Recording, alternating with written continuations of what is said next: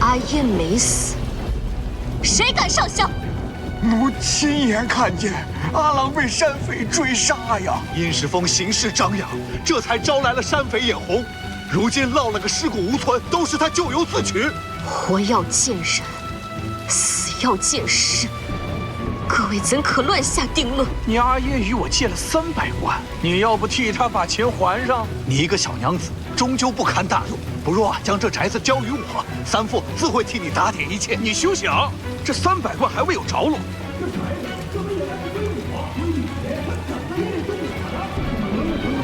就该是先我。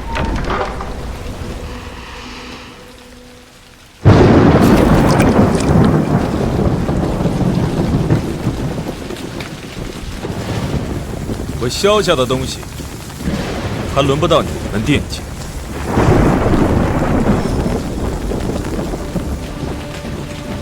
萧景烨，这不是长安第一商贾萧家郎君吗？听说他两家素来不和，此事和萧家有何关系啊？殷世峰已经将殷家财产尽数抵押给萧家，这契书便是凭证。殷新月，这里的一切，包括你，今后都由我肆意处置。带走。我随你走。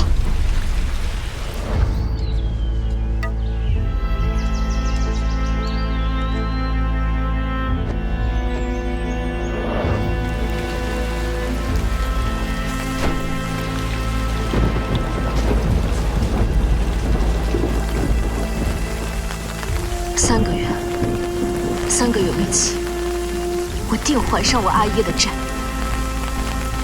望郎君，手下留情，不要将我殷家祖宅转手他人。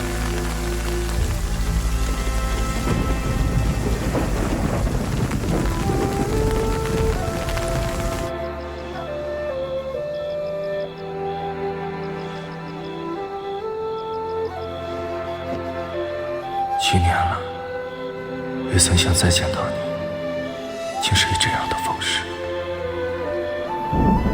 殷昭，娶殷家女为妻，为何？若不是他殷世芳，你怎么？张总。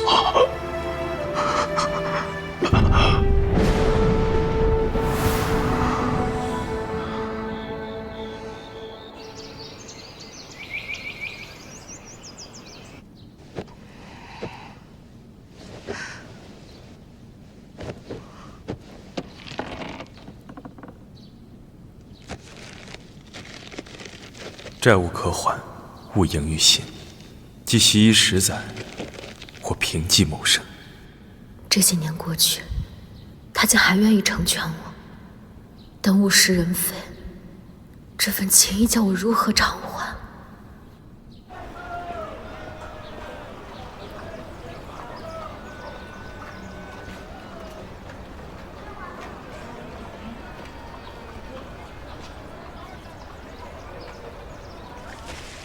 你好，这铺子可是要租赁？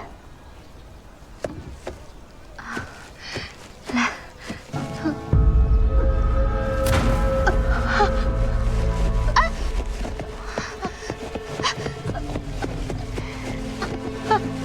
是贤兵，真娘，住手！他快临盆了，贤兵发作，伤害更大，我能处理。若有闪失，你承担得起吗？这可是人命！贤兵最怕的就是拖沓，半炷香内他醒不过来，即便就算医者来了，他的孩儿也会胎死腹中。信我。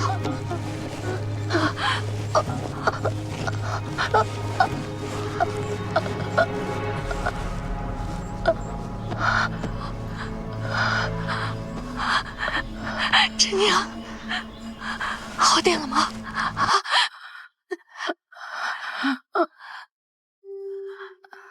怎么样？多谢娘子救命之恩，来，多谢东家。抱歉，是我着相了，不该怀疑你，差点害了他。你也是救人心切，何谈对错？娘子可是来租铺子的？是的，不知令金如何？啊，这位是东家，你可问他。既然你救了真娘，我们也不愿欺瞒你。这坊里的男人们都去戍边了，剩下的多是妇孺，怕是做不成生意。妇孺，如此甚好，我租。令金先付3个月，之后每月1付，可好？娘子，你可想好了？对，我要开一家女科医馆，专治不可。若是寻常生意，租你便租了，但医馆是人命关天之事，女子行医抛头露面，会被视作越矩。很抱歉，即便你救了真娘，我也不能将铺子租给你。我知东家的顾虑，你也别着急回绝我，好好考虑一下，明日我还会再来。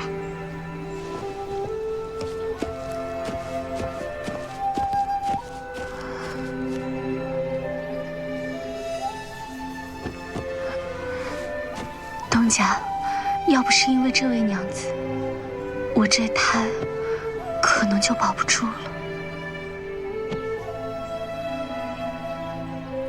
方才连我都没能轻易让他就诊，何况旁人？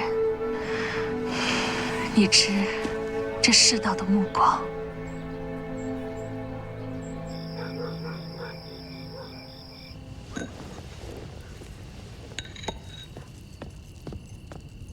喝什么喝？我好歹是这府里的主母。发生什么了？沈郎，你来了。姐姐刚才逼着我喝药，说我若不喝，便要罚我归祠堂。可那药可是绝子药啊！我没……天天在外面抛头露面也就算了，自己生不出孩子，还要把后院闹得鸡犬不宁。你为何不听我解释？哼，你一个商贾之女有什么实话？你老老实实在家抄经诵佛，为我沈家积福，这才是你作为主母应当做的。明日我会将抄好的经文供于佛堂。哼，这还差不多。记得每日诚心诵读一卷，莫再惹是生非。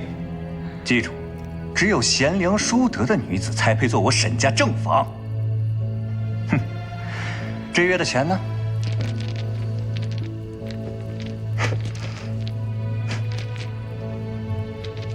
近来生意冷淡，只有这些。就这点出息。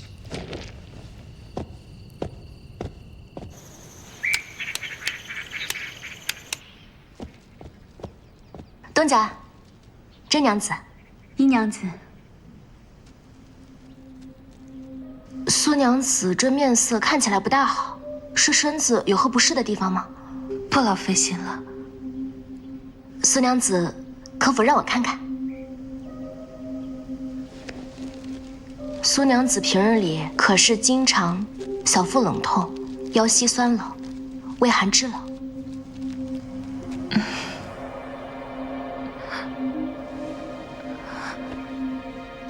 这么按着会痛吗？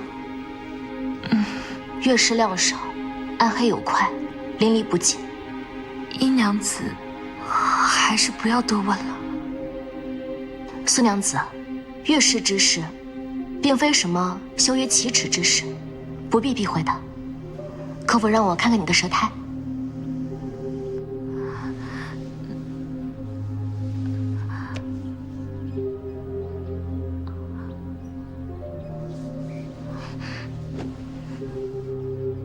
苏娘子是小产后包宫受损，气血双溃，淤血内阻，冲任损伤。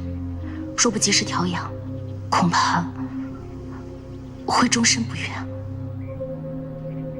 我夫君亦有其他打算，还是不劳姨娘子费心了。就算家有妾室承欢，也莫因他人的凉薄而自弃自己的身子。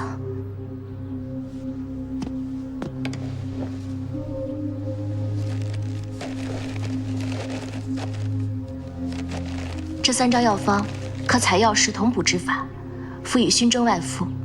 另外，我再给你制一些坐导药，你可以纳入私处，然后。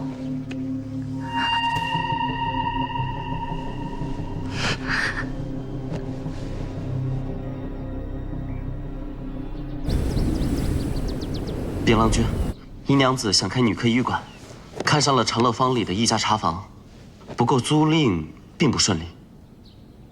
去，给我查查这茶房的底细。是。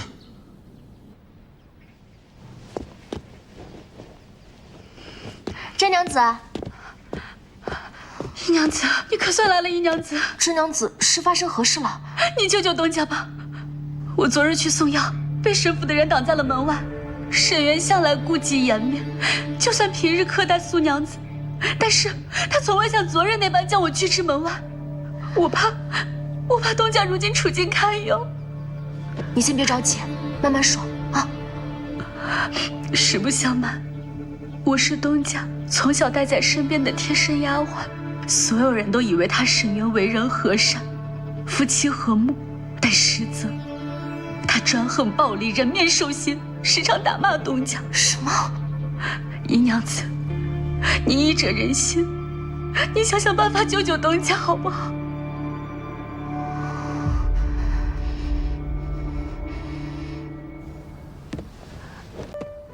姐姐不知道吧？从你嫁入沈府，沈郎就没打算让你有子嗣。你没了那孩子，也是他的主意。谁让你们苏家始终坚持孩子跟苏姓？与其浪费这钱，倒不如给我和沈郎享着福去。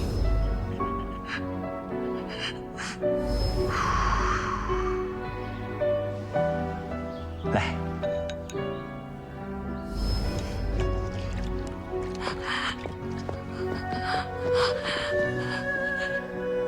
救救我们的孩子，夫君，求求你！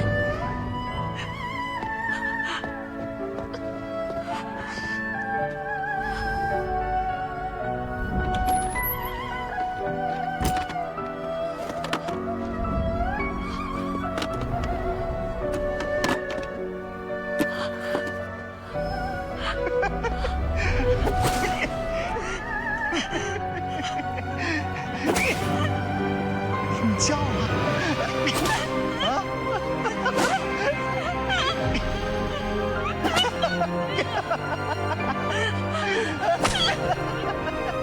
叫啊！做事有千般苦楚，亦要隐忍，要贤良淑德，万不可给苏家丢了脸面。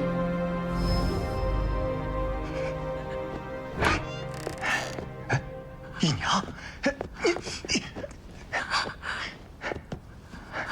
姨娘，你素来明白事理，今日为何如此糊涂啊？是，我最近是疏忽了你，那只是因朝中那这个事务压力太大，所以我对你态度不好。你可能原谅我，我日后一定好好补偿你啊！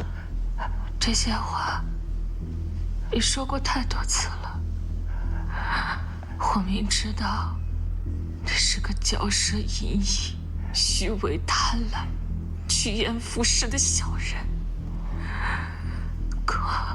可我竟期望有一天我能够改变你。我错了，你永远不会变的。你就像这腐烂房梁里的蛀虫，注视着苏府的根基，也注视着我的人生。闭嘴！你总是这样，区一个商贾之女，却这么盛气凌人。放开我！苏家倚仗我行了多少便利，你怎可如此不知好歹呀！啊！你放开我！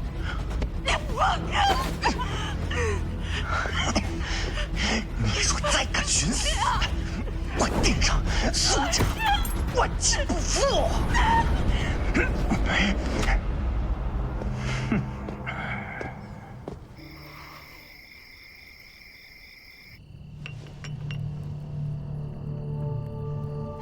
妾知错了，往后再不敢忤逆夫君，愿夫君宽恕。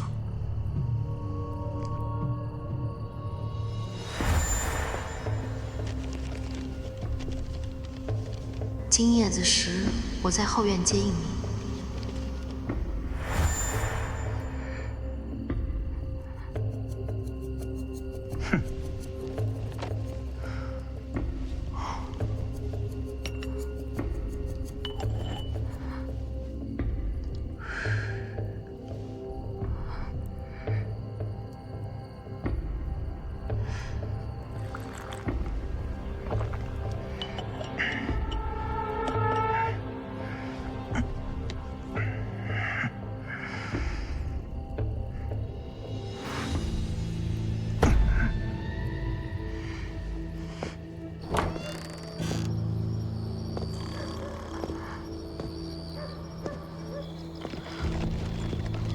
郎君，他那边怎么样了？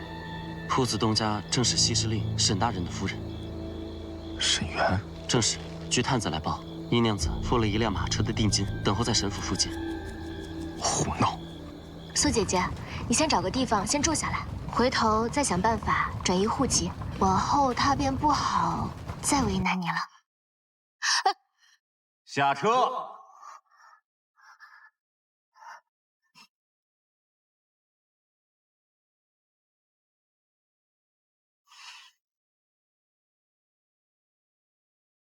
还不快下来！1、2。沈大人，夜寒露重，何苦为难一个弱女子呢？她既已决意离去，强求只会徒增怨怼。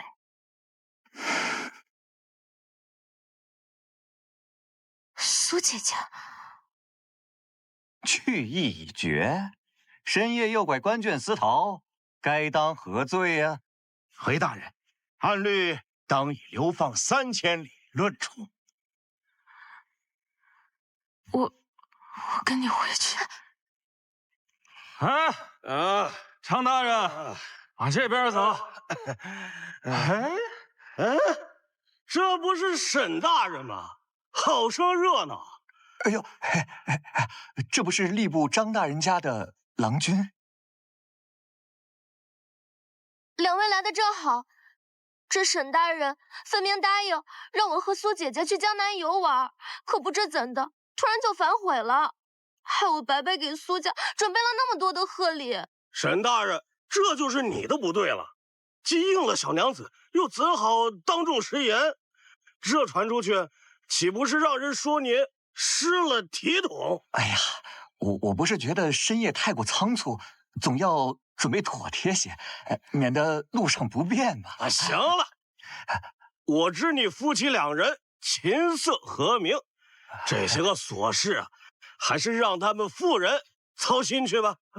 良宵苦短，不如随我去明月楼共饮一杯，岂不快哉？走走，哎呀，不说了，走走走。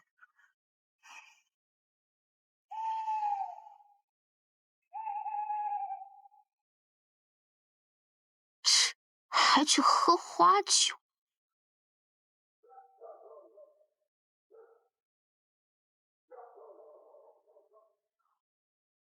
郎君，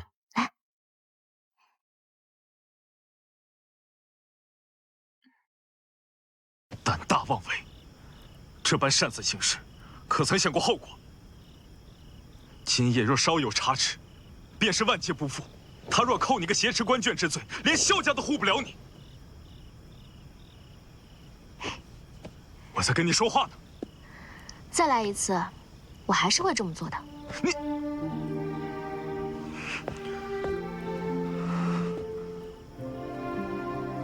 多谢郎君今夜的成全。两位别为我再起争执，沈渊虽待我严苛，可终究是朝廷命官，今日之事他定不会传出去。明日我便启程回苏家，定不会连累殷娘子。苏姐姐，你可千万别这么说，我既这么做，怎会怕牵连？苏姐姐，还是别回江南的好，先安心养病，以免你爷娘见了心疼。殷娘子为何待我至此？起初我确实是为租下这铺面日日叨扰，但我得知你的处境，我岂能坐视不理？这世间对女子本就苛刻，若人人都只知明哲保身，那女子如何杀出一条生路来？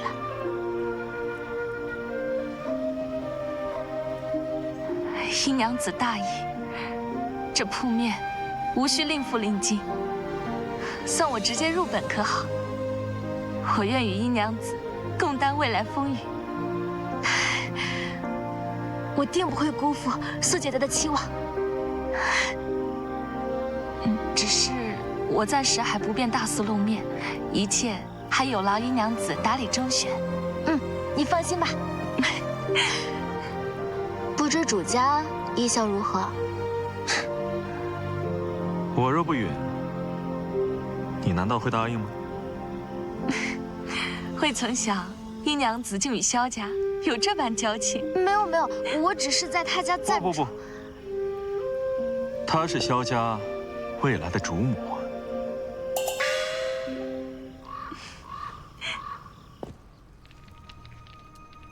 祖母为萧家操劳了半生，这郎君的正妻本该由柳家的人来担任，可这如今却把那殷家娘子带回了家。落魄少女不足为惧，况且云中认定其父为杀父仇人，还指不定留他到几时。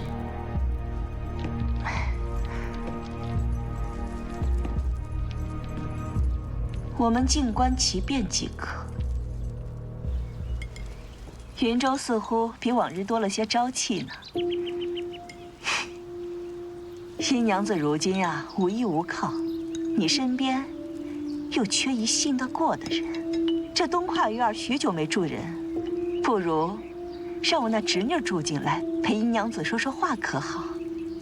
东跨院湿气太重，不宜久居，就不劳烦表妹了。大娘子既惦记柳家，不如回柳家帮衬帮衬，免得在这府里憋闷。而突然感到身体不适，就先回去休息了。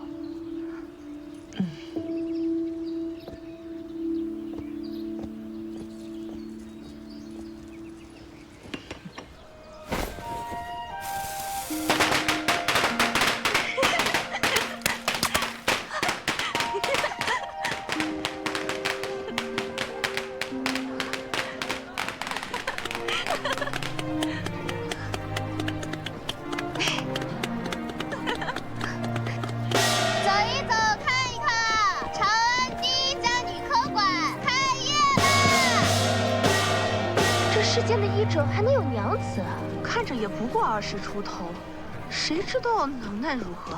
莫不是来骗钱的？哎，这世间啊，哪位医者会传授医术给娘子啊？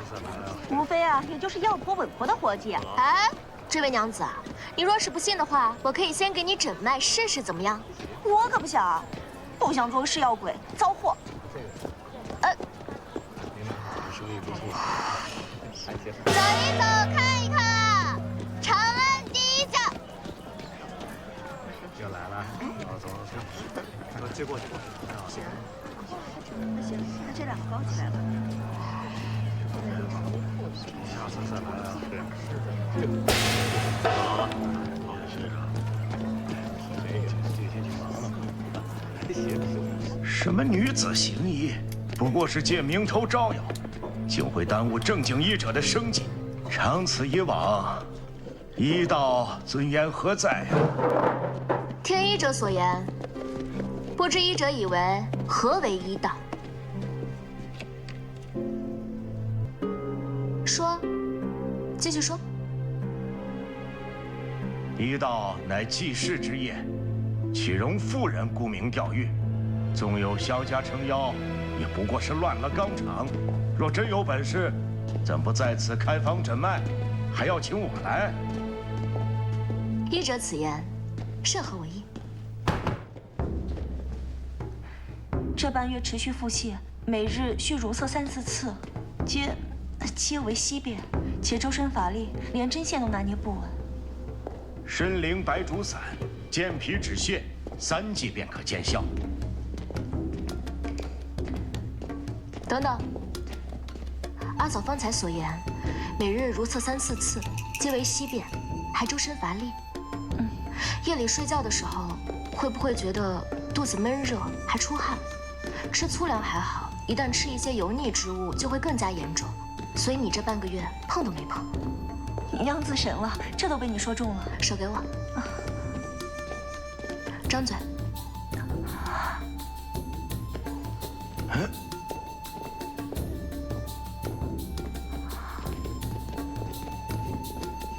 湿热内蕴，久泻伤脾，肩带细弱。脉细弱，是脾虚无疑。妇娘久居方室，日日久坐缝补，脾胃运化无力，必是脾虚湿运致泻。单纯脾虚脉，该是细弱无力且偏迟，应该手心发凉。但阿嫂的手心还偏热，是湿热内蕴，久泻伤脾，才肩带细弱。参苓白术散治湿，不但不治病，还会把湿气往死里堵。一介女流，能懂什么医理？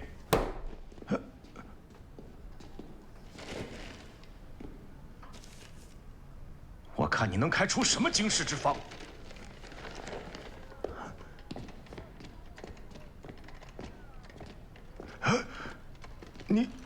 你师承何人？师承无名。怎么可能？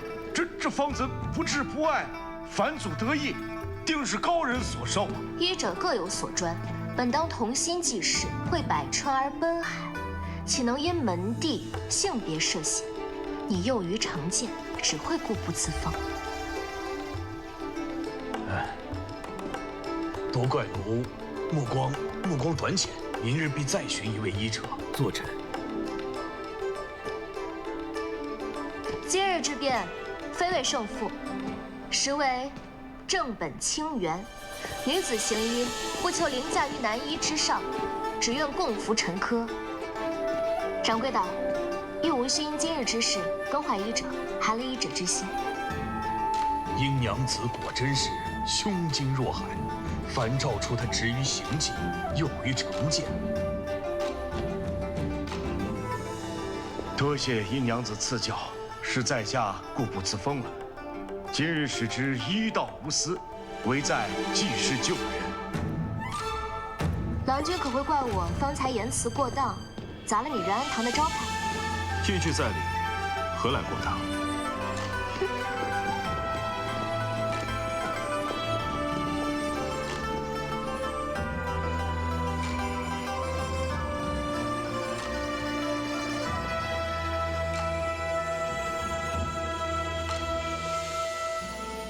你好，看一下长乐坊女科馆。你好，长乐。阿婆，阿婆。哎，你这娘子做什么？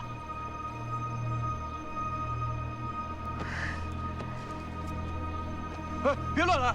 他一把年纪，要是有个3长2短，那你……竟真被他救回来了。阿婆，若遇身子不适，莫要应承。长乐坊女科馆随时恭候。长乐坊女科馆，专治诸般妇人陈科，针药病湿，立见功效。抢生意抢到人门口来了。小娘子年纪轻轻，胆量倒是不小。您来的正好，这位阿婆本就气血两虚，又上了年纪，让她在外久站。你也不怕？我们这是大医馆，每日病人多，顾及不暇在所难免。不在这儿排队，难道要去你这劳什子女科馆不成？医馆乃济世之所，如此一往，入狱急症，岂非延误病情？我还没说你在我医馆门口动身，你反倒是教训起我来了。你莫不是让我见死不救？是的，说的对呀。哼，你等着！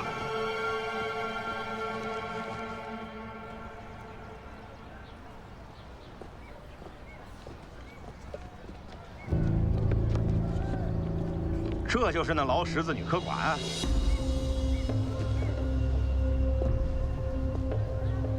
你是昨日的？去把你们东家叫出来。我就是东家。女的？哼，怪不得如此不懂规矩。这打开门做生意，可是要先拜会行会的。你这私设医馆有违行规，怕是开不得了。嗯。慢着。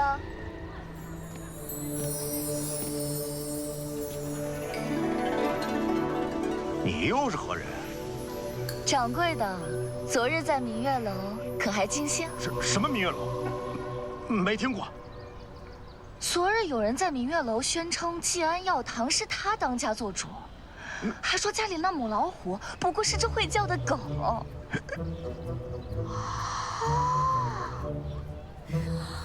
我还以为是您呢，这身影怪像的。是吗？你胡说什么？挪用药堂款项，挪动药堂款项，养别宅妇，养别宅妇，排挤良善什么的。啊，还做这些啊？定都是我吃多了酒，记错了人，不作数。真的记错了吗？真的不是你吗？我不知道你在说谁，反正不是我。走，走。不是你啊！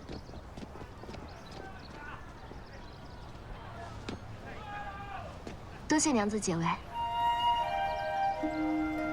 这长安城里，多一间良医坐堂的女科馆，总比处处都是像济安药堂这样只知谋利、打压同行的医馆要好。娘子谬在，不知可是身体不适？里边请。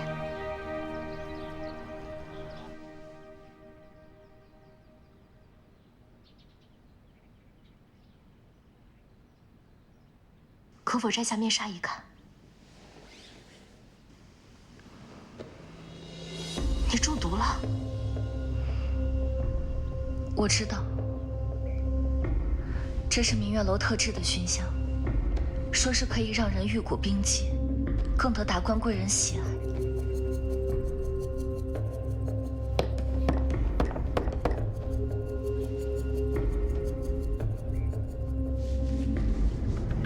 丹砂，这香薰含有丹砂。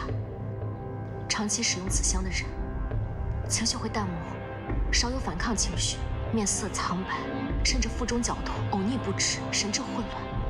这不是玉骨冰肌，是中毒导致的肤色苍白。楼里一直暗示给大家服用止痛汤，我亲眼见到有人对止痛汤癫狂上瘾。给我药吧！我深知止痛汤不简单，给我药吧！所以只能偷偷倒掉，在夜里辗转难眠。我自幼便被卖作贱妓，身不由己。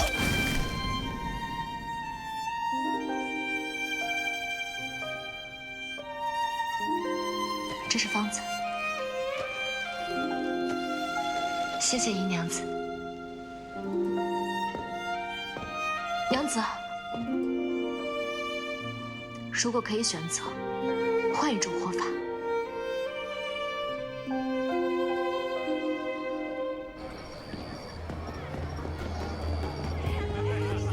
燕哥，这个胡商凶残暴力，此前也有好几个歌姬被这个胡商折磨致死，咱们该怎么办？别怕，我来应付。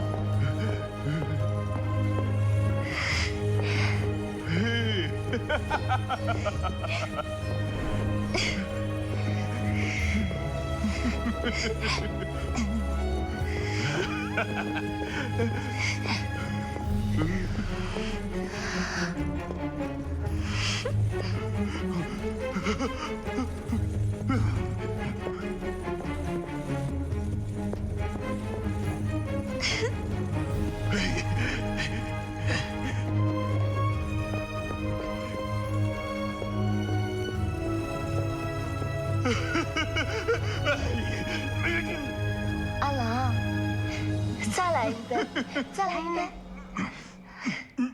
阿郎，再吃一个。阿郎，来，好酒量。停！你先出去，我要和这位美丽的安吉查克独处一会儿。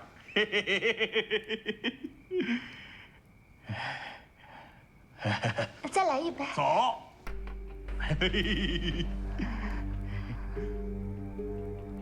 出去啊！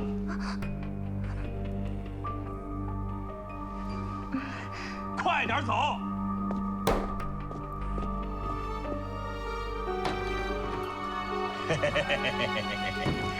阿郎，来，我给你倒。慢点。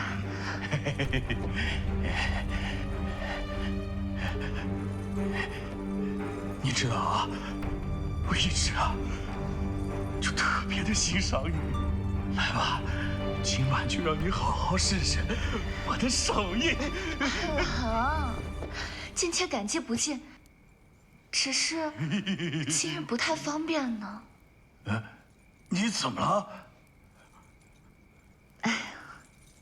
就是这娘子每月都有那么几日的嘛。阿郎您这般体贴，定然会理解的，对不对？如此的不凑巧啊！不如我帮你看看吧。阿郎，我看看。阿郎越是污秽，越是污秽，怎能脏了阿郎的手？您若是不信，便叫妈妈来以证虚实，好不好？阿郎。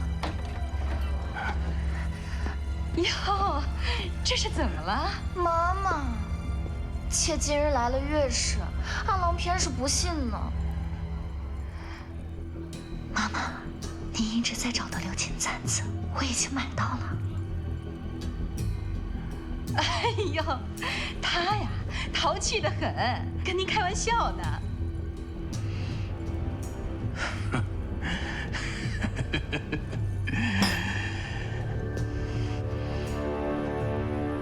开玩笑，对吧？喂，阿奴，跟我去个地方。去哪儿？风月场所，你去过吗？没去过。事态紧急，你这样扮作我的夫君，换身华服，走。这合适吗？不是，风月场所你不许去。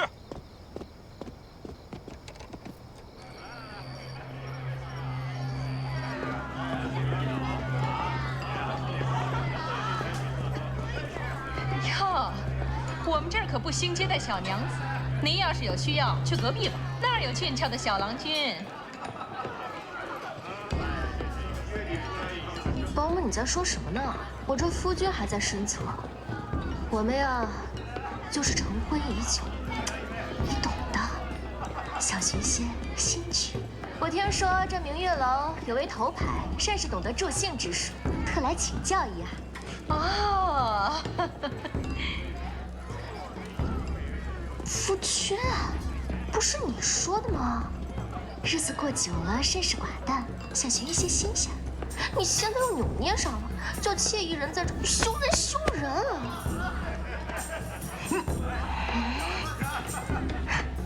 夫人果然善解人意。为夫的错，为夫的错。讨厌讨厌讨厌！这头牌今儿被人包了，要不给您二位安排别的娘子？凡事总有个先来后到的事。我夫君最是心软了，既然让我们将就，那我们就将就吧。您这边请，您请。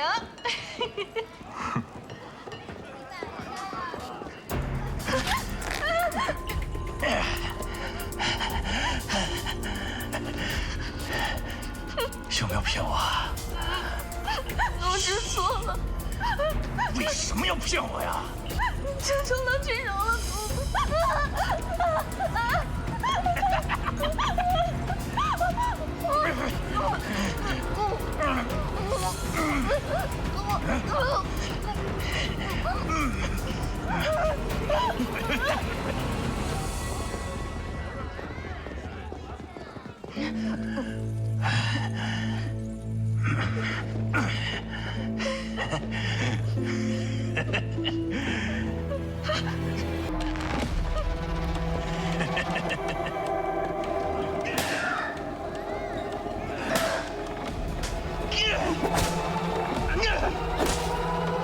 得了当兵还想来伺候老子？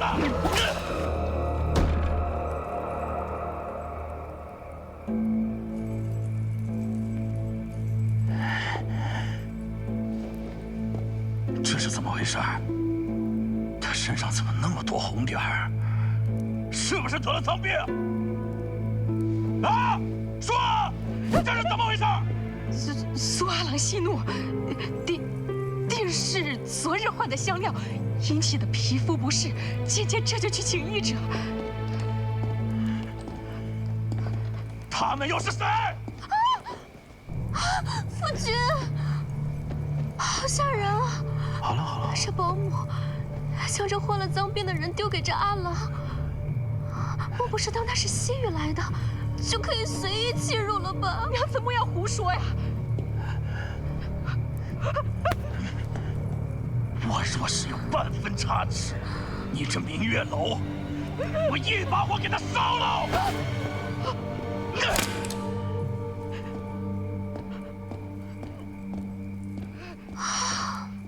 已经给了这么多钱，还能要回来吗？哎，咱们府上缺一个施药的药奴，反正他命不久矣，不如就带回去玩玩，怎么样？你既然已经开口了，那便带回去吧。你们，我这个人啊，不爱做亏本买卖。妈妈既然不愿意，那就陪她一起来府上做奴，好平了我这心里的账。娘子将人带走吧。阿农，是。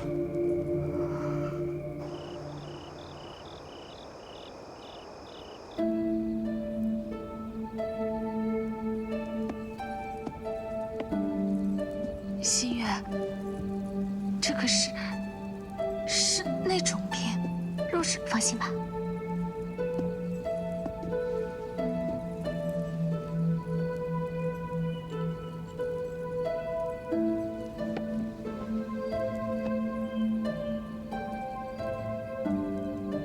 行啦。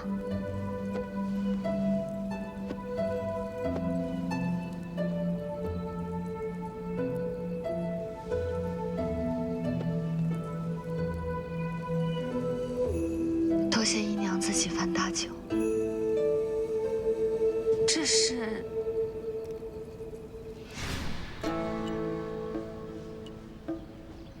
虽然我希望你用不到。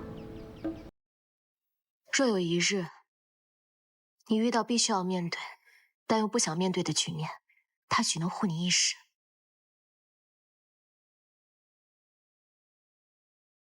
明日我就放出话诀，说你因施药而死，焚尸于城外，届时你便能脱身。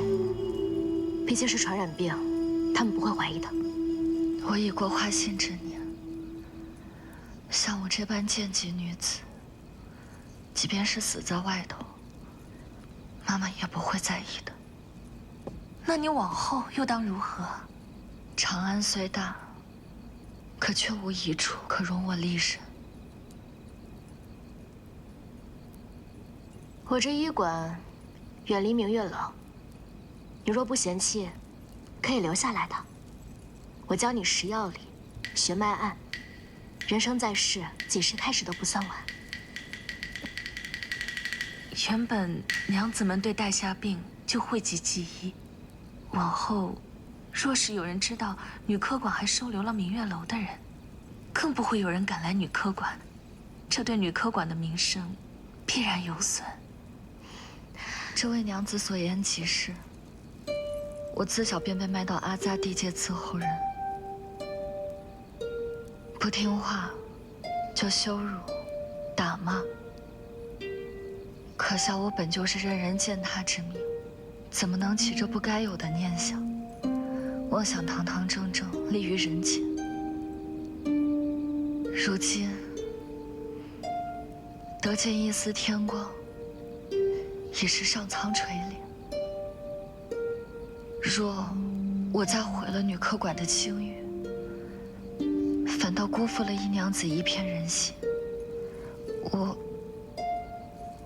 我还是离开，寻一偏僻之地，了结此生吧。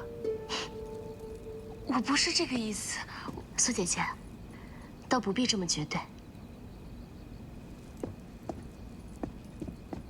这小娘子啊，小看了自己这一身本事。或许她这一身的察言观色、温言软语的本事，能在女科馆派上大用场，也不妨先留下她试试看。如此，便多谢娘子们收留了。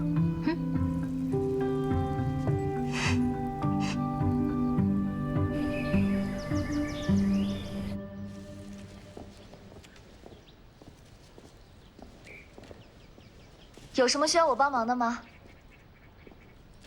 你先去井边把药材淘洗，再晾晒一遍吧。好。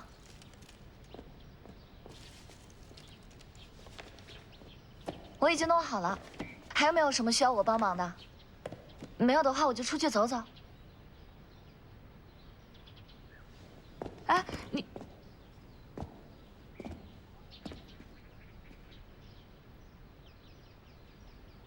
我亦可覆面，只笑不露真容，旁人又怎知我是何人？你与我，怎的相同？苏姐姐，你就让他去吧，总在后院待着，人会闷出病来的。你去吧，早点回来。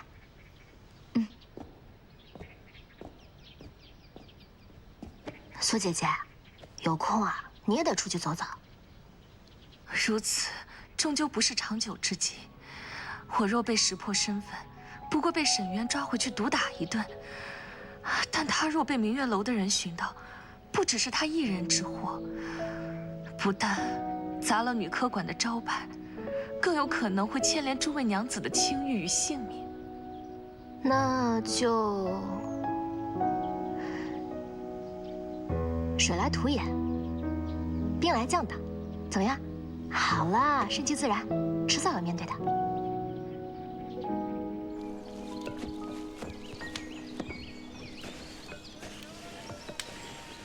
这接连几日无人问津，这女科馆真有可经营之处。即便是寻常生意，亦有冷暖起伏。医馆不似那明月楼，女子隐疾甚多，定然羞于启齿，没那么容易。苏姐姐这是在笑话我。见惯了明月楼的迎来送往，不懂医馆的清冷坚守。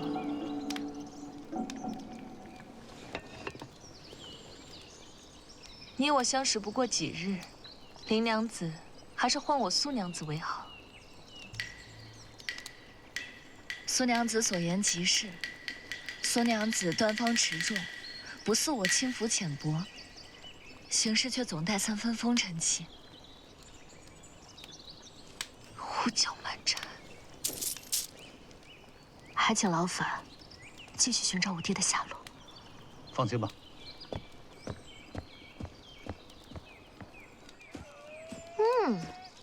今天天气真好啊！苏丽一个比一个脸色难看啊。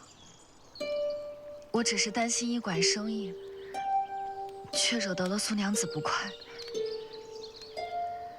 林娘子久处烟花之地，难免浮躁，我也经此劝解两句，以免日后惹出不必要的麻烦。变幻来去自有因缘，心急不得。进入了女科馆，我们便不再是那飘贫无根之人。这眼下少些喧扰，也是读书习药的好时候。苏姐姐，你我皆知，这世间女子困厄都由何处而来，莫要苛责太过了。我何尝不知世间女子立身之难，只是怕一招不慎，便满盘皆落。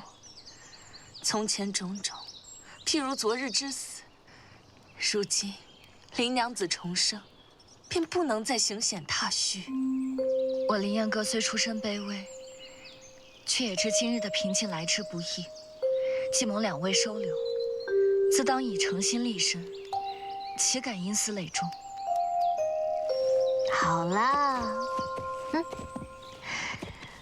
那往后我们就齐心协力，将这女医馆怎么样？怎么样啊？一步步做大做强。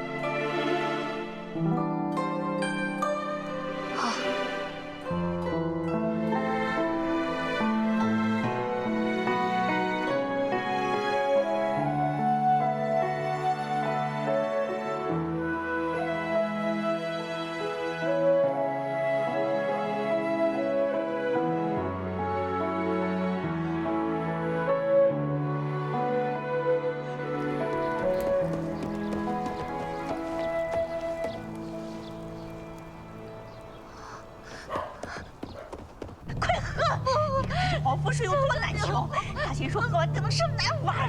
你要是给我生出个赔钱货出来，我就打死你！真娘，真娘，别拍东家，我来了。你疯了吗？怎么能给人喝这种来路不明的东西？快去请稳婆来！来不及了，燕哥，去取热水，还有干净的布巾。求求，我想生，但我坐不了车。没事的，我们都会保护你的，没事的。真娘子，信我。真娘子嫁到我家来，她就是当牛做马，也轮不到你们外人来管。若是这胎生了女儿，我定不会让她好过。你若再进一步，我便放火烧了你家这院子，让你带着那些个什么转胎秘书都下地府去吧。药箱里面有草药，拿到炭火上去烘热，哎，附在他腰上。孩子胎位不正，跟着我说的做，撑住，吐气，吸气。阿娘，你醒醒，阿娘，阿娘，你不要离开我。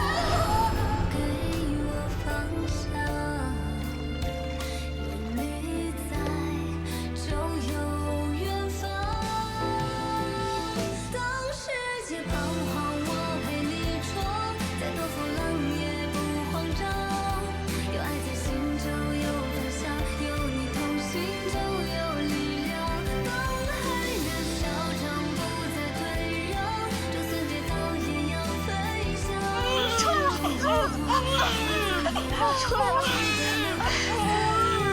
没事了。真娘，你不是为生男而活，亦非为育女而死，你是这世间独一无二的真娘。没事了，没事了。真娘是个小郎君。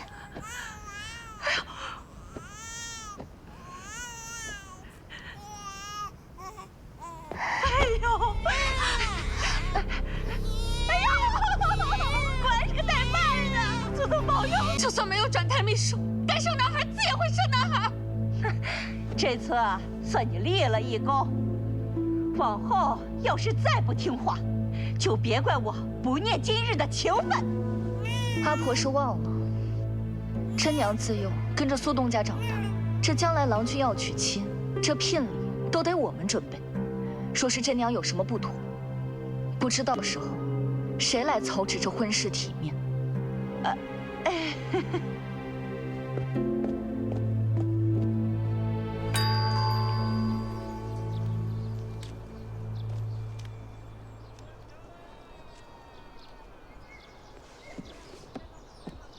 这月药材支出比上月多了30%，英语却……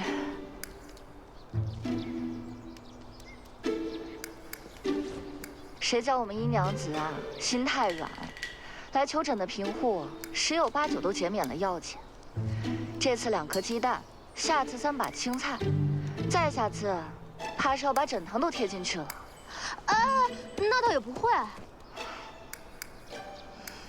哎，我一知钱帛于医馆的紧要性，可他们仅是为了健康活着，便也是拼尽全力了。我也不能见死不救，是吧？你呀，倒是让我这账房先生头疼。善心不减，财帛有增，才是真本事。总得留些盈余应急才是。唉，寻常妇人都怕男医，可还有些妇人连女医都怕。就比如那些被刚赎身的姐妹，或是富人家的妾室，她们既怕花了钱不见效，又怕病情外传。若客源能打开，自然是好。若来女科馆的都是处境这般复杂的女子，那有没有种办法，无需面诊，又没有忌讳，咱们可以制成药煎，配好药材送上门去。外用的药倒是可以啊，没有忌讳，在家也可以自己弄，可以一试。我们分作3等，上等供权贵隐秘之需，中等富人百姓使用，下等则施于贫苦百姓使用，换取他们的试用反馈。权贵。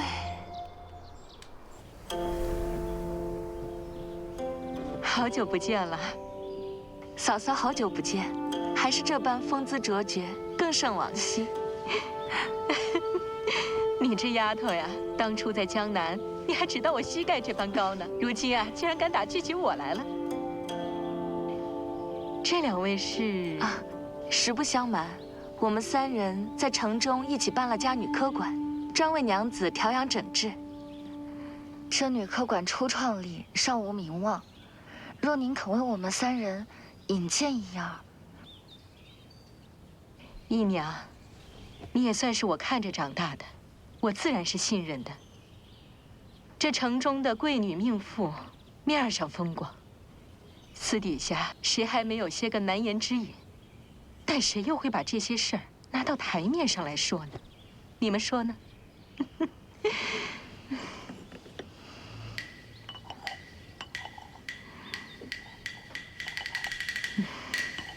阿嫂，平日里您这皮肤是不是养得难受？许是天热，闷着了。我记得嫂嫂以前的肌肤似乎就比较敏感，这过敏若不及时处理，恐会蔓延至脖颈，连脂粉都难以掩盖。不如让我们新月配些温和的外敷药，半日便能止痒消肿，还能让脂粉更服帖。不是我故作金贵，我这皮肤啊矫情得很，不能乱碰一些不熟悉的脂粉膏药，万一越治越糟呢？过几日的茶话会就要闹笑话了。阿嫂，我们用的呀都是温和的药材，而且这些药材是要经古法炮制的，我们调和成膏，绝无刺激，也不伤肌理。多谢好意，还是不劳费心了。家中还有琐事，失礼了。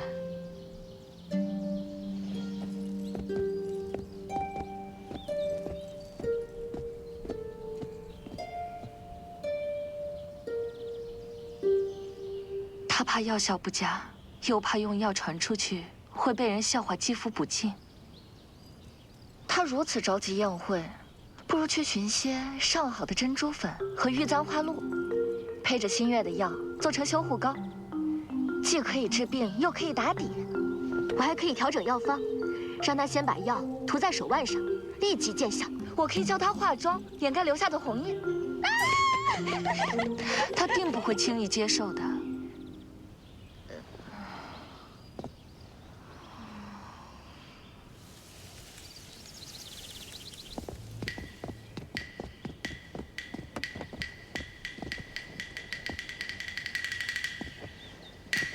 哟，这是怎么了？蒙着面。这前日去了新开的铺子，试了些胭脂水粉，想是水土不服，也怪不得别人。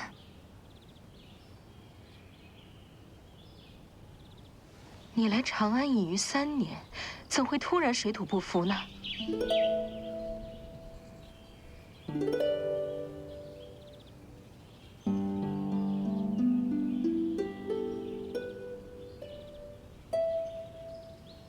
你这孩子向来稳重，竟对自己下如此狠手。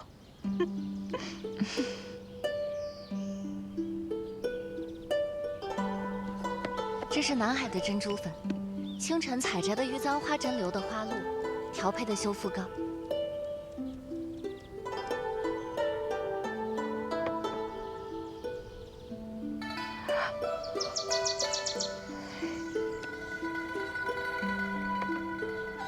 您闻，这药只有药材本身的清香，无半分刺鼻味。我先给您涂在手腕上，咱们说会儿话。若是有半分不适，我们陪您10盒上好的胭脂。也罢，就试这一次。确实啊，冰冰凉凉的，很是舒服。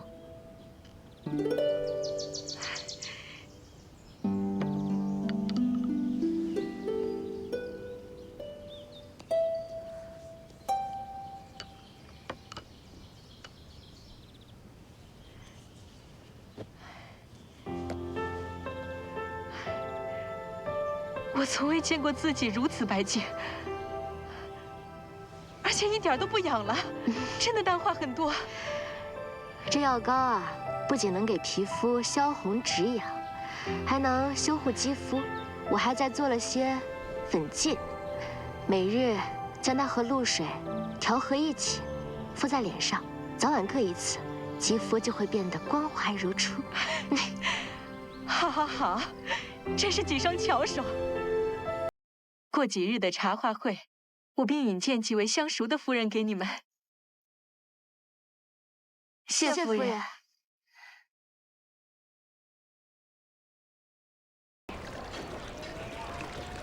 阿嫂，这是我们女科管制的暖宫膏，睡前敷在腰上，比喝姜汤还管用。要不要试试啊？才5个铜板1罐。不要钱，不要。可以先试试吗？第一次不要钱，试试。不要钱可以。来试试，先试试。殷娘子免费给大家摸脉，教大家调理身子。哎呦，这不是明月楼的头牌吗？怎么从良了？不做皮肉生意，改骗女人钱了？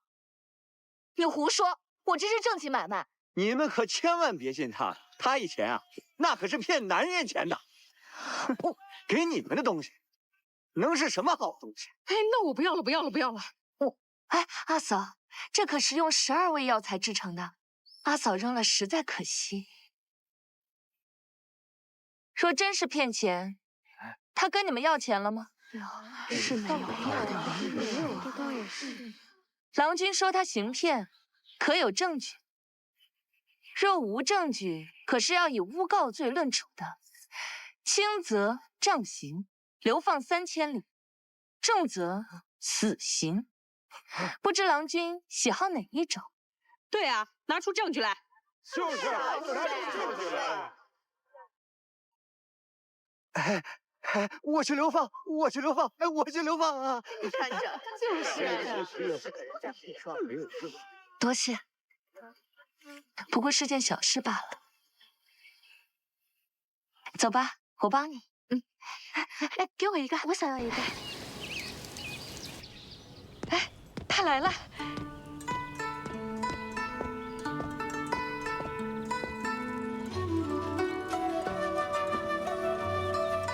就是他给我的养颜膏，可好用了。不过是一点小手段罢了。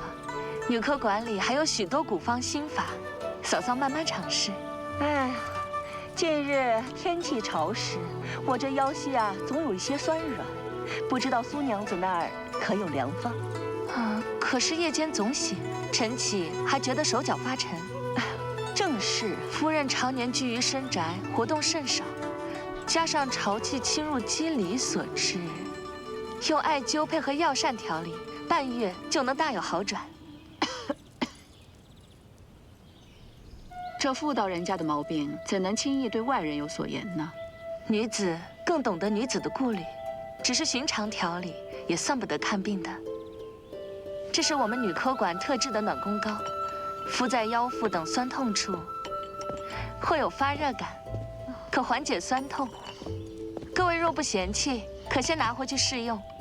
若是用得好，尽管来女科馆，馆中还有许多调养的古法，温和不伤身。各位夫人可以放心试用。哎呀，若真如苏夫人所说，往后咱们长安的女眷可就有福气喽。承蒙各位夫人抬爱，女科馆定当尽心尽力，不辜负大家的信任。那苏娘子落座吧。那有了这东西，甚好甚好。来，听说这暖宫膏是你们女科馆给的，有没有这回事？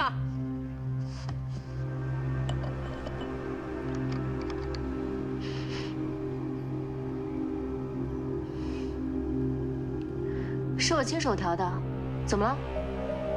你们女科馆安的什么心？哎，还请这位娘子说情。为什么不要钱？害得我都没抢到。是，我也没抢到。什么？是啊，他们都说这个特别好，我们排了几日都没拿到。多少钱？我花钱买。就是啊，大家别急啊，还好对，都有，还好对啊。哎，这够不够啊？来，给你，给我。来，多谢，排好队啊。我要立一个。好，来，你是王大娘介绍来的，按规矩可以给你优惠20文。哎呀，真好，这钱多谢。哎。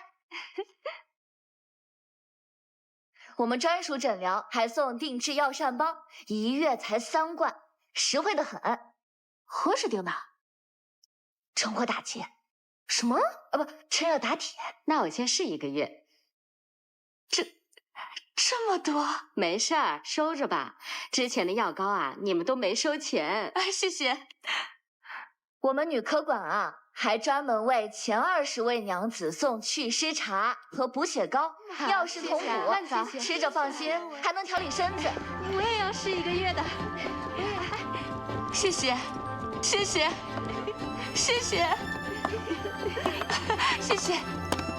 哎。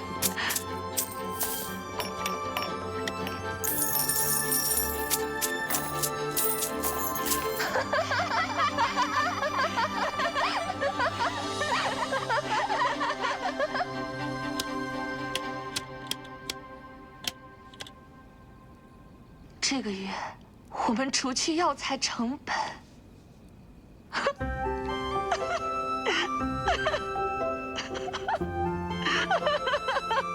钱赚了299贯，没想到燕哥倒是颇具生意头脑。冷静。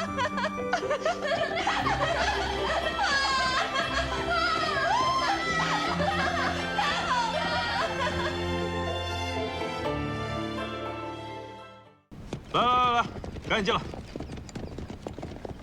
放这儿。那些放那边。这是……女科馆呢，近来在长安城声名鹊起。我毕竟是东家，郎君是怕女科馆供不应求，药材跟不上，压了口碑，连夜从南方调来的药材，连工钱都算好了。萧郎君倒甚是懂事，心月有福气，有这般细致的人惦记着。阿农说的对，药材之事马虎不得。我去后院忙去了。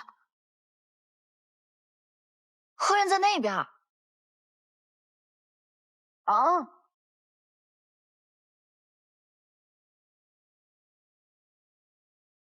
多嘴。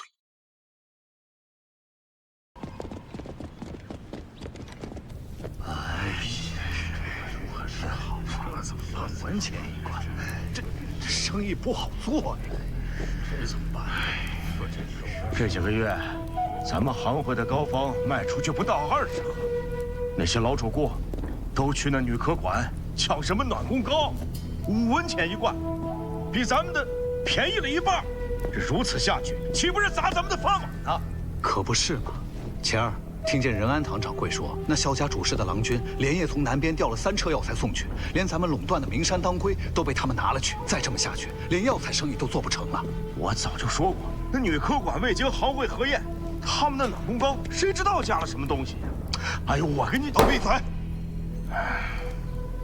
光会吵有什么用？眼下要的是应对之法。不如找几个地痞，每日去女科馆门口晃悠，就说女子抛头露面行医，伤风败俗，让那些贵女不好意思再去。不错，不妥。啊，那女科馆背后有萧家撑腰，怕是不好这么明着来。哼，那萧家再大，也大不过律法。那暖宫膏未经药典核定，私自炮制售卖，已犯大忌。明日我便递状子去府衙，就说他造假药，害人命，死一个便够他偿命。会长，可他膏方确有疗效啊！疗效？民心一蛊惑，真相难自明。只要搅浑这潭水，还怕他立得住？就这么办。我去寻那几个信任之人，定要让那女科馆宽张大旗。慢点。燕哥，今天人多，下来帮新月做分诊。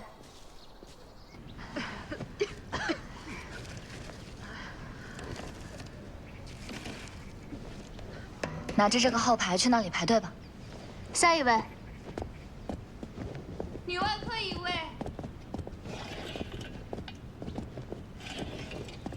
有意呀！女子行医，有违天呐！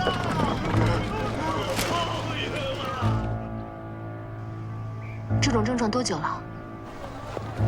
庸医害人。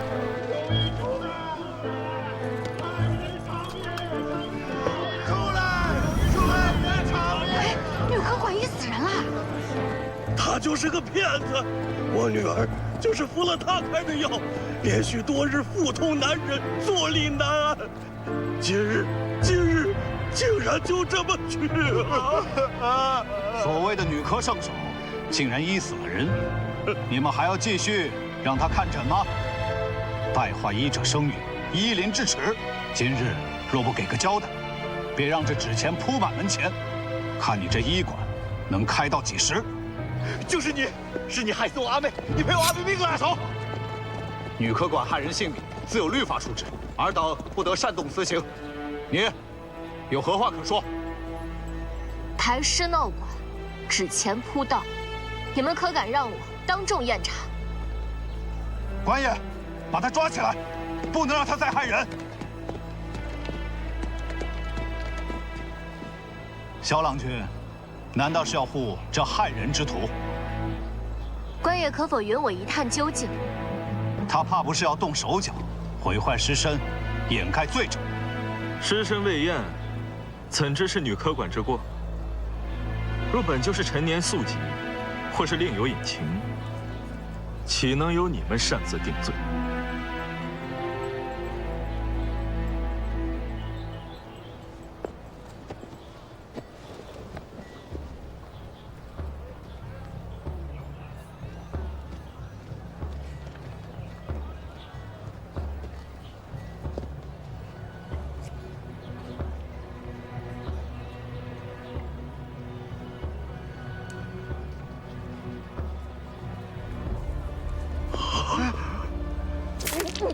诈尸！他让尸体诈尸了！这怎么可能？这假死术竟能被破解？这青天白日，怕什么？你竟敢如此歹毒，对逝者不敬！你这么肯定你阿妹死了，要不我帮你救活她如何？你说什么？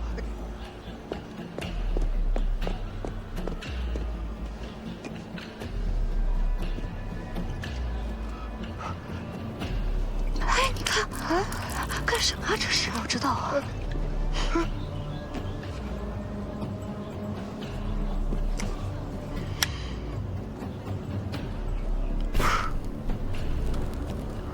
这是火疗法。我开始了。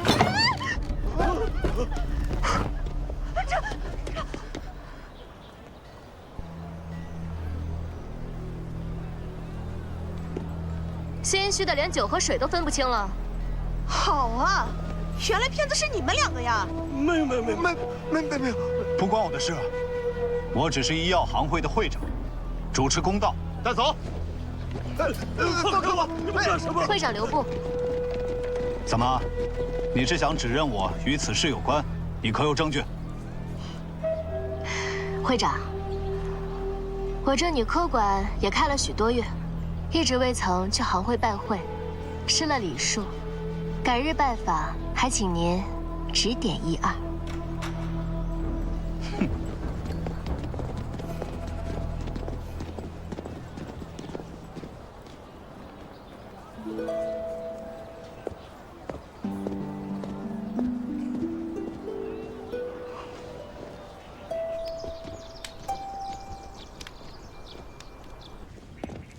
雪芝，来。早听闻长安城中新开了家女科馆，很是受城中的娘子欢喜。这位是一娘子，这位是苏娘子，雪芝是我在明月楼最好的姐妹，我们从小一起长大。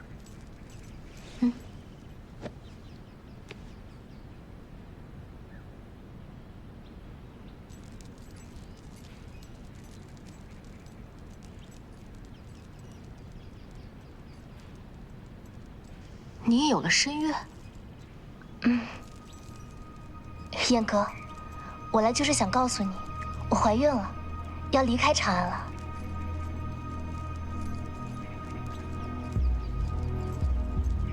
你说什么？2个月了，是楼里恩客的。你疯了？你别误会，他和来楼里的其他男子不一样。他喜欢与我聊诗词歌赋，谈天说地，也从不轻慢于我。你知不知道你什么身份？你知道妈妈知道后会怎么样吗？这个孩子必须落掉。你怎么会说这种话？难道连你也觉得我不配逆以良人吗？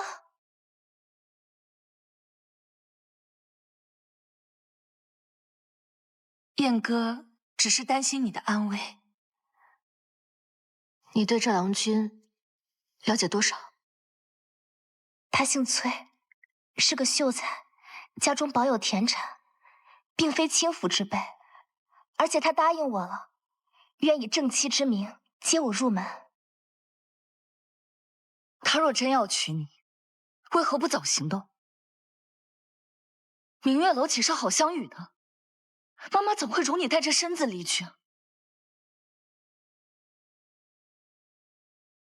不行，今日这个孩子必须落了。燕哥所虑极是，你腹中胎儿固然珍贵，可前路凶险难测，万一失败，性命堪忧。我知前路艰险，可他许我以名分，我又怎能一辈子困于这火坑之中？本想着与你分享喜讯，你会祝福我，是我叨扰了。今日就当我未曾来过。雪芝，雪芝。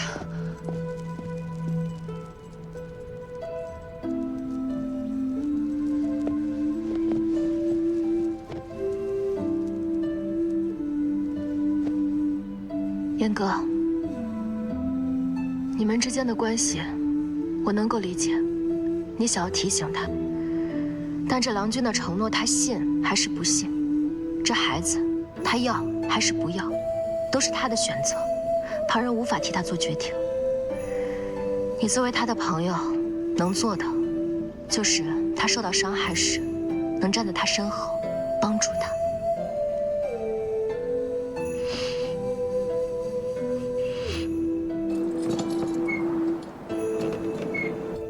都等了3个时辰，小师根本就没有想过见我。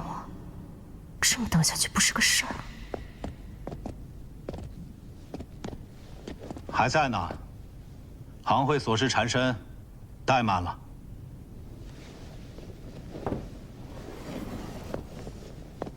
叨扰了。今日前来，只为呈交女科馆行医名录，还望收录。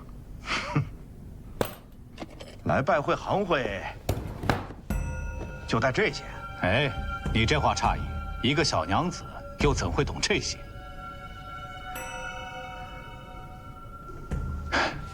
入册，这医药行会百年规矩，岂容轻易破例？女子行医终究有违纲常。若想让我们网开一面，也并非不可以，只需这女科馆需每月捐出60%利银，供我们行会调度。其他医药馆不过2%。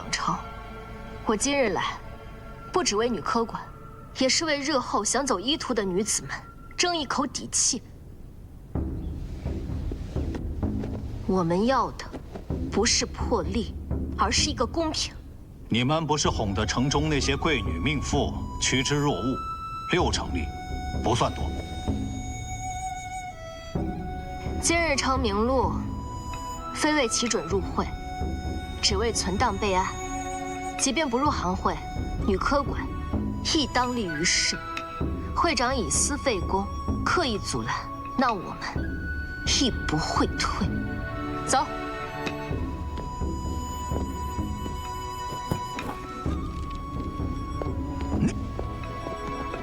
会长，这……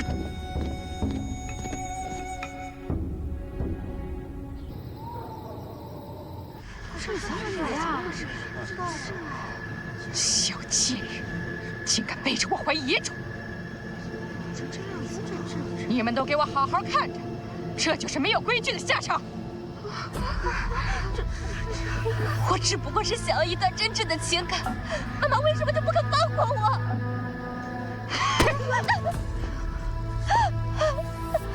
真挚？你睁眼看看，这楼里的脂粉，哪个不是拿命糊的枪？就你这千人骑万人跨的贱货，还妄想飞出这金丝笼！给我打，打到他把孽种流出来为止！陈芳，陈芳。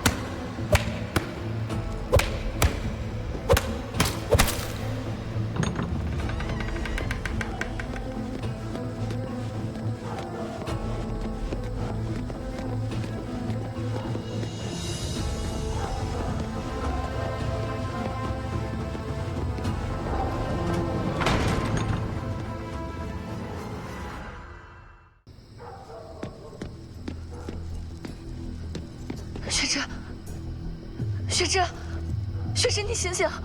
雪芝，心月，苏姐姐，慢点。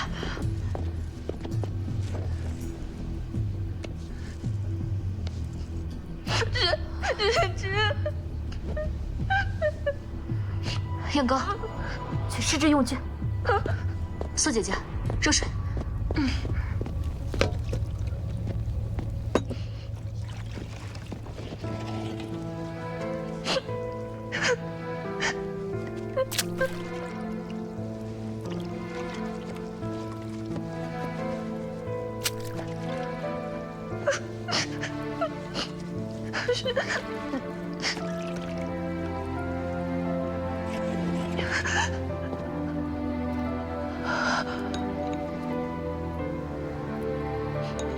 能不能醒来？就看今晚了。他们这样怎么办？他们这样怎么办呢？我不想你离开我，雪芝。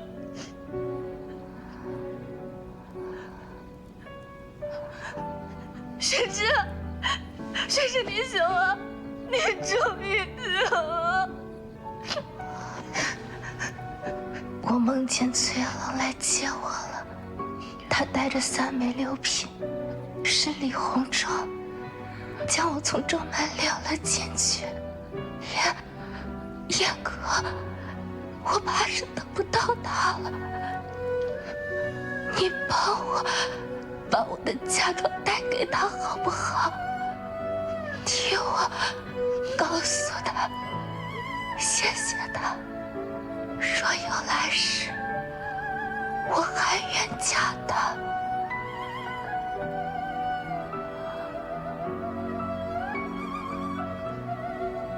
雪芝，雪芝，雪芝，雪芝。雪芝，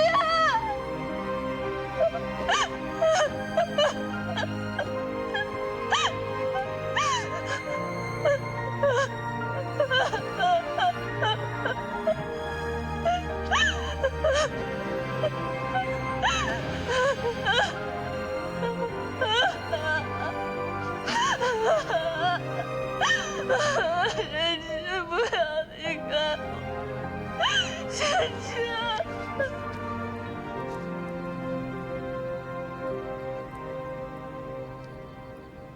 雪芝，你以前总说我抢你风头，在我每次被罚的时候，偷偷塞好吃的。快吃！你要是饿坏了，谁给我撑场面？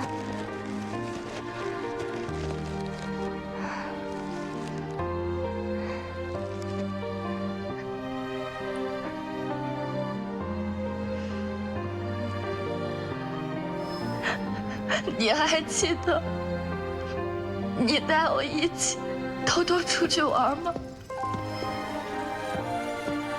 总是会把你喜欢的东西也给我买一份，不是那么天真灿烂的面对我，给我希望和力量。喜欢吗？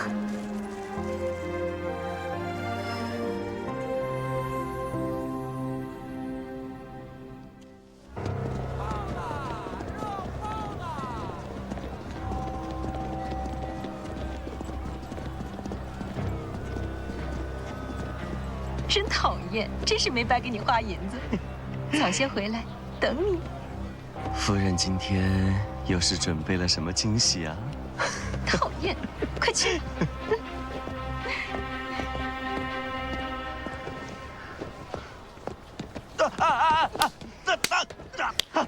有病吧你们？你们谁啊？你明明早就有妻室，竟然还敢去明月楼骗女人，为你守身历劫。嘘，你少点声。你可知道她怀了你的孩子，我会被打死了。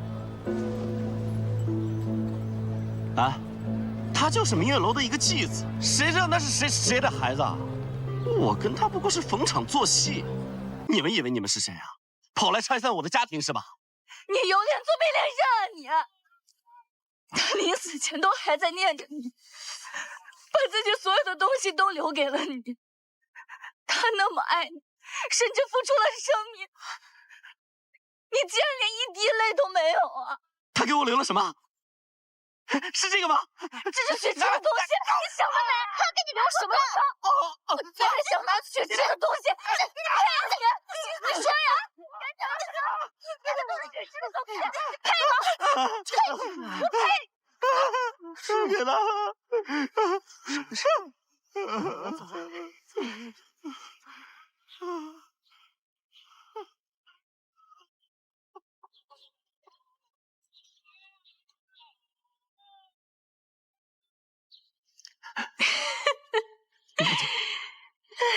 娘子，你别听那些小贱人胡说，我对你可是一片真心啊！不要！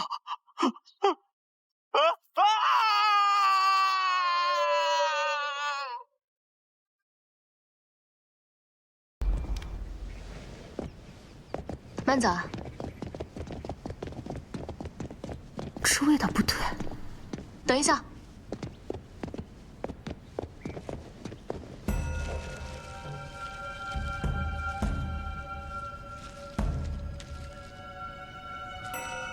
请稍等一下。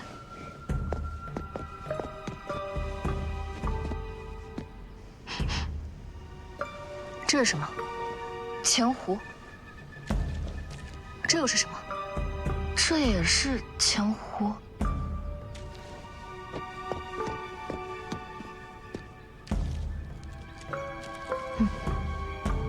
这是硫磺熏过的板蓝根。钱壶的价格可是板蓝根的10倍。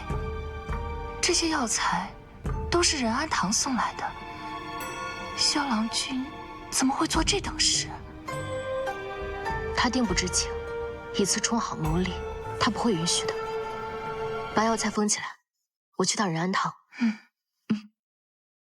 吃了归元丹的人，现在不是吐酸水，就是胸闷喘不上气，那些可都是我的老主顾呀。萧阿郎在世那会儿，可从未有过此事。萧家为了牟利，以次充好，害人性命。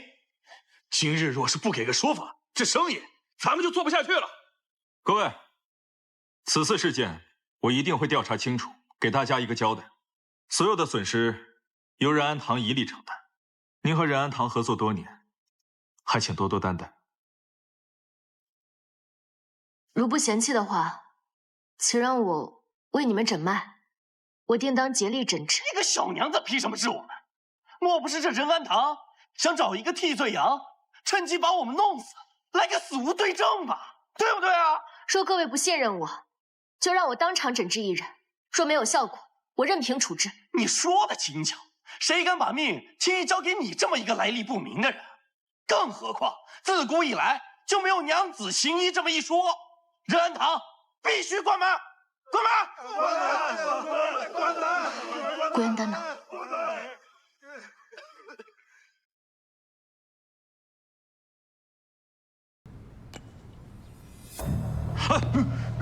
你疯了！现在我和大家一样，都吃了这归元丹。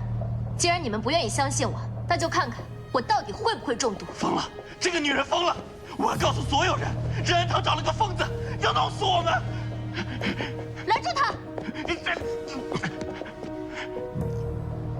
抱歉啊，各位，我对诸位没有恶意，只是诸位出了这个门，仁安堂被冠上的买凶害人的事情，可就说不清了。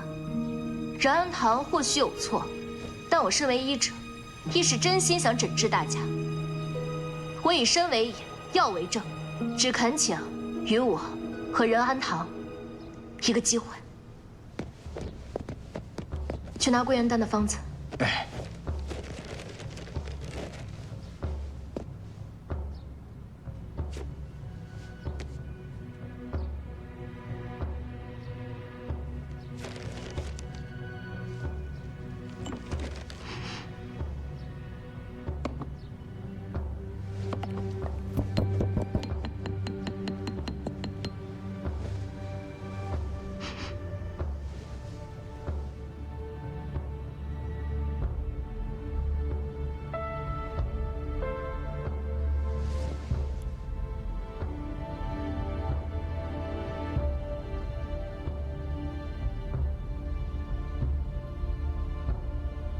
去取碗甘草生姜绿豆汤。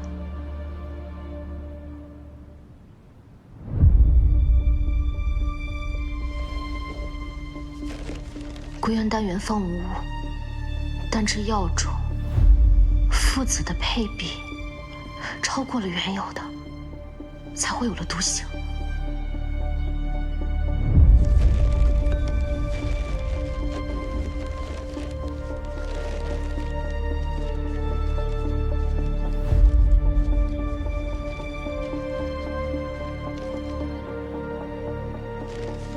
只需加倍用此2药，再配上绿豆清余毒，以元方之治，解元方之过。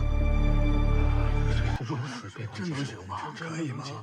如此便真的吗？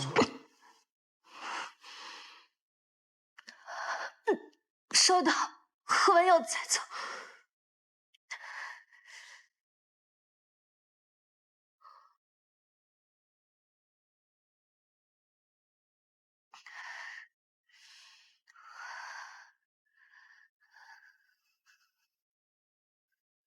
如果只是喝绿豆汤的话，我喝，我也愿意，我也愿意，我喝。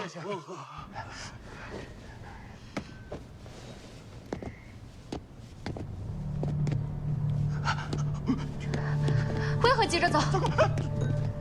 莫非你没病？此人脉象滑浮，呼吸急促，不像是有病，倒像心虚。我只是路过，路见不平，路见不平啊！阿农，总管，走。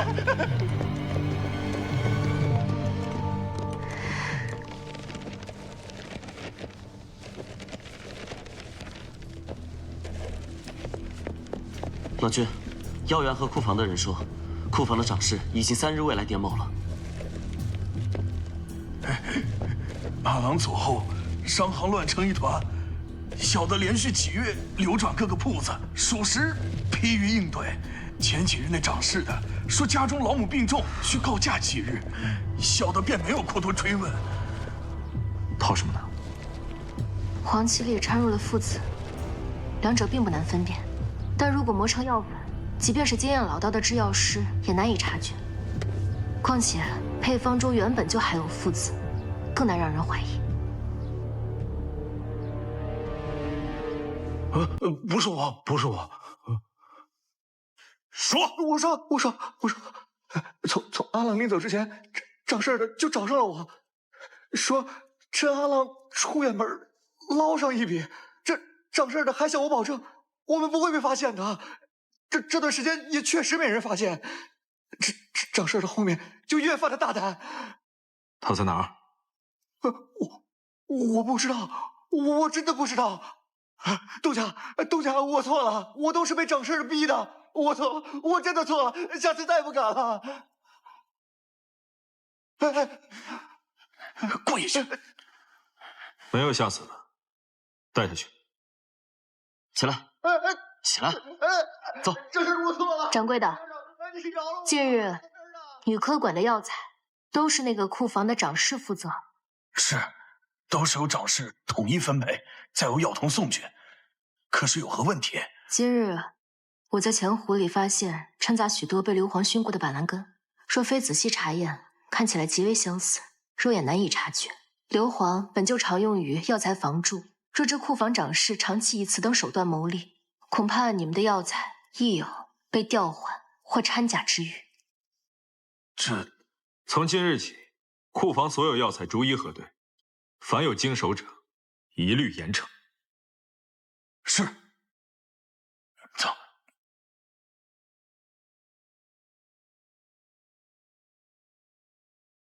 这背后之人，你可有线索？柳氏表面慈和，实则暗藏野心。你觉得？好混。哇！云州哥哥3剑皆中，原来云州哥哥还是这么厉害，玩什么都厉害。要不要比比？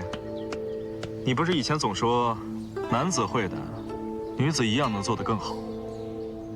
看看如今的殷娘子，还有没有当年的风范？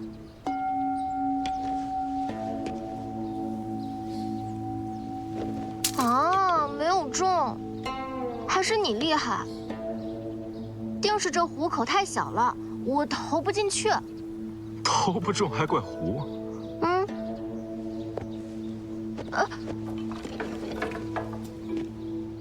拿着，认真点啊！背要直，手要稳，呼吸要均匀。投之前深呼吸一口气。3、2、1。中了，中了，中了！恭喜你，恭喜你！那剑能中？哼，不过是庄着引得近身罢了。哼，我还真是小瞧了这殷家女。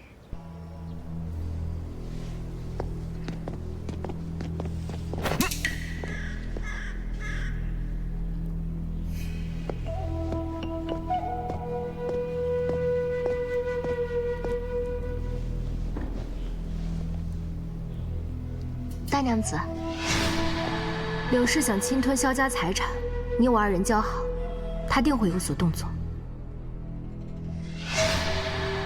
自你入府以来，我们还一直没有好好聊过。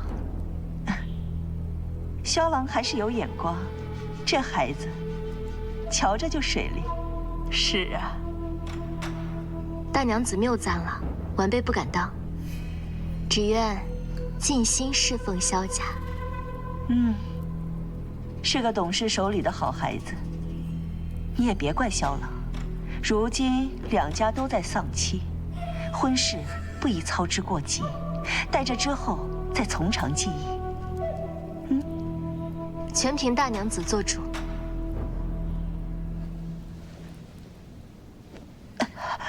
大娘子，大娘子，无妨，老毛病。城中都传殷娘子极善医术，能否替主母瞧瞧？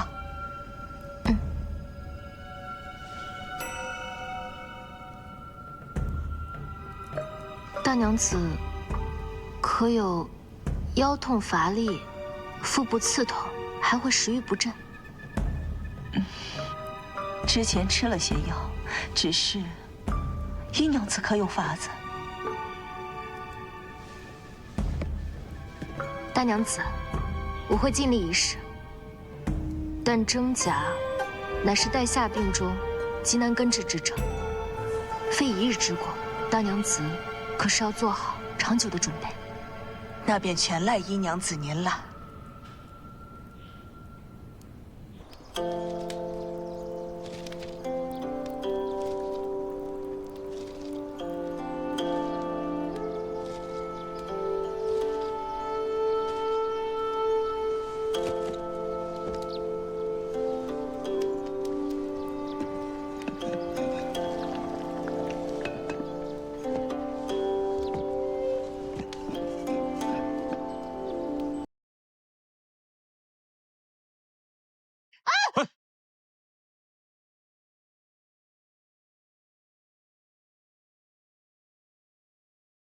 没烫着吧？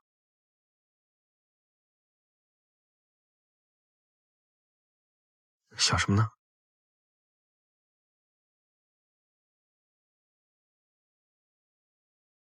行会那边查得如何？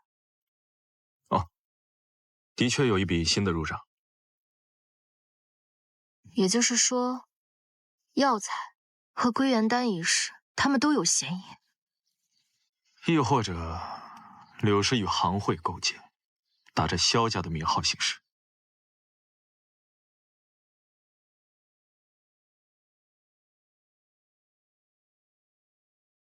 往后这种粗事之活，交给下人去做就好了。你是何时又开始关心我了？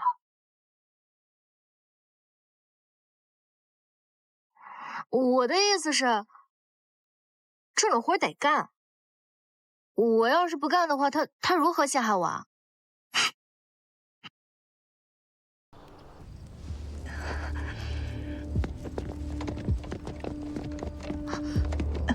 大娘子，你这是怎么了？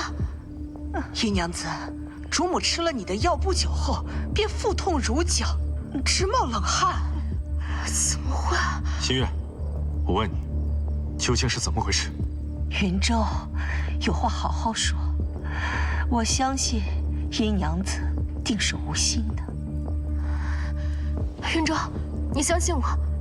大娘子，可否让我上前一探？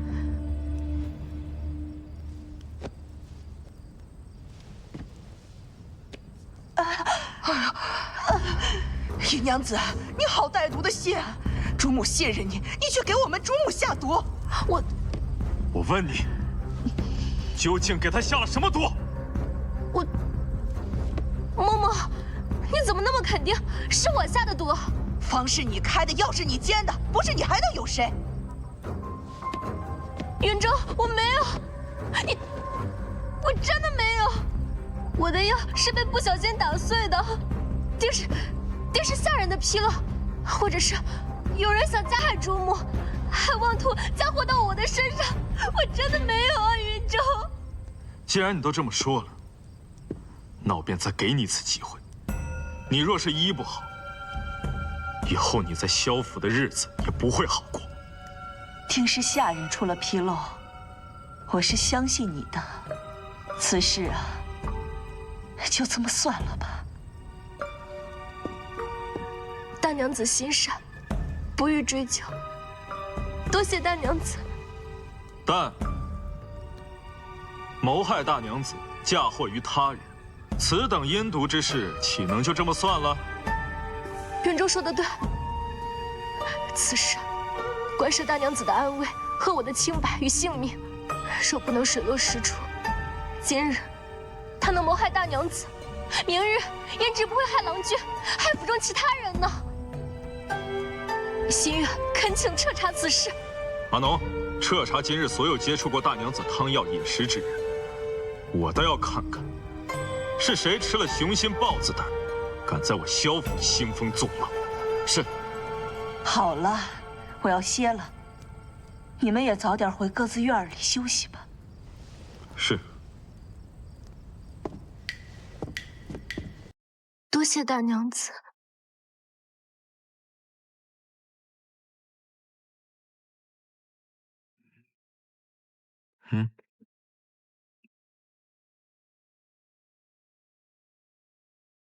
没想到这么多年，还是这么有默契啊。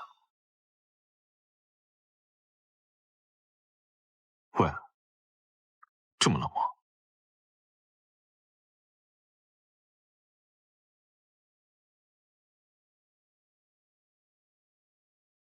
哎，帮我手帕好吗？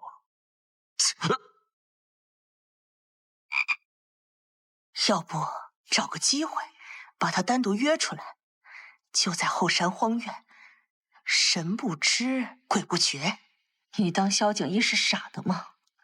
经此一遭，怕是他二人已经怀疑上我了。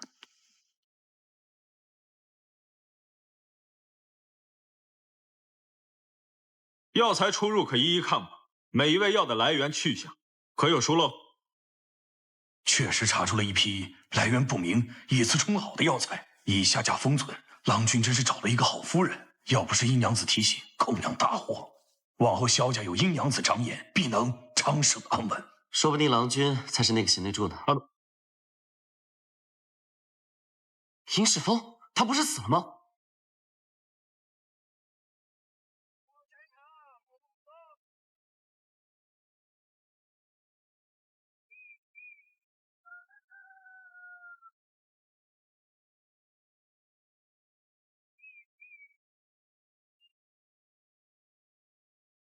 站住！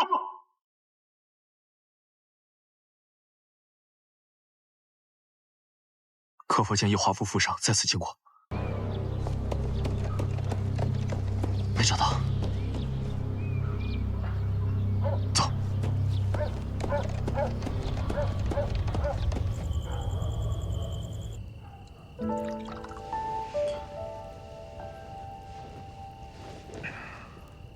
你当真是在骗我吗？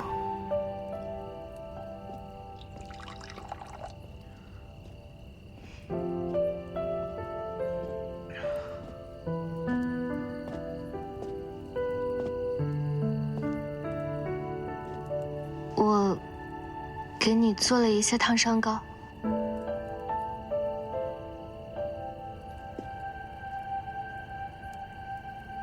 你亲自调的？嗯。特地为我调的。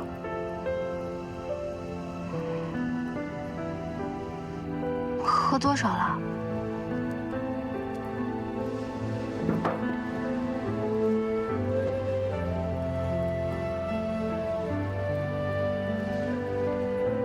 帮我上药。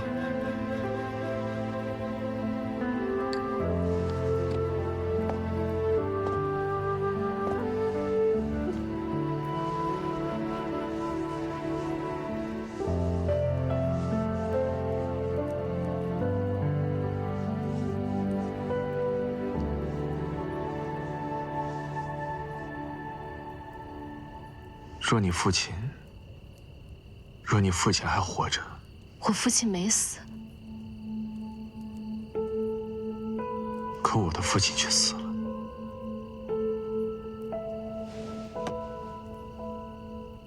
死在了我的面前。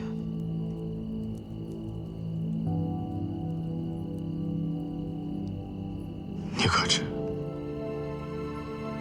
严世峰多次与一湖上秘密来往？我知道。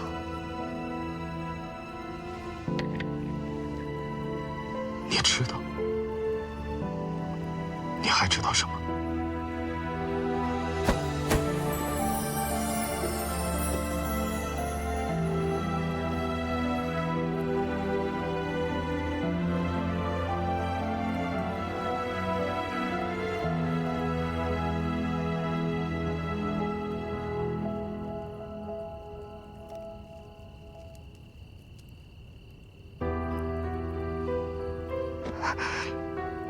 你喝多了。我没有。你疯了！对，我是疯了。我原以为你的父亲救了我的阿叶，所以他在临死的时候叫我娶你。我以为我对殷家误会了，一次次的对你心软，为你找借口。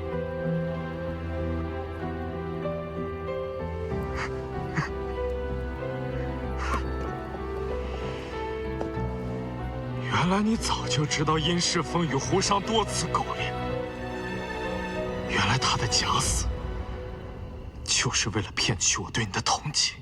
你们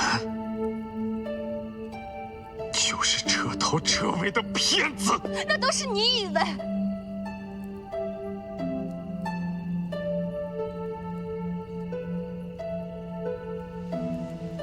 阿奴，把殷娘子带下去，直到她说出实话为止。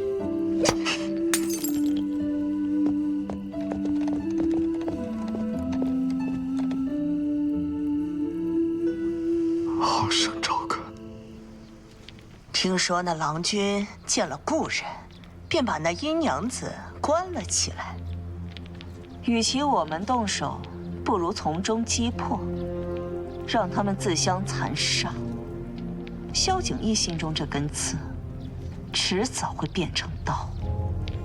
但是看似郎君并未打算动他，只是软禁。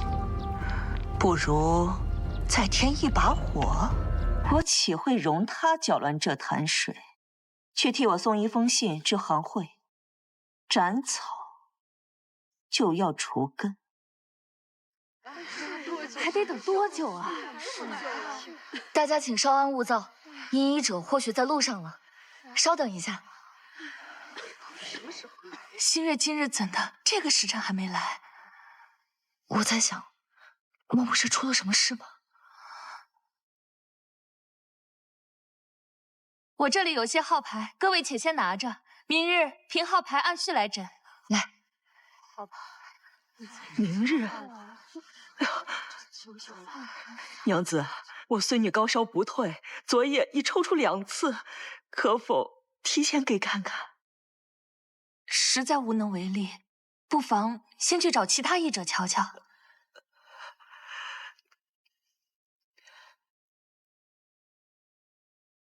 苏姐姐，怎么办？你先在这儿守着，我去萧府打探打探。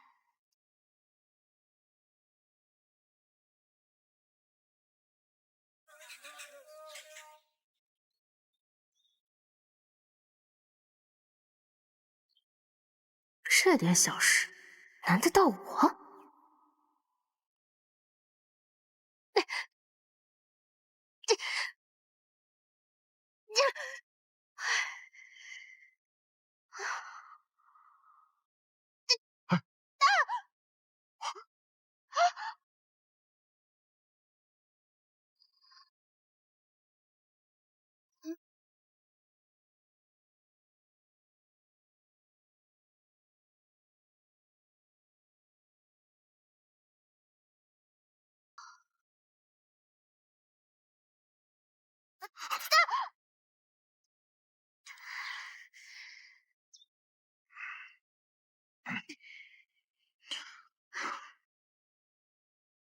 你为什么什么都不愿意与我说？说了有用吗？也不能改变什么。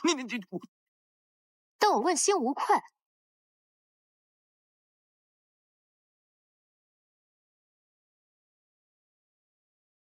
没良心！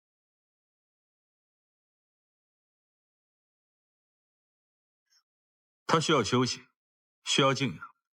萧郎君不善说谎，这是萧家的家事，我只是担心他的安危。无需多虑。他若安好，我自不会插手。如今医馆人满为患，新月若再不现身，人心一散，医馆便撑不起来了。医馆之事暂且可以搁置。昨日新月为你熬制膏药时，我劝他离开萧家这个是非之地。你可知他是怎么说的？他说他想替你守住萧家。我想二位的情分应是经得起风浪的，医馆倾颓，尚可重振。错过的良人，终成遗憾。言尽于此，望萧郎君好自斟酌。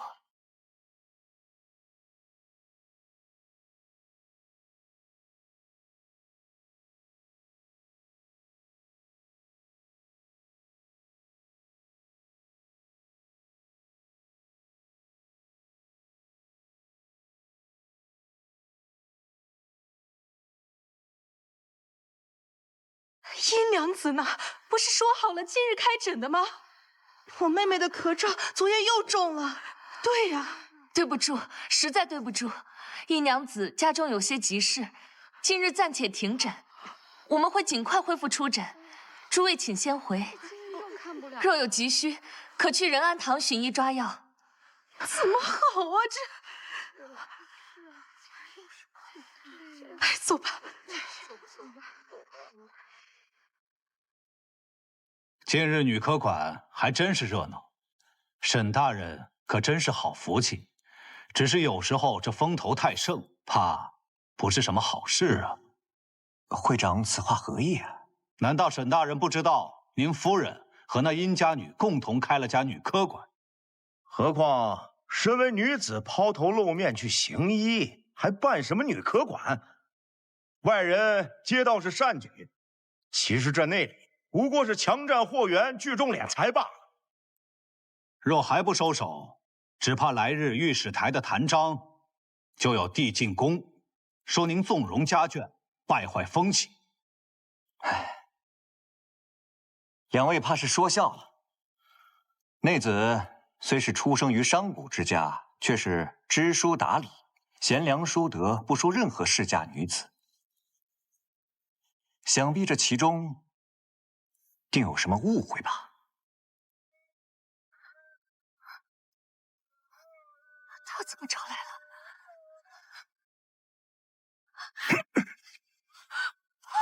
你个贱人！我说送去江南的信为何迟迟没有回音？原来你躲在长乐坊里呀！放开我！你这样与那市井莽夫何意？出去了些时日，胆子越发大了。啊！撕开医馆，败坏沈家门风，再这么下去，怕是我的仕途都被你毁了。我不回去，我要与你和离。什么？和离？你可知你自己在说什么？啊？我说，我要与你和离。再让你这么下去，你可真不知天高地厚了。跟我回去。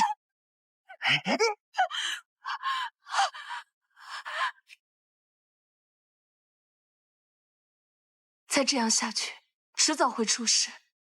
沈渊不会善罢甘休，这医馆也未必保得住。我们先想办法让新月脱身，有什么困难，我们一起面对。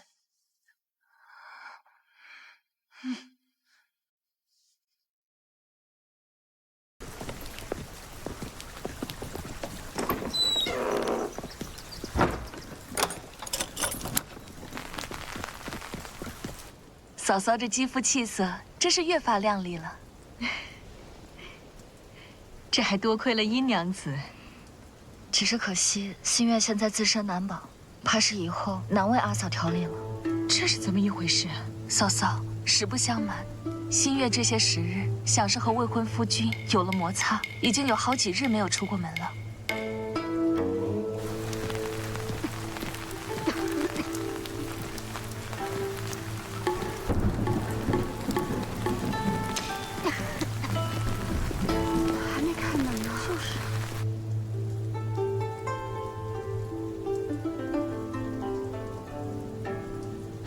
尚书夫人近些日子似乎身体不佳，遣人来府中求取安神方。你们之前见过的呀？嫂嫂的意思是，若能借为她调理之由，或许能让萧郎君松口。我可没这么说，这是你认为的。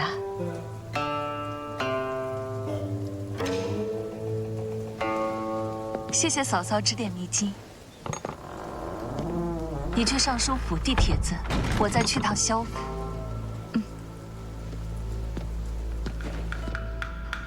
看来女科馆最近很是清闲。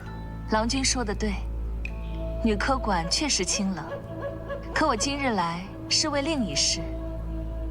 户部尚书夫人曾经是女科馆的常客，近日她心急隐现，夜间多梦易醒，若不及时调养，恐伤及根本。这与我何干？所以尚书夫人特遣人来请，点名要新月亲自调理。若郎君允她出诊，郎君方才是说好？没错，我正愁见不着户部尚书，正好他前去替我引荐一二。郎君正愁找不到台阶，既然苏娘子这么说，正好顺着台阶下。看来郎君是把我昨日的话听进去了，那便多谢郎君成全。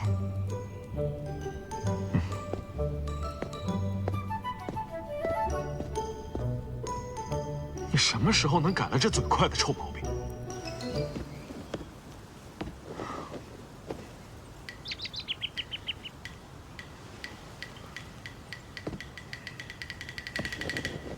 你说，尚书大人与萧伯父的死有关？此前一直找不到新的线索。父亲临走之前，尚书大人曾遗嘱他追查什么事，所以我想与他见一面。我帮你。这么干脆？若不查清萧伯父的死因，怎能还我阿叶的清白？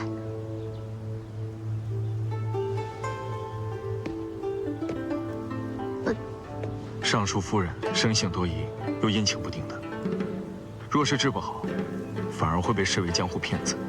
女科馆好不容易积累起来的名声也会被破坏，还可能送上性命。你就不怕？怕什么？怕的话就不要治病，就不要救人。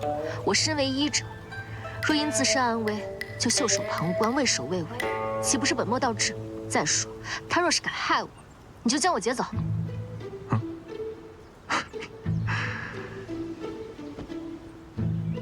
是你太天真，还是太看得起我？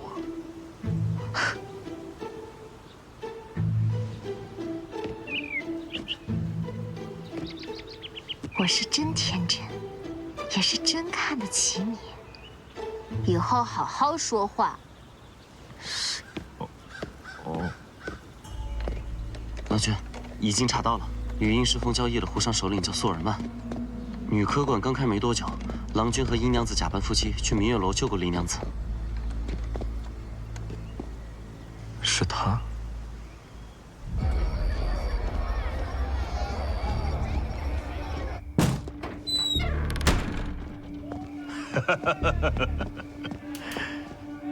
萧兄，上座。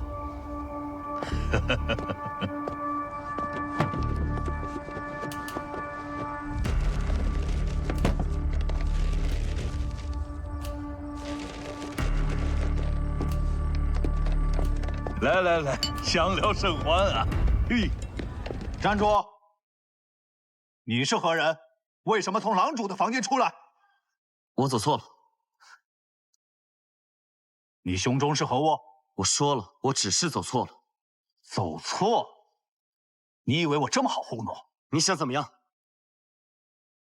把你怀里的东西交出来，不然就别怪我对你不客气了。萧兄，你先坐着，我去看看啊。我同你一起去。走，把东西交出来，快点！住手！不得无礼。郎主，怎么回事？刚才看到他偷偷摸摸的从你的房间里出来，亲也看见了吗？哼，这里只有一个房间，你还能从天上掉下来不成？阿农，怎么回事？回禀郎君，属下找错了房间。胡说！他在说谎。你胸口的东西是什么？肯定是从郎主的房间里偷出来的。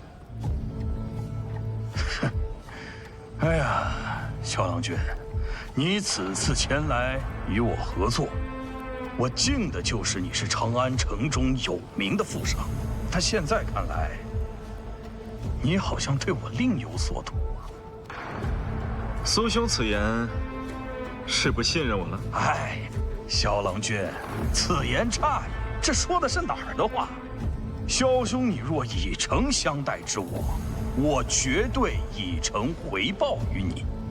让你的兄弟把胸口那信纸拿出来，咱们看一看，不就知道了吗？苏兄倒是谨慎的很呢，也不怕伤了和气。萧郎君，你若如此等小事都不愿配合的话，你叫我如何安心与你合作呀？没想到苏兄的眼里，我们萧家这么不值一提。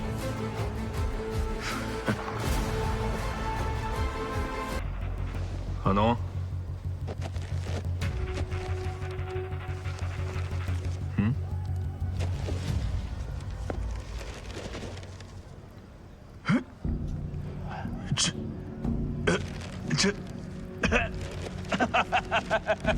误会了，这信中所提的都是此次我想跟萧兄商讨的事儿。哎呀，误会了，误会了呀！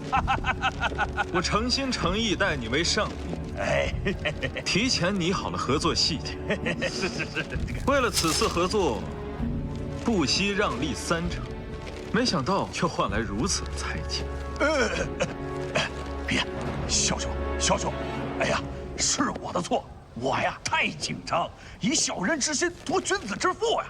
这样，咱们呀回下间儿，有酒有肉，有娘子相伴。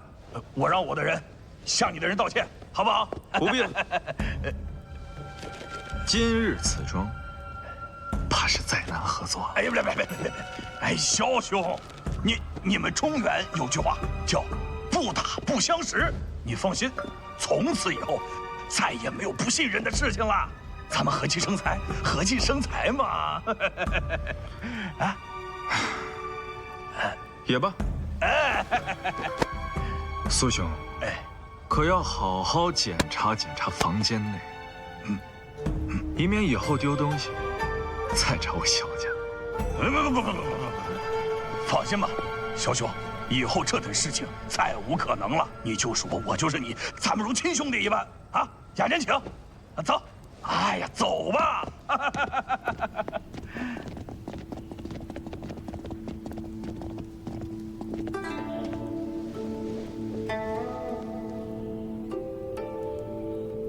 闻着像是波斯的香料。夫人这病来的凶险，怕是不治之症。殷娘子，可是觉得太医此话有何不妥？而还未诊脉，不敢妄言。只是仅凭丝线隔帘探查，便断作不治之症，未免太草率了些。那既然来了，便上前来诊治吧。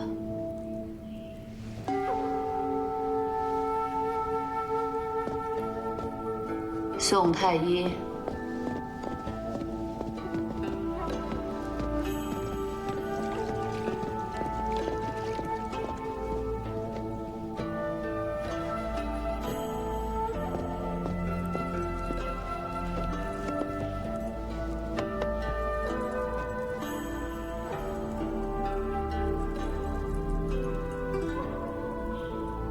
夫人可否一观舌苔？可否再让我一探眼睑？得寸进尺。夫人莫怪，只是悬丝诊脉，格杀望气，虽是规矩，但儿已以女子之身进了夫人身侧，自是要看得更加仔细些，方能不负夫人信任。你小女子倒是挺有胆识。那说说，都看出些什么了？夫人每至子时，必心悸难寐，伴手足发麻。晨起时，夫人会头晕目眩，恶心欲呕，还会食不知味。那依殷娘子而言，该如何医治呢？现下只能断症，还需夫人让我能查看下府中水土，与夫人的饮食起居，方能辨明病因，还望夫人准许。去吧。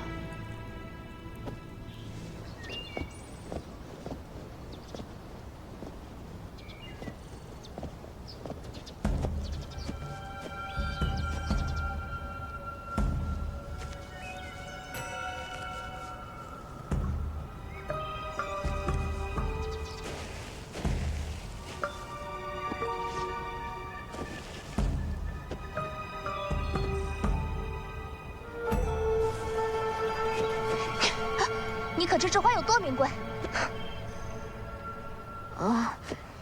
娘子莫惊，我只是奉夫人之命查验这府中状况，恐怕影响药效。娘子可知这紫色灰烬为何物啊？不知道。要是不会治，就赶紧走，莫要在这府中搅浑水。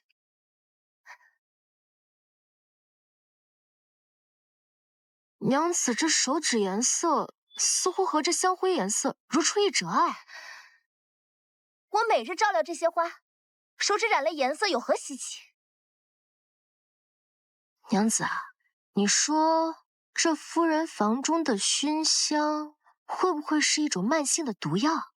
你日日与她为伴，可有不适？你在胡说些什么？若是寻常熏香，与其他草木灰烬倾倒出府便是，却特地寻了一处僻静角落，将这紫灰掩埋于花下，掩人耳目。我不知道。娘子这些时日可如夫人一般，头晕心悸，夜间多梦。若再不说，待夫人药石无灵，你便会随她入黄泉。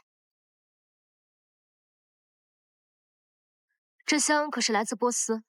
这我不清楚。用了多久？为何要用？3月前，夫人因为小产，日日梦魇，不知从哪儿得的这香，分之可安神定魂，具有奇效。可是后来见夫人日日离不得这香，便让你中途换了它。此后，夫人便日渐虚弱，神志昏沉，淤毒侵脉而不自知。谁命你这么做的？我不能说，若是泄露了半句，全家性命难保。我也是没有办法呀。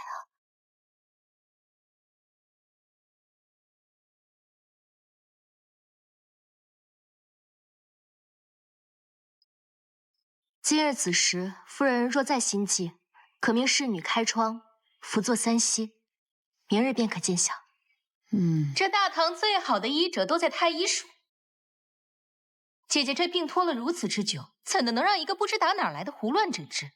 可儿刚以为夫人失真，若是现在换了医者，需撤熏重新引气，否则反伤元气。此香是姐姐难得求来的，安神定魄，怎可轻易撤去？你一介女流，也敢妄言医理？他诊脉说的丝毫未差，你懂什么？有事吗？没事便退下吧。是。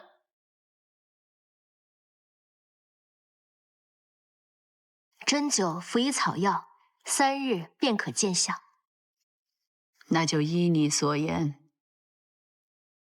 夫人，这熏香虽然名贵，却是隐病之音，切记不可再点了。那若这3日，若3日后没有见起色，儿必当亲自领罪。只是这上书，你说。只是这3日，若是有人对夫人的饮食起居动手脚，比如这位嬷嬷，奴冤枉，奴不敢。便是这位来历不明的娘子，怕治不好您，在血口喷人呐！儿没有妄言。夫人舌紫黑，为淤毒内蕴，理应脉沉涩，而非服乱。2者相悖，必有隐情。病症正是这香所致的。放肆！你当自己是何人？竟然离间我府中上下！我只是病弱，上长钟溃，岂容你一个外人在这指手画脚？夫人明鉴，儿只是不愿见世间女子现病痛而不作为。而这深宅后院风起云涌，难辨忠奸，而前来只是为了一句娘旨。罢了。今日当你没来过吧，送客。这夫人这高烧来势凶险，脉象符数又兼有沾语，可确实找不到拼音。老夫不敢轻易下药啊。那可如何是好啊？难道眼睁睁看着他烧坏身子？去找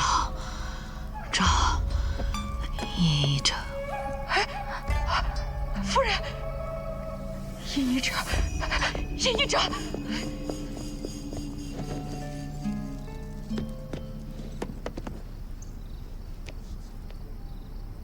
脉象虽乱，却不失根底。此症看似高热沾瘀，实为淤毒内攻，阻塞心窍。住手！你来路不明，擅自施展，拿着他和闪失跟我过来！你们竟敢在尚书府中行此悖逆之事！我打朝廷命官，现是尚书府中女眷，你们有几个脑袋能掉？若再不施救，恐上级根本……夫人分明是风热入淫，你不明缘由，怎可妄自施针呐？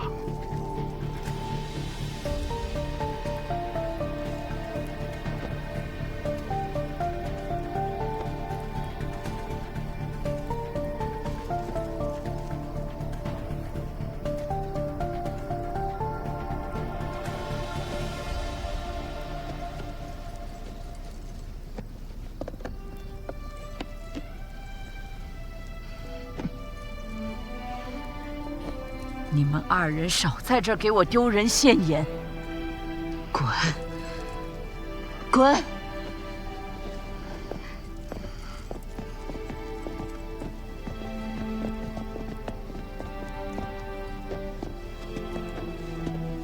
事急从权，还望夫人饶恕尔等越矩行为。都起来吧。姨娘子，来我身边坐下。姨娘子啊，没想到你这身边还有侍卫。妾的也是有勇有谋，有胆识，有医术。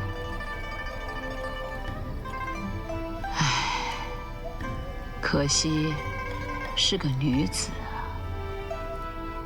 心智与才选，从来都不在裙钗与冠带之间。夫人亦是女子，亦能执掌辅政，明辨是非。好一张巧嘴！那日后我的身体便交于你了。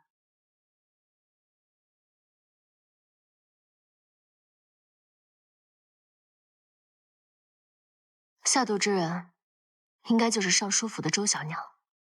燕哥说这香料来自波斯，但不知来处。你且替我查一查。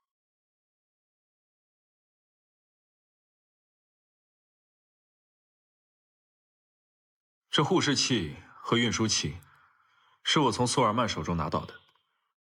苏尔曼？没错，你见过的。那天，林娘子差点死于他手。原来我离他那么近。郎君，进。查到了，香料是阿伯香，出自波斯，与尚书夫人用的香料同源为似，但不同的是，含有一种名为甘露蜜之物，可致人神思恍惚、心悸难眠，与夫人病症分毫不差。可是与苏尔曼有关？正是，苏尔曼已离城，但随从被拘，招认此香料是由他给周小娘的，背后牵连尚不知深浅。这苏尔曼为何要对尚书府下手？或许这一切，只有见到了尚书大人，才会有答案。亦或许，这背后还有别的势力。假如……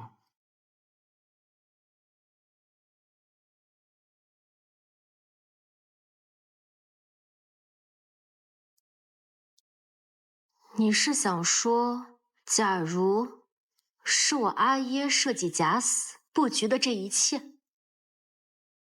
我是说，假如若不是这一切的背后，早已有人布局，何以至此？你既知他未死，就没想过这局棋早就已经布下了。如果，我是说，如果有一天有人告诉你，你阿耶杀人了还假死，你会信吗？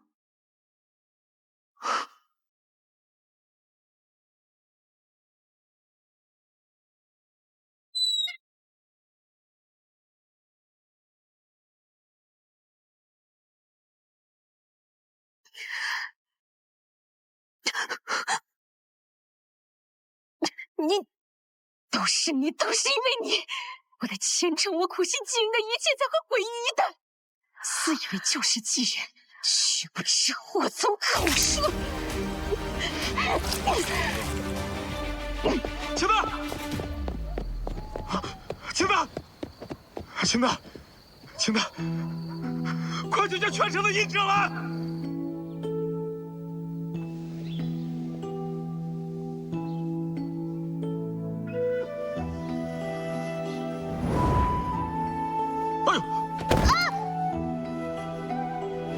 萧云舟，意外，意外，真的是意外。你哪一次不是意外？你先看看我给你带了什么，看看。周一，学令有言，妇人学业，唯限闺门之内。你倒好，偏喜这晦涩难懂的四书五经。男子可为，女子为何不可为？我不但要学，我还要学通经义、律法、算术，总之就是哪一门都不落于人后。好，请带。我阿爷来了，你快走，别被我阿爷发现。你依旧倔强如初，可你我之间，却早已不似当年那般莽撞。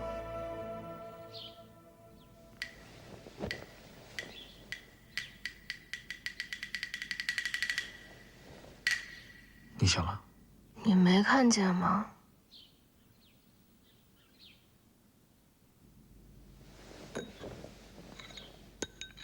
你昏迷了3天3夜，香儿匕首未伤及脏腑，但需要静养1月。我自己来。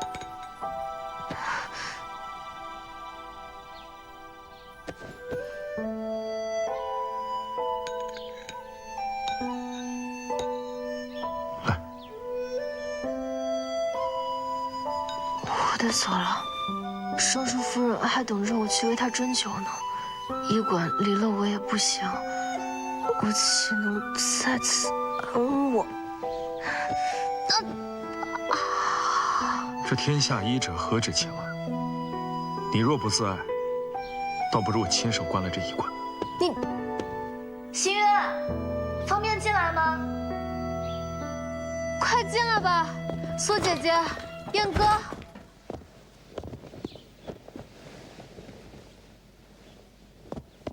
心月，他怎么生气了？我也不知道啊。莫不是因你不爱惜自己，才如此动怒？他动不动怒，与我何干？这次你就听他的吧，医馆自有我们二人照看。你如今这般，便是连针都拿不稳，又如何为尚书夫人施针？苏姐姐，你怎么也向着他说话？没有，他还活着。萧景逸亲自将他一路抱回了房间。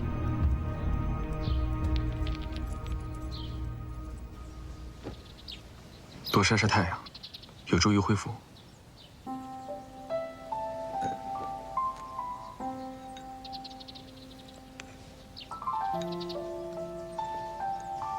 我自己可以，你实在不必。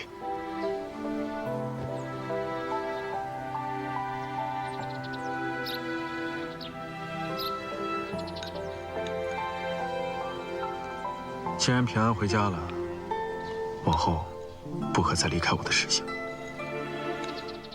家。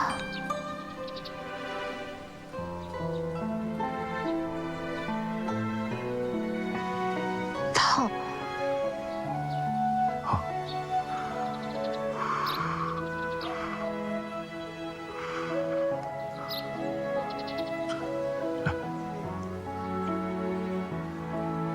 凉了。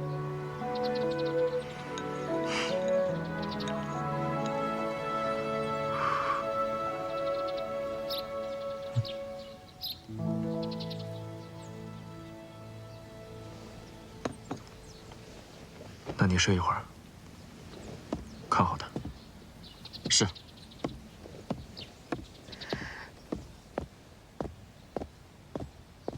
你们家郎君吃错药啦？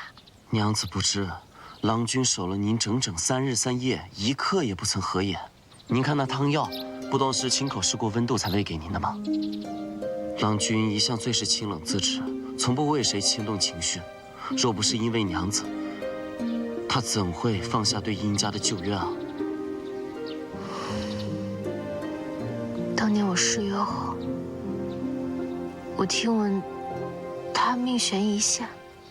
是啊，那日，郎君在曲江池边等了您整整1日，后来不知怎的落了水。打那之后，郎君就跟变了个人似的。娘子可真要多心疼心疼我们郎君。我是让你看着他，没让你当说书先生，你说是不是阿龙？是。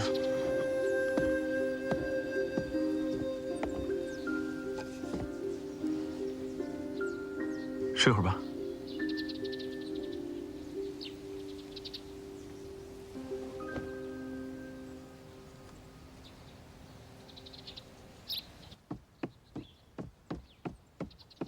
苏姐姐，心愿一时也回不来，不如我们先寻一位医者来应急，这样也能分担心月的压力。这世间，你又哪能寻得第2个能看带下病的女医者？寻不得女医，男医不行吗？女子患疾乃是私医，又岂能让男子近身问诊？一些寻常病症，未必需要近身。女科馆停诊，你让那些苦等求医的妇人又要何去何从？纵是男子，若是能手理持重，医术精湛，又有何不可？此事还是要问问新月的意思。若有医者来，可问他3个问题。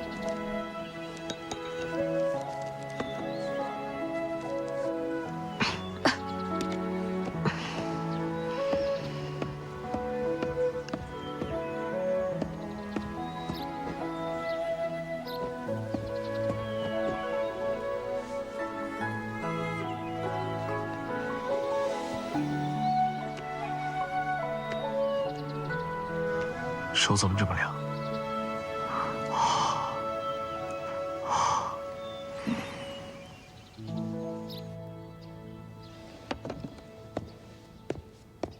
这些男医，娘子患疾，又以夫命为先，人都要断气了，还谈什么夫命啊？若世间疾苦全因礼教为枷锁，那与见死不救何异？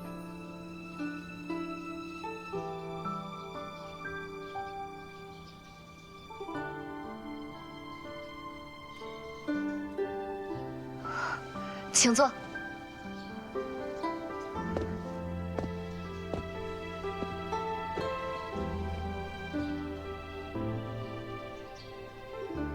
若欲疑妇人，月事不准，或前或后，伴腰腹冷痛，须先辨何症，后须用何法？变为寒凝血瘀症，可用温经汤加减温通包公，散寒活血。若兼乏力，加黄芪补气，助气血运行。宜孕4月妇人，小腹坠痛，不敢告知家人，该如何安抚？如何诊查呢？多是胎气渐长，气血略滞所致，非必急症。诊脉时，取格杀脉诊，询问起居饮食，望舌苔，观面色。若诊出胎气不安，又会如何与他的家人沟通？就说胎气略有虚浮，是孕期常见情况，可能是因为近日劳累或受凉。开一副安胎饮，许卧床静养。欢迎加入女科馆。敢问郎君姓名？加入女科馆？不是你来应征的吗？在下司向庭，家父收人钱财，于仁安堂闹事，还诬陷殷娘子医术不精，逼得殷娘子以身试药，实乃昧心之举。我在外游学未察，近日得知此番，特来登门谢罪。那你刚回答的那么详尽，因为娘子问我了。不是你坐这儿了吗？不是娘子让我坐下的吗？不知此人是真傻的可爱，还是聪慧过人，故作迟钝？可惜，不知郎君。我愿留下。如此甚好，我们必对郎君以诚相待。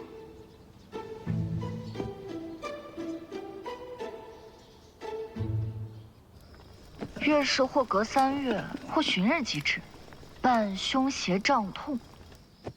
江南女子多劳作，气血流通，可服用逍遥散，疏肝解郁。但长安女子多居深宅，虽无饥寒，却有郁热内蕴之弊，需换用郁金3钱，既行气又凉血，再添女贞子，滋肝肾。司郎君不愧是四处游学的医者，妙啊！我不过是爱到处跑，学的东西杂了些。没想到燕哥还这么好学。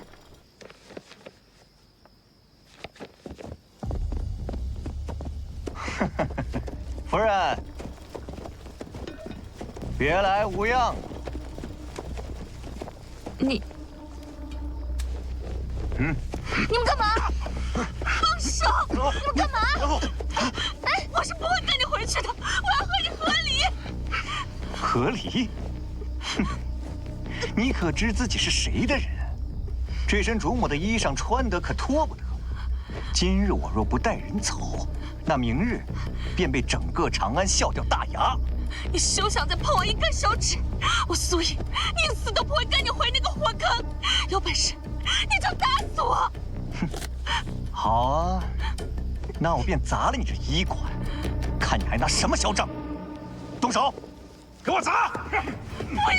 不要！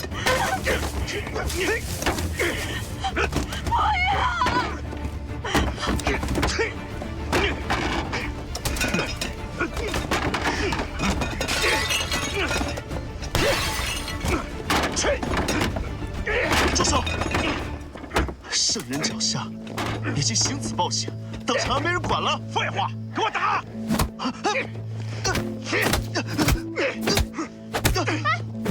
别打了，住手！不要打他！别打了，住手！够了！我跟你回去。不可以，苏姐姐，他狠毒成性，现在跟他走就是自投罗网。倒是把你忘了，上次就是你在巷子里暗算我，把他们俩一起带走。走，走，你们。慢点。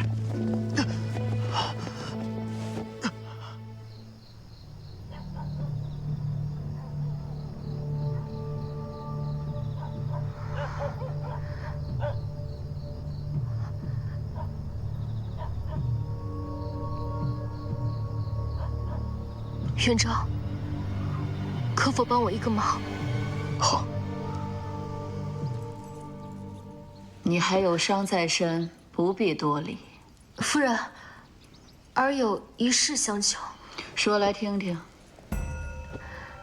沈元带人砸了我的医馆，掳走了我的好姐妹苏姐姐与燕哥，求夫人出手相助。此事牵连官员众多，我为何要助你呢？若我说我能助夫人将下毒之人处理掉，夫人可否出手一救？你倒是说说，这一把匕首如何揭露真相呢？还请夫人带周小娘来一问便知。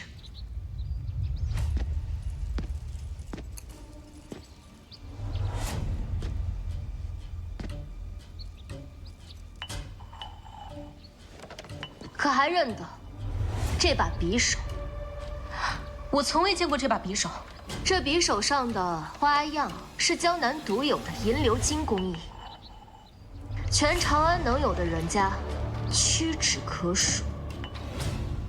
我记得去年你生辰的时候，我记得夫君特意给你定制了一把铁器，好像就是一把匕首。夫人冤枉了，真的不是我。这匕首我已遗失了好些日子了。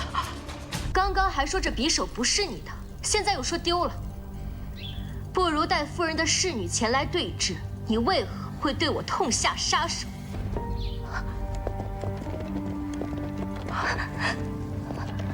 夫人饶命，是周小娘逼我的，她给了我50两银子，还抓了我阿姨，让我换了您的安神香。你胡说！我何时给过你银子？你这死丫头，血口喷人！你一无娘家财势，二无私有财产，所有的银钱支出皆来自府中。查账，一查便知。夫人，我没有，是姨娘子挑拨离间，她定是记恨我与她有隙，才编造这些谎话。我与你无冤无仇，你却对我痛下杀手，是怕我查出你下毒的真相。你难道忘了，那晚你杀我的时候，可是亲口对我说，是我把你的前程给毁了。你还有何话可说？夫人，我错了，我是被朱友蒙了心，听了他人的挑唆，才下毒夺权。我做姨娘子是怕他揭穿我，在府中待不下去。求夫人看在我伺候您多年的份上，饶过我这一次吧，我再也不敢了。夫人，你下毒谋害主母，持刀伤人，按律处刑，带下去吧。凭什么？凭什么你生来就是尚书夫人，锦衣玉食，还有人捧着？我兢兢业业伺候你3年，却连个正经名分都没有，都是你挡了我的路。夫人好像并不意外。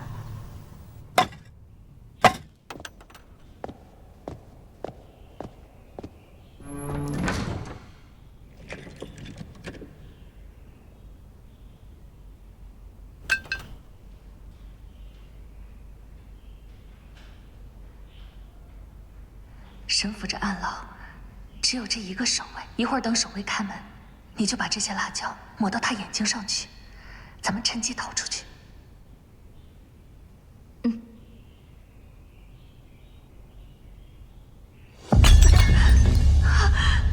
没有人啊？快来人啊！快来人！快来人啊！来人！怎么了？怎么了？苏娘子中毒了，你快来看看！哎呀，愣着干什么？苏姐姐，苏姐姐，快来！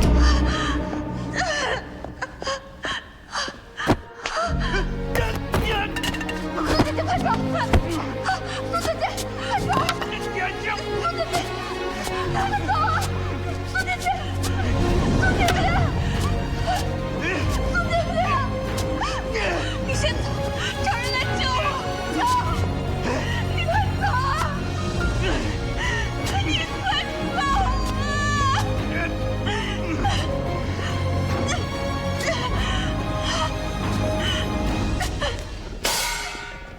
今日我在此昭告街坊，沈园就是一个丧尽天良、宠妾孽妻，对妻子拳脚相向，私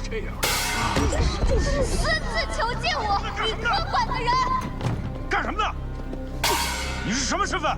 沈园纵奴行凶，殴打医者，毁我医馆，私自囚禁我女科馆的人。今日若不放人，明日我便让全长安的人都知道你们沈府是如何为非作歹。一个女流之辈，竟敢在此嚣张！阿郎行事岂容你质疑？来人，把这疯妇给我轰走！住手！大理寺办案，我看谁敢动他！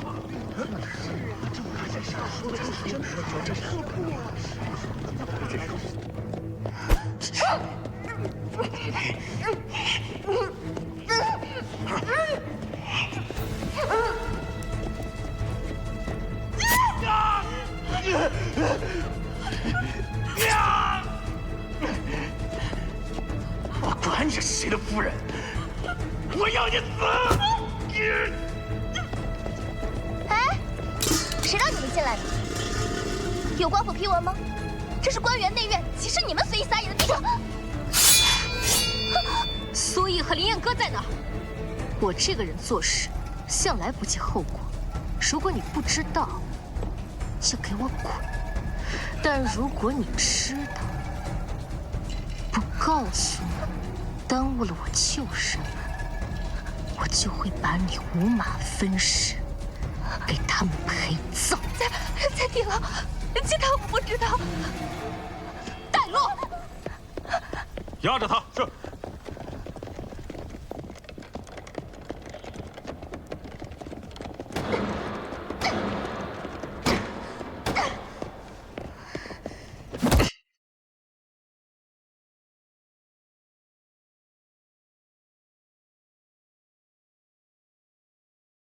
沈园他跑不远，必在暗道内。苏姐姐，苏姐姐，走。慢点。走。你个贱人，还跑！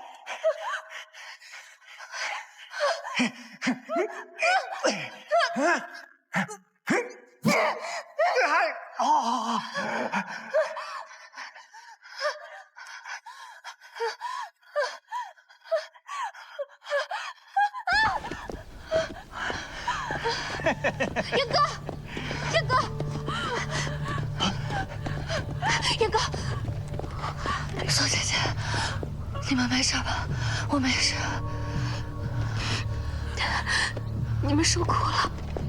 来，山道跑了，应该还有别的密道。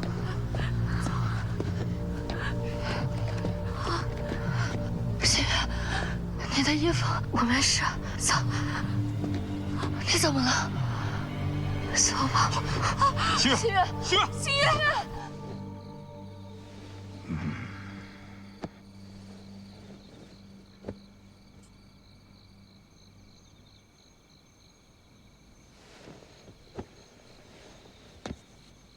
娘子是因患处撕裂，没有及时的处理，导致疮痈脓溃、突发高热，还有什么？娘子中毒了。怎么可能？如今之计，只有暂时吊着她的命，就看她能不能挺过这几日了。主母放心，无色无味，断然不会有人察觉。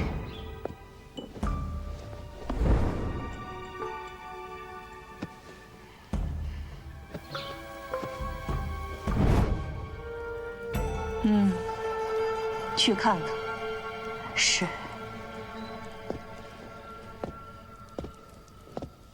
不要，阿爷不要，阿爷。没事，没事。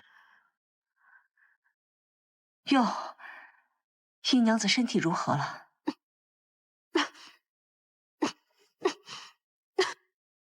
心月，心月，医者，医者，快叫医者！云舟，你拿着这个信物去京兆府找我阿兄，让他务必请宫中最好的太医来。怎么了？快去啊！姨娘子命在旦夕，你还在想什么？阿诺，阿大娘子说的错。哎，他一个下人，我阿兄怎会理会？云舟，姨娘子的性命要紧，你快去，快去呀！可否让我一试？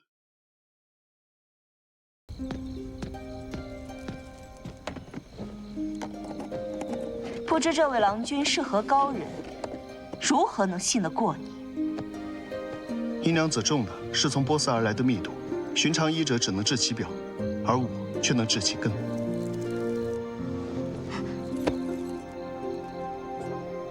郎君可知男女大防？她可是我未过门的儿媳妇，罔顾礼法，非君子所为吧？大娘子，于某而言，学医之道是为救人，而非害人。我既来了，便没有见死不救之理。好了，若是因为礼法耽误了救治，那才是真正的害人。云舟说的对，那就请医者务必治好我儿媳妇。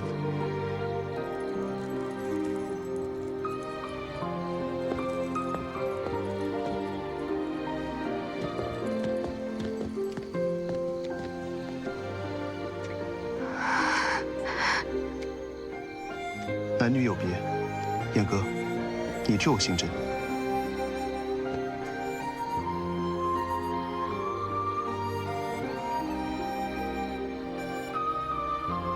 可以取针了。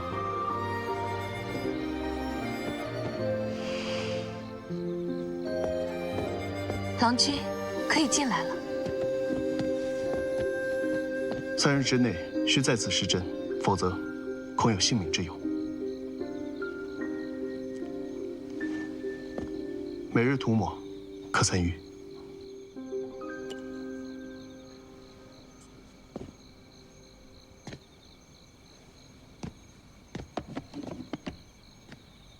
如今沈园已不足为惧，府中有人照应。二位娘子可暂且留在府中。有二位娘子在侧，他也能开心些。多谢郎君。已经准备了2间厢房，给苏娘子和林娘子歇息。阿农，替我好生照应着。是。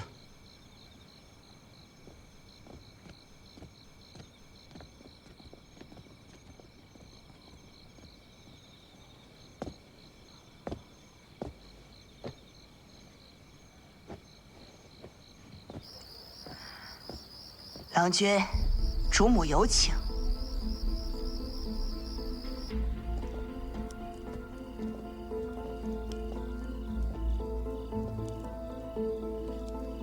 大娘子，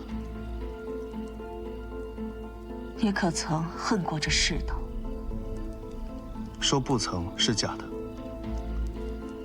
我恨母亲不在身侧，恨命运弄人，恨医术有穷时。可若一味沉溺于恨，便如执刀自枪，伤己最深。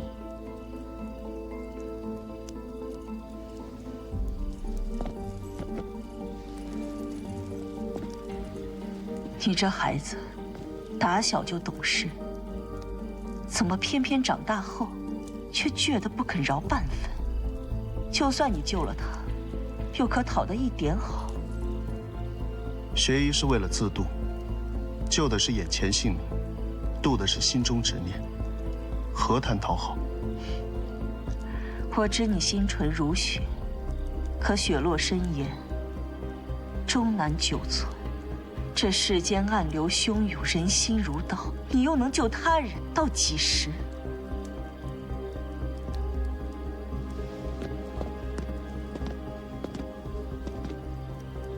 此番之事，郎君就不必再掺和了。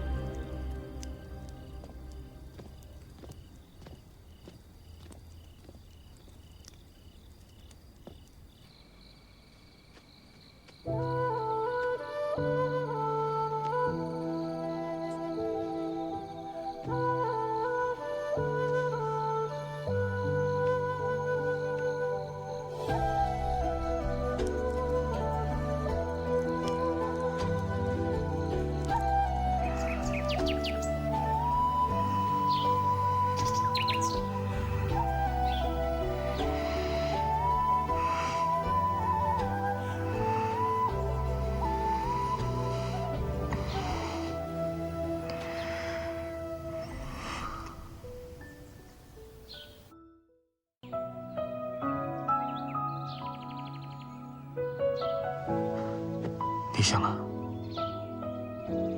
身体可觉得哪里有不适？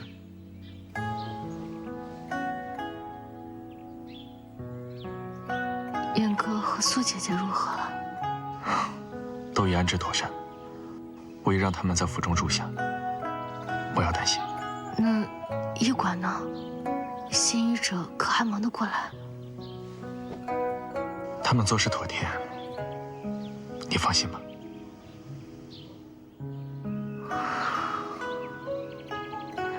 你没有什么别的想问的吗？我想和谁？好。云州可有受伤？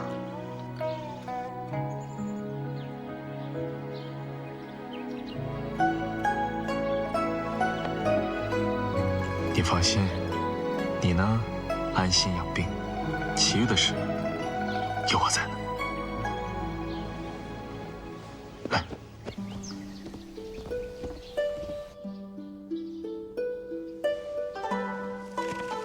司君，肠胃可移位。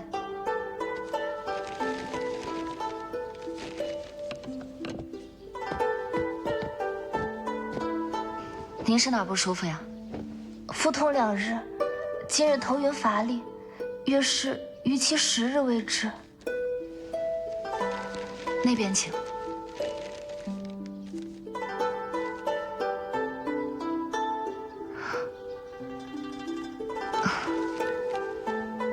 3日后再来，届时拿着号牌寻医医者。好，明白了，多谢。定是苏娘子想出的主意，既减少了窥探隐私的为官之风，也让医馆不至于混乱无序。这可都是那2个年轻人讨论出来的，我就是个边干边学的账房先生。苏姐姐谦虚了。如今因娘子不在，司郎君担子可重了，这医馆上上下下可指望着您呢。又赞了，司某不敢鞠躬。好了，走了。好，谢谢。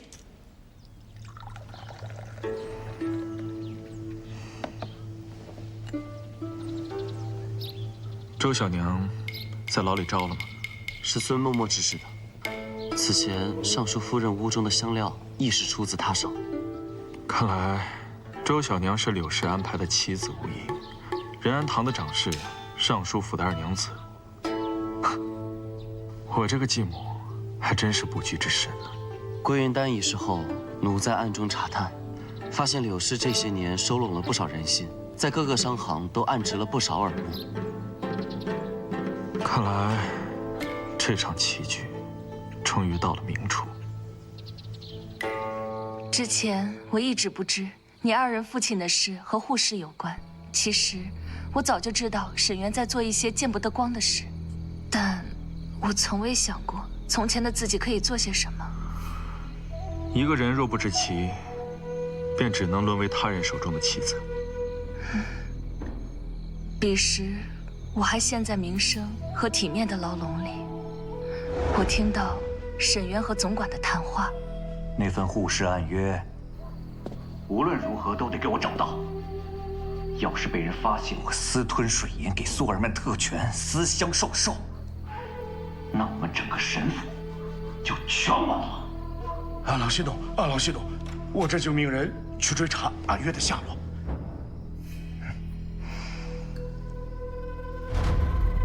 他们上交户部的那份护氏契只是障眼法，实则还有另一份暗约，其中包括为苏尔曼减免关税，并且指定某家商号独家承运，还剥夺了长安世伯的议价权，擅自定价，抽取其中的利润。暗约？殷家的确有漕运的生意啊。萧郎君，有漕运生意的不只是殷家。好了，我就是这么一说而已。这么看来，这份暗约一旦公之于世，沈渊、苏尔曼，还有那个一直躲在暗处的人，都会难逃罪责。但这份暗约却被总管弄丢了。沈渊、苏尔曼，你们阿耶，原来冥冥之中，命运早就把我们绑在了一起。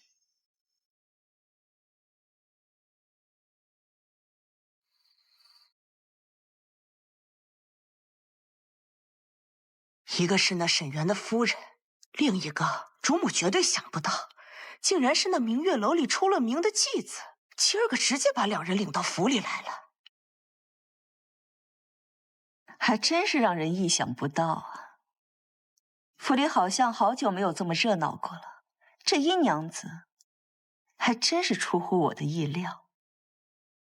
还有一件事儿，事关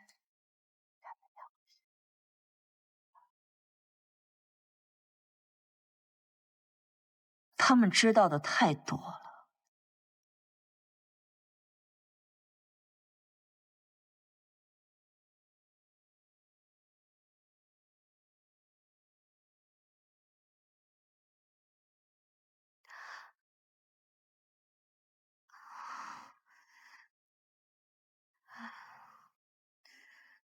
这几日胸口闷得厉害，吃不下饭，连喝口粥，这肚子都觉得胀。啊，我还头晕。我家夫君说我过于劳累，可连着歇了几日，也不见好啊。请娘子张口，让我瞧瞧舌苔。啊，可有胀痛？按下去时是刺痛还是隐痛？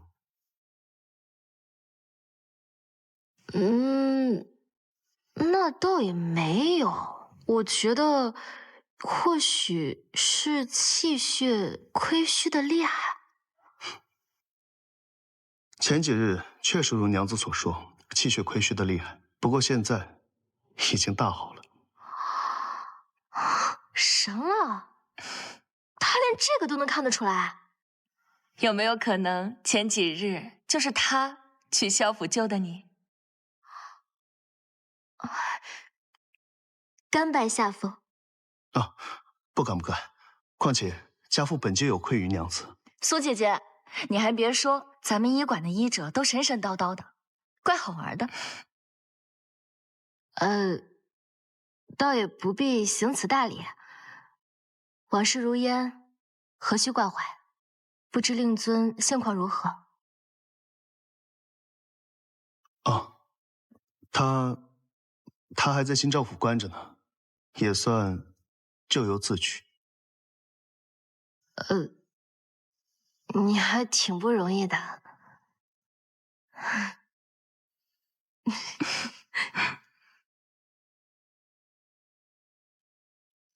你自幼，阿娘便教导你要端方自持，守礼明义，却没曾想委屈了你。都过去了，这世间风雨，岂是一个女子能独自担得了的？这和离之事，当真无悔？女儿不悔，退无可退，便无需再退。继续苟且于沈园身侧，不过是自欺欺人。往后，我宁可直面风雨，也不愿闭眼忍辱。阿娘确实许久也未见你眼里这般有光了，仿佛又回到了你幼时执意要读书写字、学算盘珠的时候，是那般倔强，又那般亲密。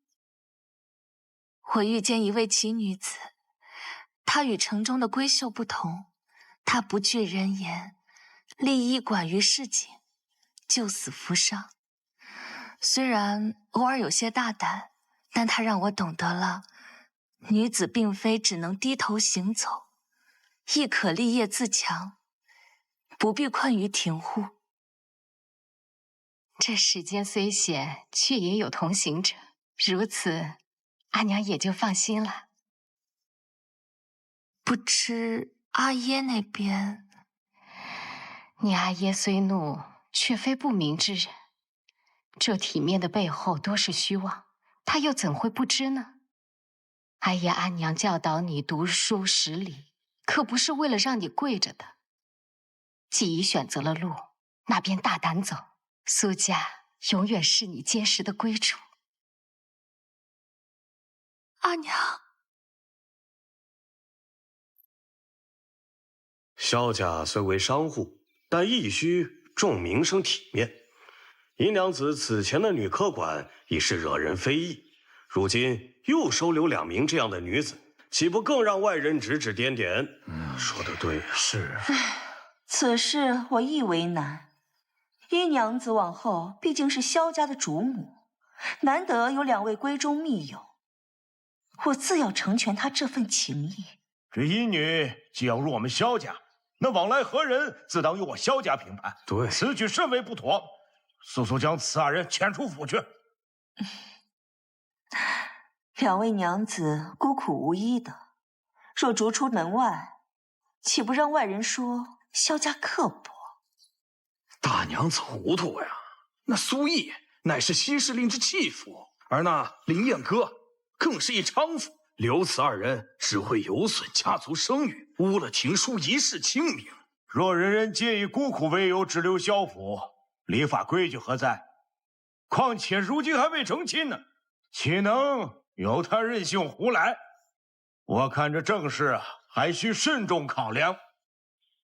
三房公所言极是，礼法自当遵从。可如今姨娘子卧病在床，云州又执意要护他们周全，我身为继母，实在不便强加干涉。此事体大，云州年少不知轻重，大娘子您还不知道吗？此事断不可再拖。若今日纵容，他日家宅不宁，祖宗基业黑手，萧家清誉不容玷污。速将此2人逐出府门，以正视听。既然各位都这么说，那莫不如我们清誉若系于闭目塞听，不过只是虚名而已。2位娘子有伤在身，我若阻止，岂非与市井屠夫无异？流言蜚语已起，你让族中子弟如何自处啊？我可是听闻那苏氏德行有失，背弃夫家，败坏纲常，而那林彦哥是那明月楼的名妓，更是一身的污秽之病。流言止于智者，行善不因人意而止。西市令以权谋私，中饱私囊，如今已经被全城追捕。苏娘子李府，乃为明智，岂是弃妇悖伦？林彦歌虽出身于明月楼，遭遇坎坷，然心性高洁，并无染疾之实，反为殷娘子之医馆增添了不少助力。二位娘子暂居府中，礼数自然符合规矩。你护短不过是为他们争名，人言可畏。日后成婚，若让人知晓萧家大娘子与这些女子为伍，岂不沦为笑柄？云州年少心善，各位长辈莫要太过苛责于他。笑柄与否，不在女子出身，而在男子胸襟。父亲教导过，立身以德，不必着浪，方能撑起这一门风骨。若叔伯和三房公是为名声而来，那这萧家的门楣便不必由我来守了。各位，失礼了。你可……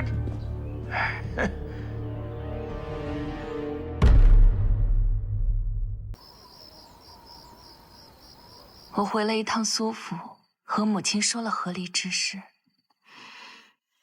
你终于想清楚了。我早该明白了。与其在一座金笼里枯萎，不如破风而行。这世上总有人走着不一样的路，是你们让我有了挣脱的勇气。苏姐姐，你其实一直是一团火，之前被风给灭了，如今这团火又重新燃烧起来了。对，说起来意外，母亲竟未责我，反倒支持。这世上哪有母亲想让自己女儿过得不好的，是吧，燕哥？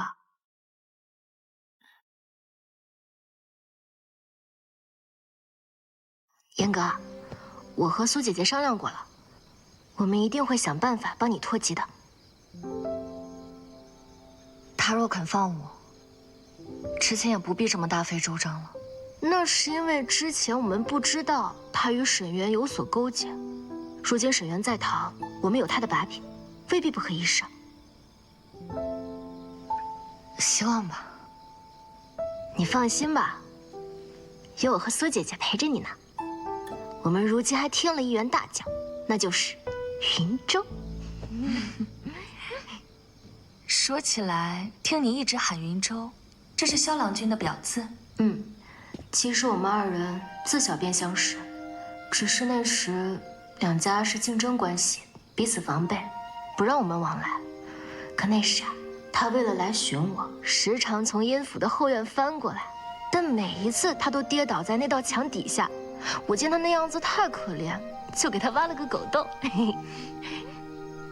没想到稳中自持的萧郎君竟还有这样一面。那后来呢？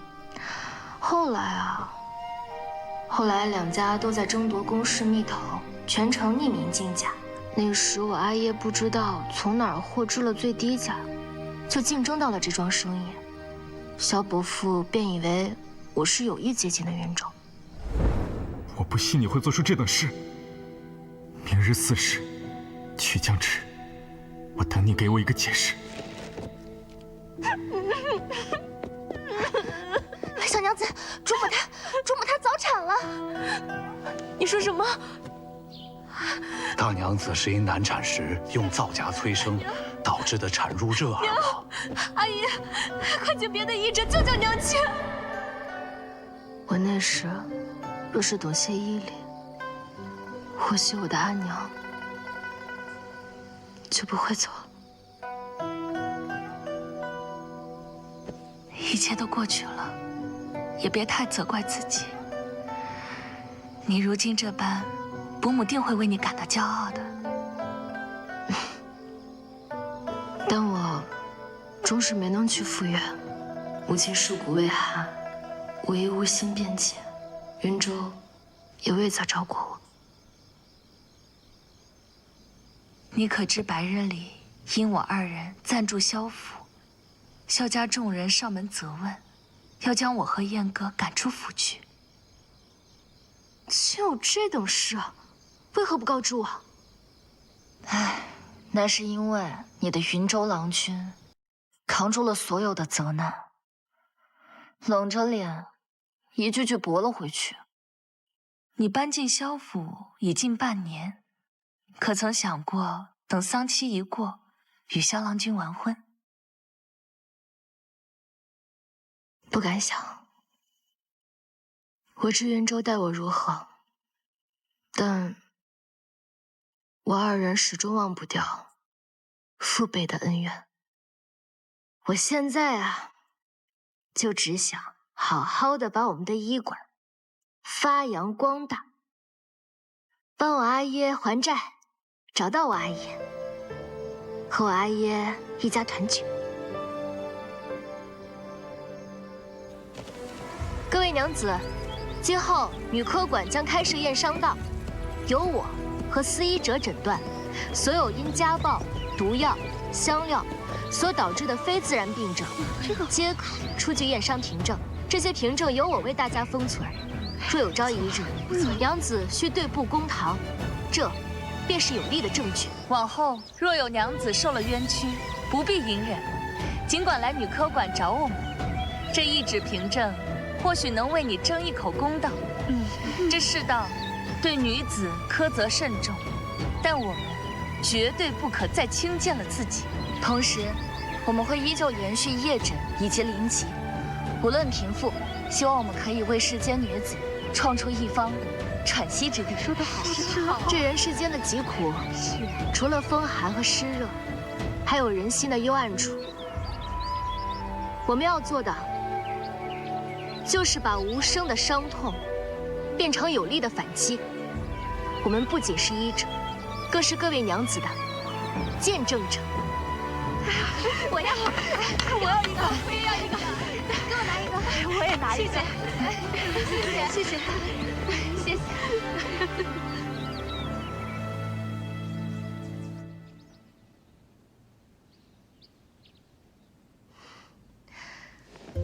夫人的身子已经好的差不多了，不用再继续针灸，日后只需用药食同补之法调养即可。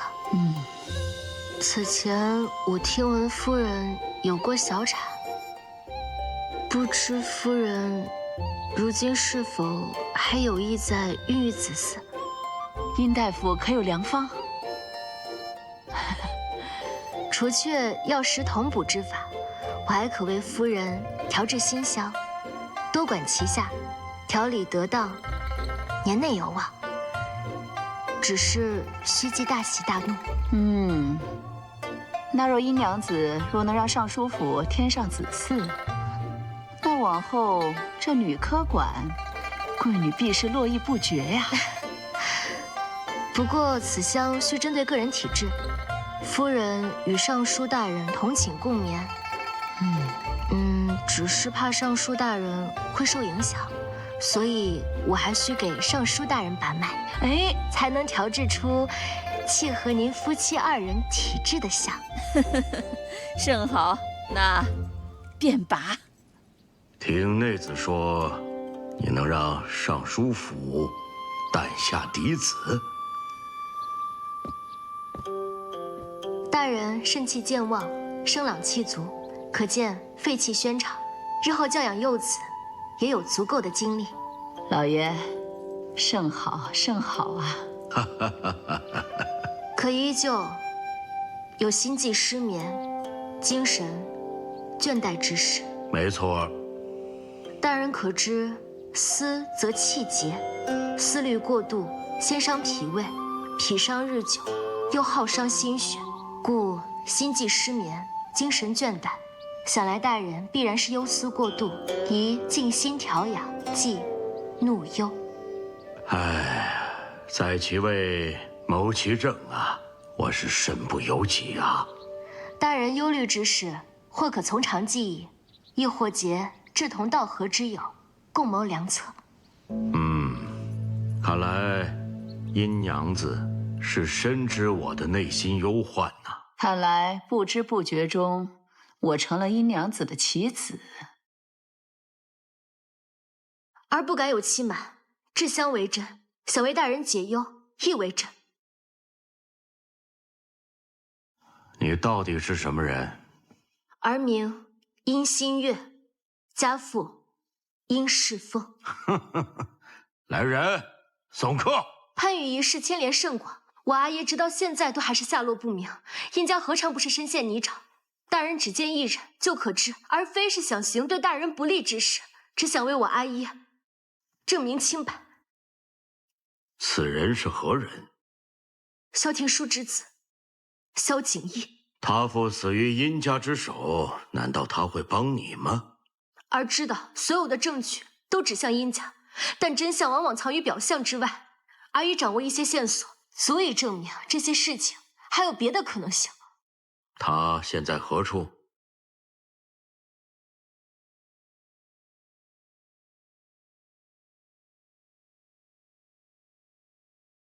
老爷，我身体有感不适，就先行退下了。好，夫人下去歇息吧。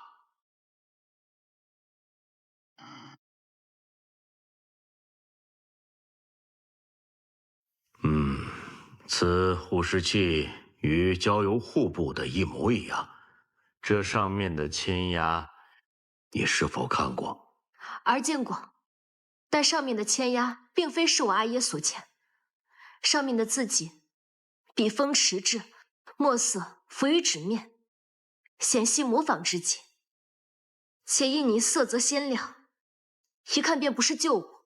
大家都知道，我阿爷早在半年之前便已经失踪了，怎会在数月之后签署此契？某也一直没有明白，但某的确见过殷世峰。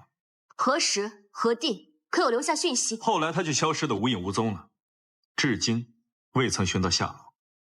那你的意思是，他是以假死来推脱罪责，这运输器是他在故弄玄虚，以此来制造被人陷害的假象。那只是他的推测。若我阿耶设计假死，那他为何不现身澄清？大人明鉴，若我阿耶要推脱罪责，那他何须留下如此破绽？想必是那模仿者急于立正，露出了马脚。你说见过我阿耶，只是形貌相似，却未必是我阿耶。若他还活着，他怎会留你独自一人在长安？若他死了，怎会至今都找不到尸物？除非他想以假死来脱身。我不知道。沈园和苏尔曼的背后，必定还有一双眼睛在盯着，操纵着这盘棋局，至今还未露面。如果现在将两人抓捕的话，所有的线索都将会中断。某一直拿不定主意，所以特来请示大人，是否由我二人暗中继续调查，还是将两人抓捕，移交大理寺审理？你们可曾想过，这殷世峰在这护士中担任的是什么角色？此器虽然是假的，但若没了他，这护士一环中可是缺失了什么？运输？某清楚应该怎么做了。多谢大人解惑。这些证据我会上交大理寺，但是目前不能声张，因为牵扯面太广，要以静制动。谨诺。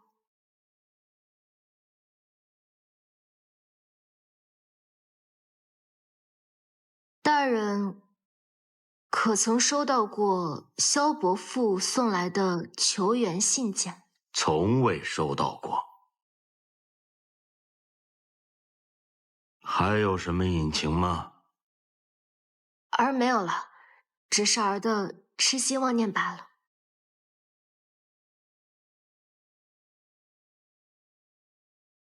哎，就是他开的那个女科馆，是给武姬看着的那个医馆。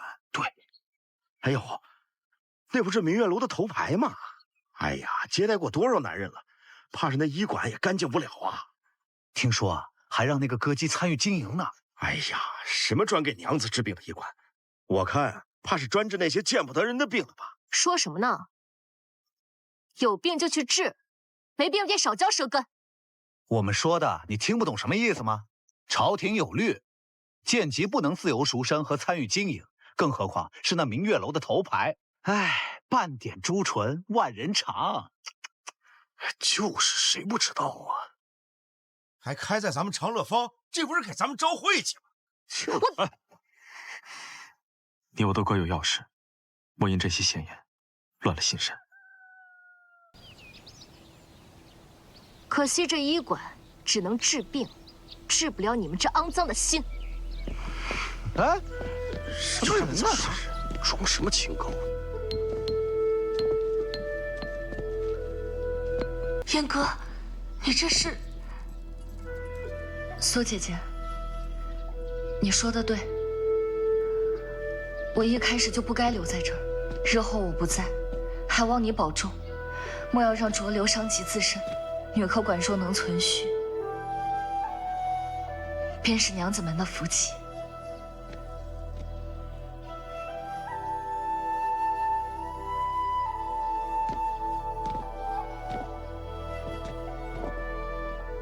说走就走，可曾问过我的想法？我们不是说好的吗？要一起挣脱这世俗的枷锁。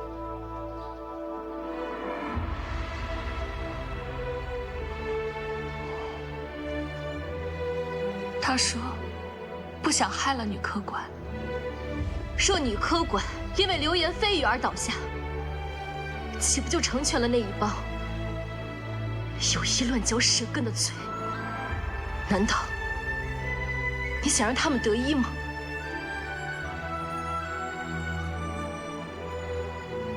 这些传闻与你无关，无风不起浪。你在女科馆中待了许久，现在突然传出来这些，定是有心之人拿你的身份来做此文章。天下之大，哪里都有风雨，与挚友一起共度，风雨才不至于凉了人心。燕哥，女科馆需要你。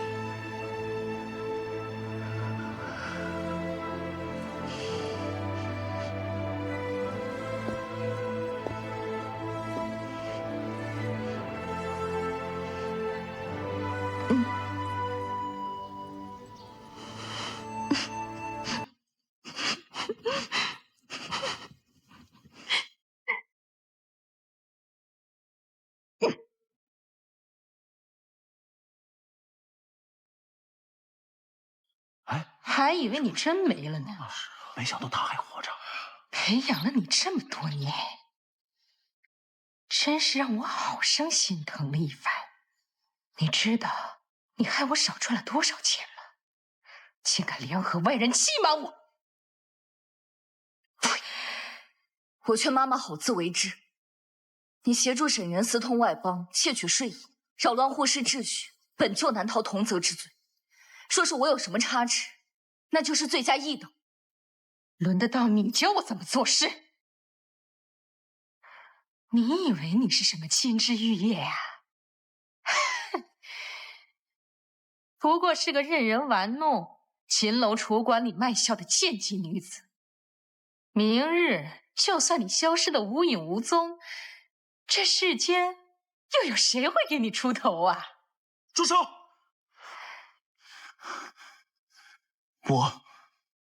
我给他出头。思君，你快走啊！快走！他们做事不计后果，不会对你手下留情的。你赶紧走啊！我不走。我若走了，谁来替你讨这公道？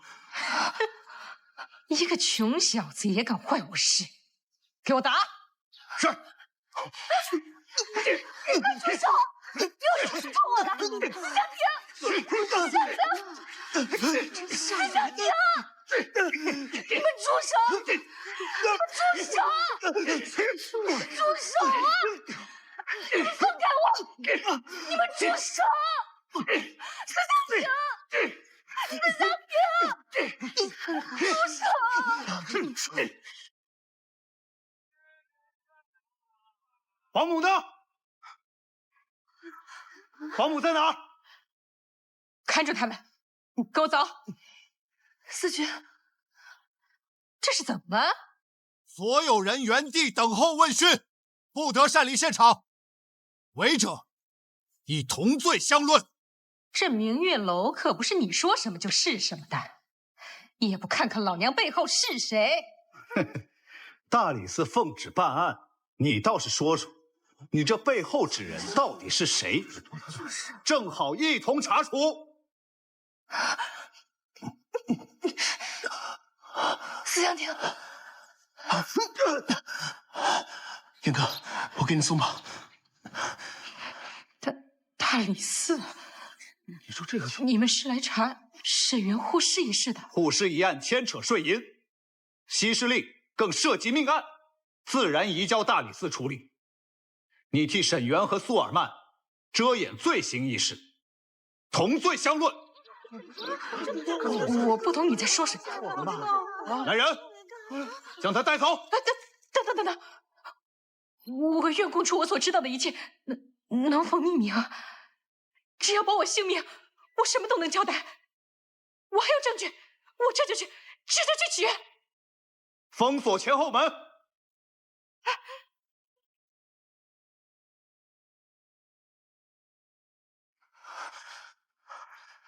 你没事吧？啊，我没事。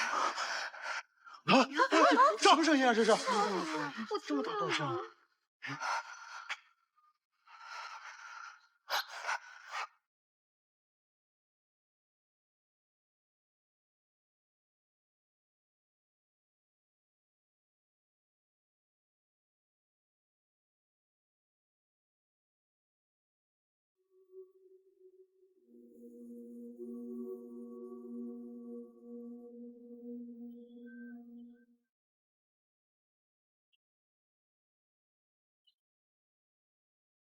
追！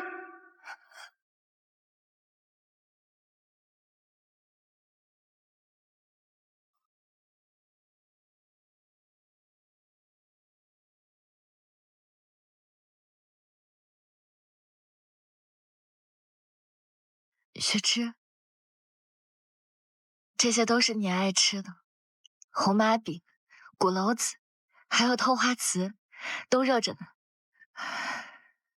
妈妈死了，我算不算间接为你报了仇？你在泉下有知，可以安息了，下辈子别再做武妻了，也不要遇到像我这样的姐妹。若有来生，希望你生在书香门第，窗下读书，院中赏花，平安终老。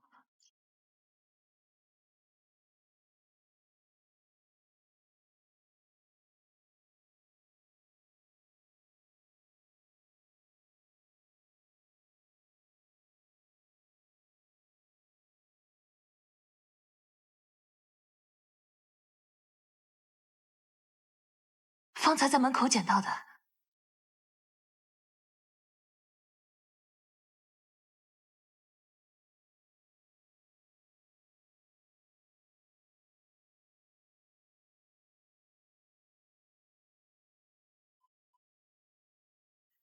殷管家，这信上的内容是否属实？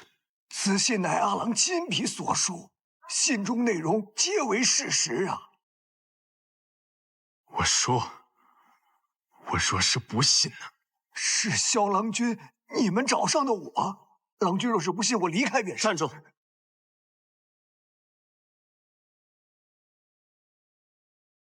你细说说。此前，萧阿郎因水银丢失案而查到了护氏之事，他打算接近阿郎，借机探查殷家商队和萨罗商团往来账务。我们两家虽有多年积怨，但彼此尚能守住良善，此次并非我情愿。实在是枭兄所查之事，实在牵扯太多。他这么想查护氏之事，那我们就帮帮他，带他去番禺，速将此信送去番禺。可谁料这一去竟是永别。阿郎本欲在番禺设局，却突遇山匪，乱箭之下，尚对尽数覆灭。我们被山匪逼到悬崖边，无处可逃。我装死逃过一劫。阿郎，阿郎！哎呦，我这可怎么办呢？小娘子还等着你回去呢。那一日，我是唯一活下来的人。那他殷世芳为何要这么做？那苏尔曼不讲信用，此前几次运输货物，一直不予结款。那人力、物力、通行税、码头税各种费用，可都是钱呐。我们做生意的哪有那么多现钱在身边呀？几批货物均是阿郎垫付，竟欠下一屁股的债务。英雄啊，此前欠你的银两，我们萨罗商团还无偿还之力，还望英雄能再宽限宽限啊！宽限？我殷家3代经商，从未拖欠过1文税款。如今为你萨罗垫付的银钱已逾10万两，码头、关税、人力皆由我独担。你一句暂无力，便想推脱？英雄，你这说的是什么话呀？放心，此次番禺地区的香料运输，非你英雄莫属。欠你的银两，只管在护市里头找补便是。此次护市交易的营收中，30%利给英雄，够填此项亏空。只要此次你将萧廷书带到番禺，他区区一个商人，本来这户部查账之事就不该插手。如果他识相，他自会闭嘴；若不识相，我也会让他闭嘴。那我阿爷为什么还要让我取阴心愿？萧阿郎之所以还能活着回到长安，全靠的是阿郎的舍命相救啊！那日阿郎本可以逃走，快走，却又折返救你父亲，替他挡下3箭，让他有机可逃。只是萧阿郎不知道的是，这一切本就是阿郎的计划，只不过将自己也折在其中。如果是这样，他为什么要回去救阿爷？因为小娘子，因为小娘子是他唯一的软肋呀。即便他回到了长安，亦是一身的负债呀。但他若救了萧阿郎，他便能以恩人之名，光明正大的将小娘子嫁入萧家，保全女儿终身呐。好，他算准了生死，算准了人心，连自己的命都敢搭进去，只为了换取自己女儿的一世安稳。好一个慈父！郎君，阿挠，今日之事不许向任何人透露半句。是。送客。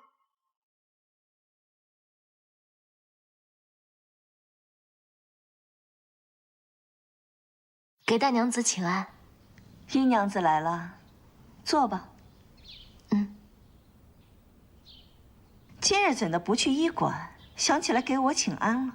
大娘子，您莫怪，这几日我这医馆繁忙得很，我这心里又时刻惦记着您的救急，还特意寻了一些古方，赶紧给您送来了。真是有孝心。云舟，你看看你未来的妻子，可比你对我上心多了。积年成科非是那1、2味药材可以除尽的，这种事情急不得。万一不慎伤及根本，这可麻烦得很。有些人啊，不懂医理，只凭一腔愚孝，这才导致了大娘子的病情被拖延。医道讲的就是对症下药，阴阳调和。我自是不会让药石伤了大娘子的身子。这方子啊，我已斟酌再三，皆是循序渐进、温和调理之品。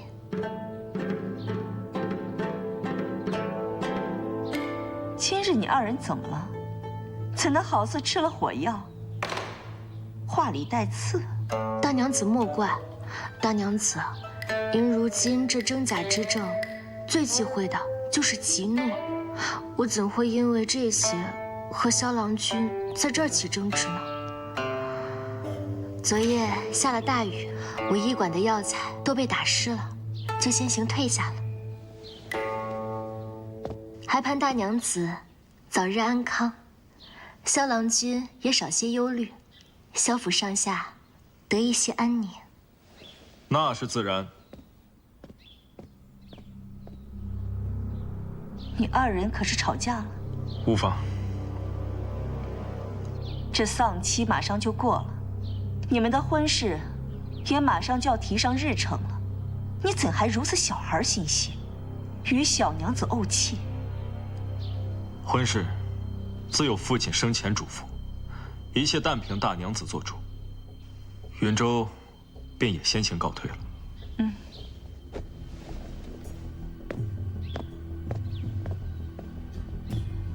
看来主母的计谋已初见成效，殷娘子步步为营，言语间既显孝心，又暗藏锋芒，这分明是防着郎君。这郎君呀，亦不似前几日那般殷勤亲近，反倒生出几分疏离戒备。哼，这殷新月越是周全得体，越显得刻意经营。再说，我那个继子心思深沉，从不轻易表露喜恶。他今日这般冷淡，似乎并不是对殷希月失了心意，反倒是像在试探。主母是觉得他二人是故意在做戏，一个佯装贤淑，一个故作疏离，实则暗中联手试探您的反应。难道真如您所疑，他二人是否已察觉了蛛丝马迹？若他二人当真联手做戏，不可轻断。原本殷希月离府，萧景一听我的安排，娶了柳家的嫡女，便可相安无事。可他二人偏要查这查那儿，那可就别怪我心狠手辣。主母明智，谋大事者不拘小节，自是当断则断，宁可错杀，不可放过。之前主母让您挑拨他二人的关系，您做的一切，主母很不满意。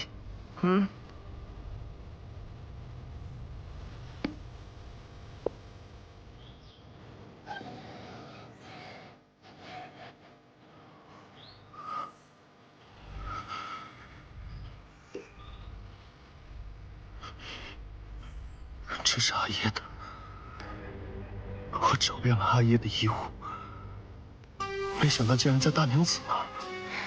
主母的意思是物归原主，还请郎君啊，别忘了自己的身份。郎君好自为之吧，这一切的受益者可是您呐。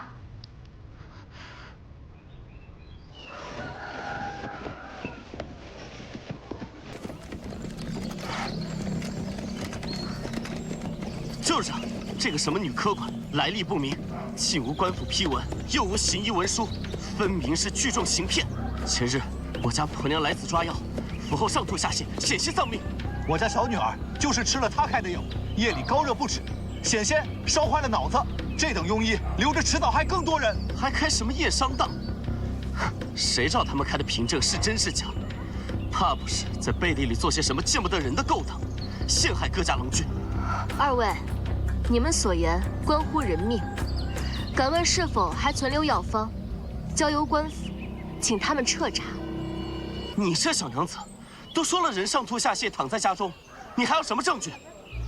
难不成你还非要我将人抬来才能证明？就是，你这女科管在长乐坊，谁不知道？坏事频出。昨日我还看见有人捧着药包哭嚎，说吃了根本没用，反倒腹痛难忍。大人，我们不求别的，只盼官府查个水落石出，还我们百姓一个公道。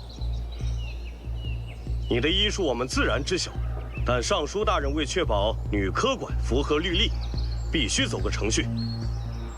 来呀，核对药材药渣，清点一应用具，封存坊间，不得遗漏。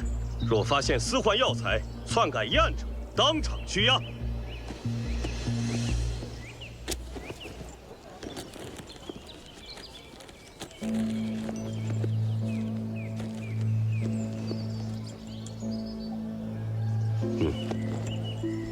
一切流程清晰，药材来源明晰，坊间无伪，药渣留存完整，监制合规。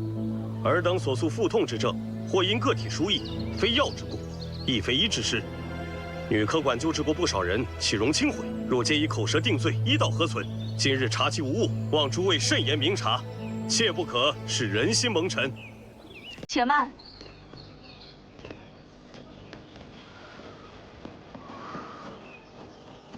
为保方士清净，应更仔细查清女科管之所行是否合法合规。官爷如此匆匆了事，莫非另有隐情？该查的都已查过了。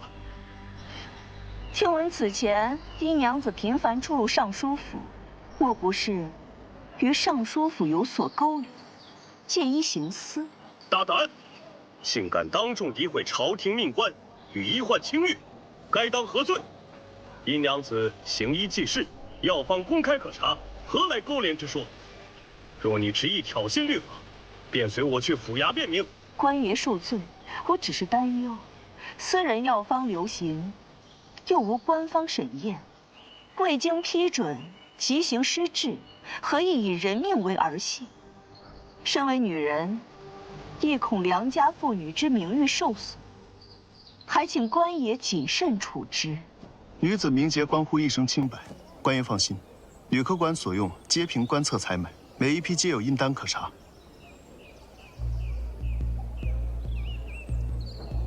我们愿交出全部的采买文书和医案，请户部太医署共验真伪，一查到底，还医者清白，也还百姓安心。既然如此，就更应该查验女科管药物所用是否与医案不属实，又是否掺假，或者以次充好。好，好，好，查便查，横竖清者自清。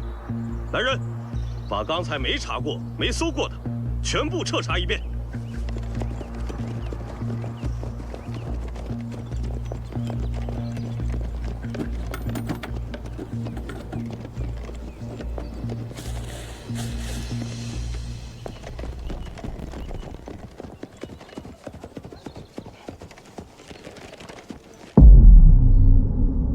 是砒霜。砒霜？那不是毒药吗？砒霜可是剧毒，须经官府备案，私藏可是重罪。肃静！殷娘子，你可有什么话要说？这砒霜非属我管内，若是我管中的，根本不必藏于底层暗阁，定是有人蓄意栽赃陷害我的。这么说，你可有证据？没有。来人，将女科管查封，相关人员一并带往府衙候审。官爷，此事不仅是商户信息不明这么简单，已经牵扯到私藏剧毒，是否应移交京兆府审理呀？带走，押往京兆府。官爷，这女科管乃我个人经营，与旁人无关，要押就押我。郎君，医馆之事恐有蹊跷，是否要奴去查明真相？不必了。娘子如今被关在京兆府大牢，是否去打点一二？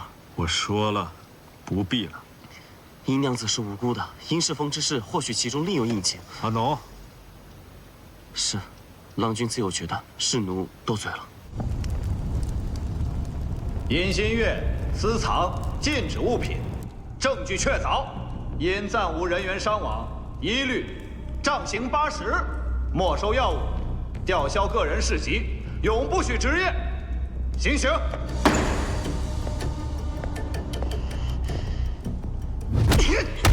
我问心无愧，天地可鉴。若有一日此事查明真相，我乃清白之人。不知你们京兆府该如何自处？娘子若能活着出去，好好做人，莫走你父亲的老路。你知道我父亲怎么了？犯人既死不悔改，就让他好好长长记性。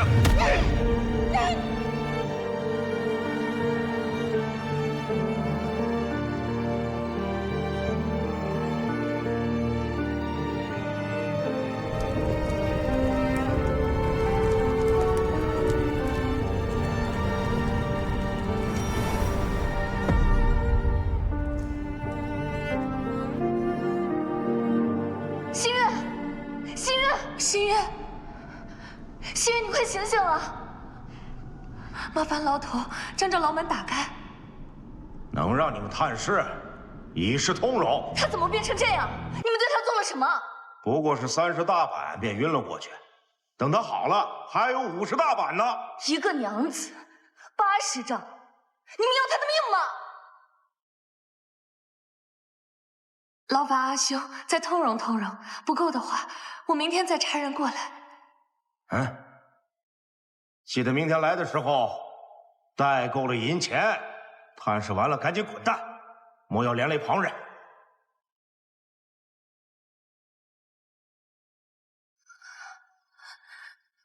心月，我们来了，你快醒醒！心月，醒醒！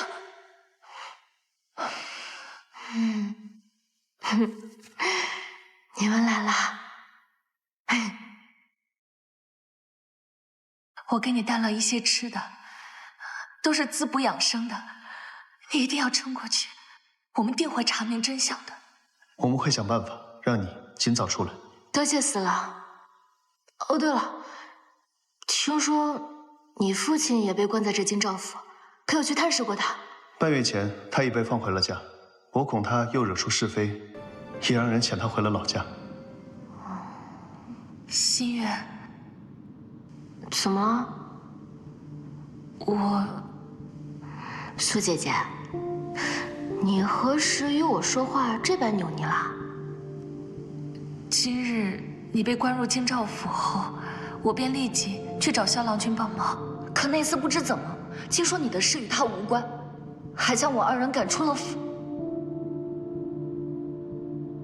各自清扫门前雪，休管他人瓦上霜。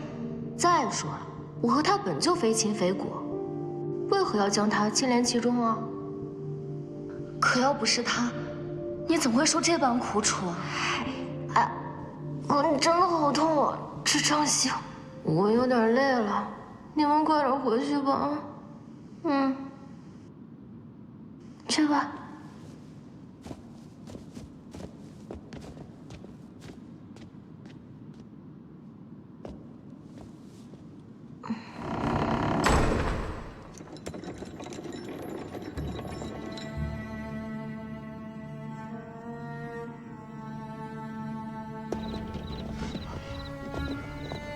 你说过，只是让女科馆停业，将她赶出萧府，为何要将她送入大牢，赶尽杀绝？她一个弱女子，如何遭得住那牢里的酷刑？石安怎会变得如此冲动啊？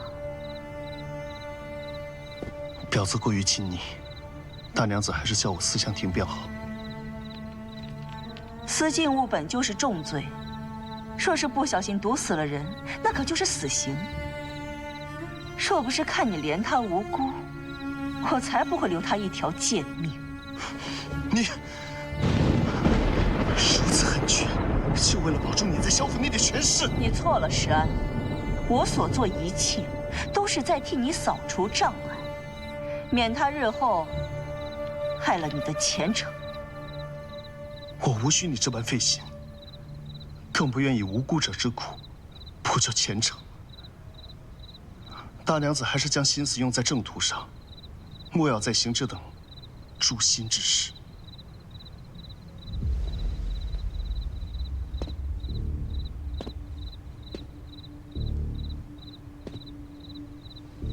你父亲把你教导的过于良善，只是这世道，岂是良善就能苟活的？你竟也如他一般，愚忠愚善，不懂权柄之厉害。当年，他若肯为我多争半分，我又何故诸多筹谋？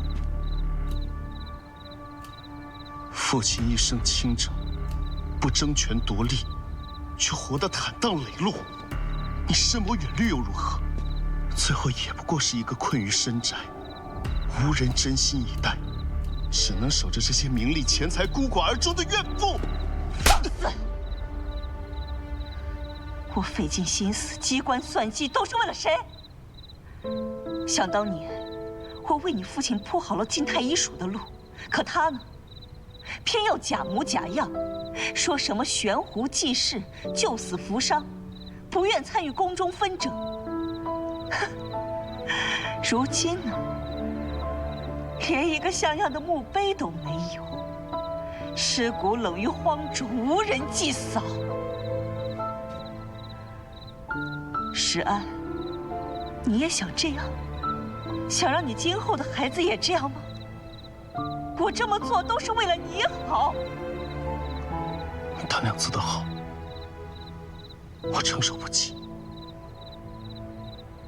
今夜前来，并非与大娘子论道，而是想问大娘子，要如何才能放了殷娘子？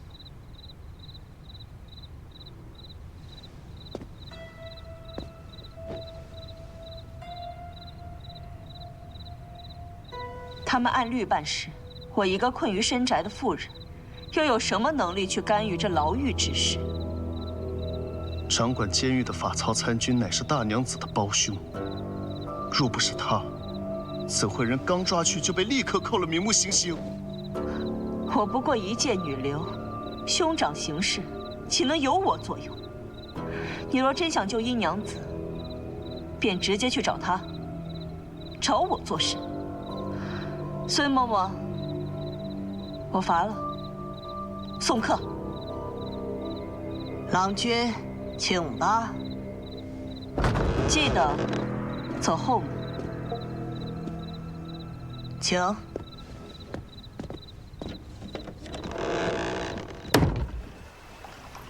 老君，思想请离开。退下吧。我知道了。听说殷娘子被罚了80掌，今日被打晕过去了。老君，你的手。我说了，退下。是。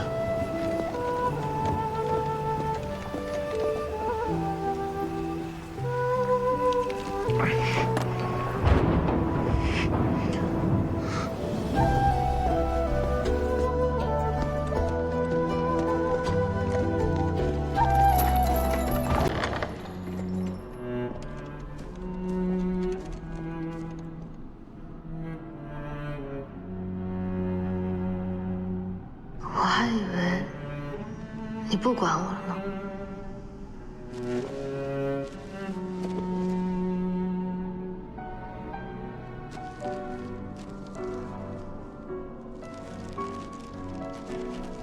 此去番禺，将在商州转为陆路，届时可在商州将萧家商队尽数截杀。不是的，不是这样的，我还也不会这么做的。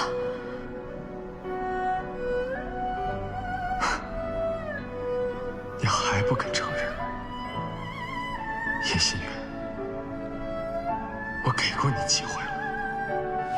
你敢说这上面的字迹和印章不是出自于他之手？是，但我阿爷他根本就不认识什么山匪，这一定是伪造的，你要相信我。你信不信？我现在就可以杀了你。没有骗你。这半年来，你一次次替他辩解，我一次次的心软。我没有骗你，现在是，从前亦是。你现在说的每一个字，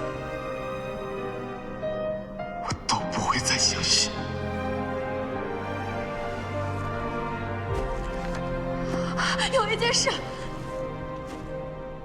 你们所有人都搞错了，不是我阿爷找的萧伯父，是萧伯父找的我阿爷。自我阿娘走后，我阿爷不敢做任何一件冒险的事情，他生怕留我一个人在这世上。他这么怕死的一个人，若不是因为萧伯父多次以大义相劝，他怎么会做如此涉险之事？如今落得一个下落不明、名声尽毁的下场。殷家所有的房契、地契、田契都在这儿了。英雄，真的决定好了吗？若不是萧兄几次相劝，我这一介商贾实不该插手这等朝堂机密。但既已答应你，我便不会再退。苏尔曼对我知根知底，若我此行暴露，他必先对我动手。届时，还请令郎照顾萧女。唉，本以为查到苏尔曼便可做个了结，没想到竟牵扯出护氏背后如此多的内幕。这护氏贪腐案背后势力盘根错节，若不肃清，这市长迟早沦为权贵分食民脂的土壤。所以，只好累得英兄陪我走这一趟了。萧兄言重了，我殷世峰虽为商贾，却也知国家大义。英兄放心，我已向尚书大人禀明，到时候京兆府会派人悄悄潜在萧家商队，护我们周全。或许英兄今日担忧之事根本不会发生，到时这些契书还得物归原主啊。可那日尚书大人说，他从未收到过书信。那你为何不早说？我不说是因为我不想让我们好不容易缓和的关系又徒添一些猜忌。况且7年前我10月后去找过你，闭门不见。如今愈是只相信自己所认为的真相。你听我说，郎君有真的相信过我吗？我告诉你，你阿爷杀人了还假死，你信吗？现在所有的证据都指向我阿爷，我拿什么来证明我自己？凭我孤苦无依一个人吗？还是凭我们7年前的情谊？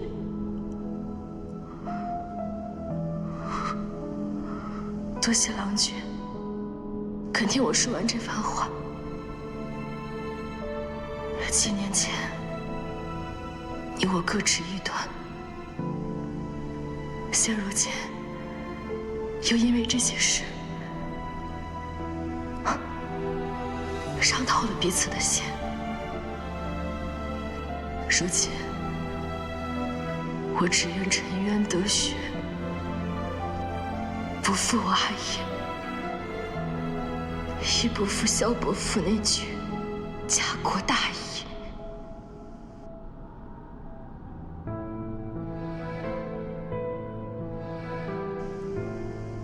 从今往后，你我一别两馆，各自欢喜。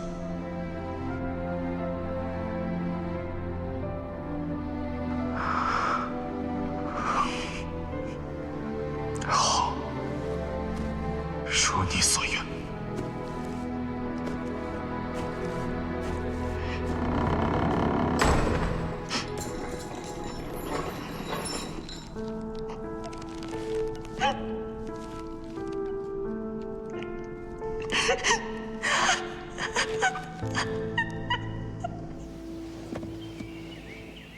新月是被人陷害的，砒霜一事纯属子虚乌有。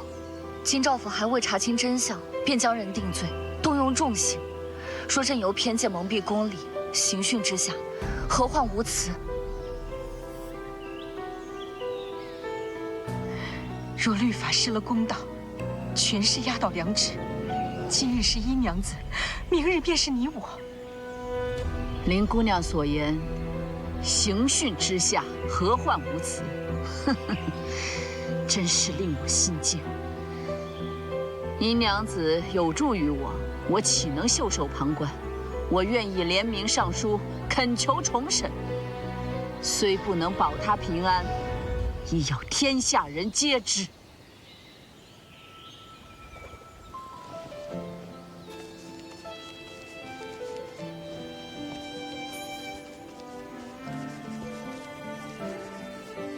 只愿青天不灭，沉冤得雪，不负良善之心。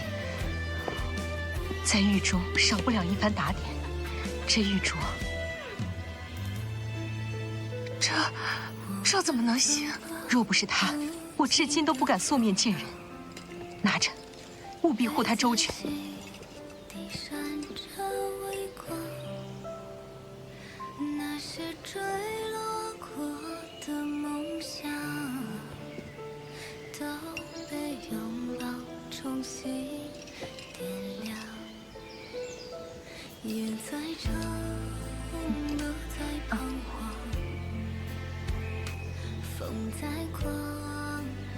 我们皆为女子，身处高门，尚有言语之权。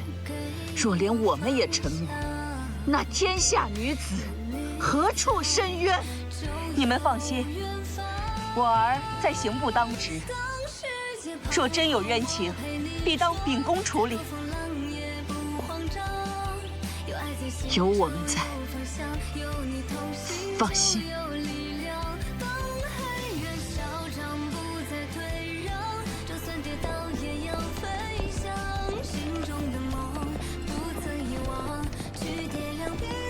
把门给我打开。是，大人。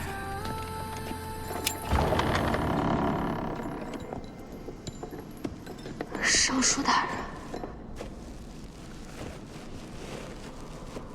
莫动，身上有伤，莫动。不知尚书大人前来有何要事啊？这是金疮药，你拿好，好好养伤。如果还有什么需求，随时可以告诉我，我会让下人准备。多谢尚书大人，民女何德何能，竟让尚书大人如此挂念？你的父亲与萧家在为我查案期间深入虎狼之处，我实在是亏欠你们。殷娘子，你放心，这一切都是最好的安排。从今以后，这牢里没有人再为难你。你一定要好好疗伤，在此耐心等候。我先走了。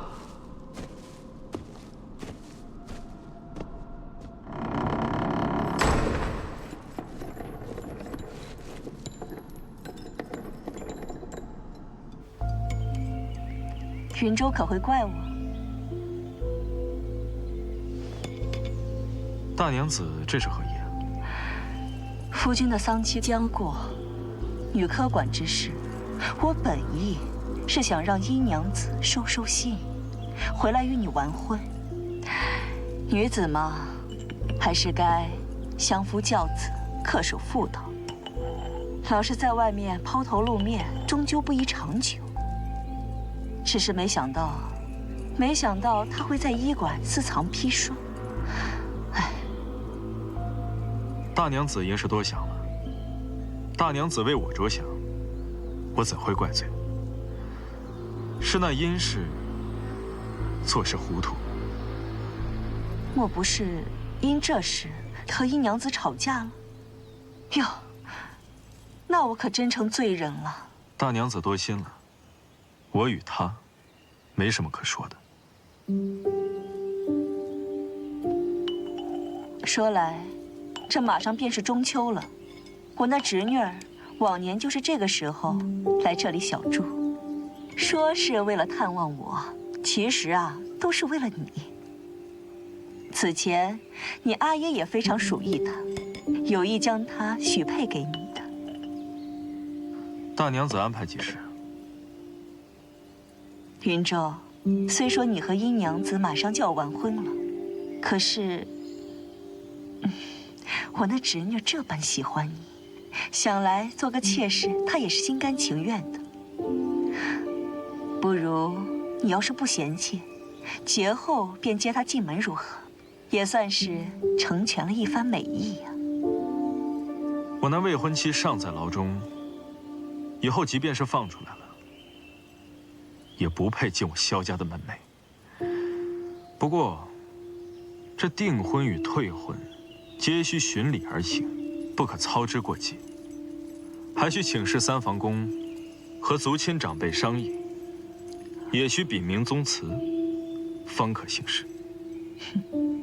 你呀，你总是嘴硬心软，你对他用情至深，怎会说退婚就退婚？哎呀，但这殷氏如今身败名裂，也确实不宜再入高门。萧家的颜面，族中的声誉，终究我是要考量的。萧家虽非名门，亦算是这城中望族，岂能容污点之人玷辱门楣？他殷氏已经设案，婚约自当废止。刘表妹向来温婉贤淑，若能进门，也是我萧家之福啊。云州当真如此决绝？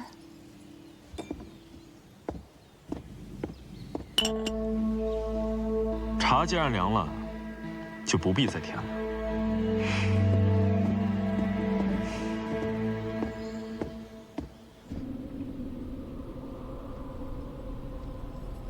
快点，快点，快点！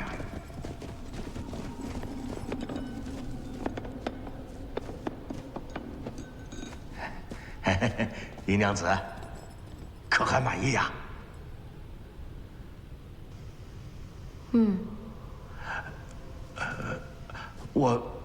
我真不是一个为了蝇头小利就违背职业操守的人，这实在是给的太多了。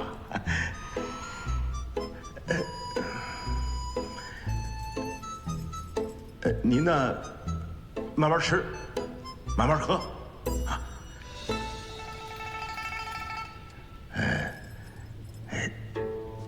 那个主管大牢的发草参军已经被抓了，您的案件会重启调查，再也没有人对您动粗了。我相信，等过了这阵风口浪尖的，您呐就出去了。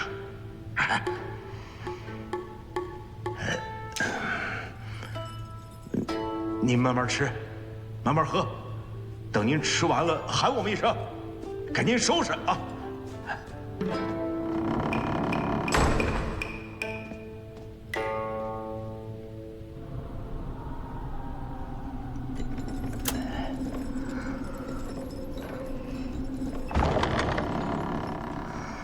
请，慢慢聊，慢慢聊。我们已经联名城中的贵女命妇，为你上书陈情。你的清白迟早昭雪，你且安心住着，莫要担忧外界的蜚语。牢里的一切都打点好了，你安心住着便是。萧郎君准备议亲了。议亲？和谁议亲啊？是柳家的嫡女，城中的人都说这门亲事已经板上钉钉了。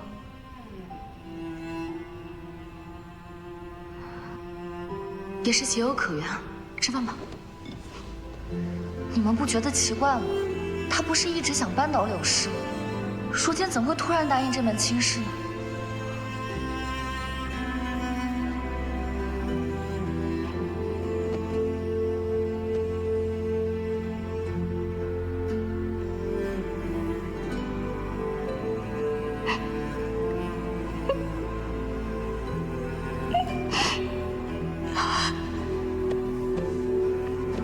好了，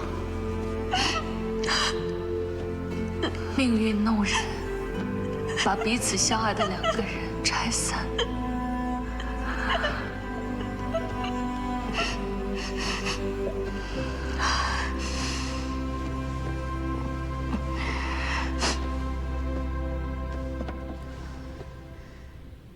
苏姐姐，我当务之急是离开这。你真的没事吗？我没事。我现在需要你们。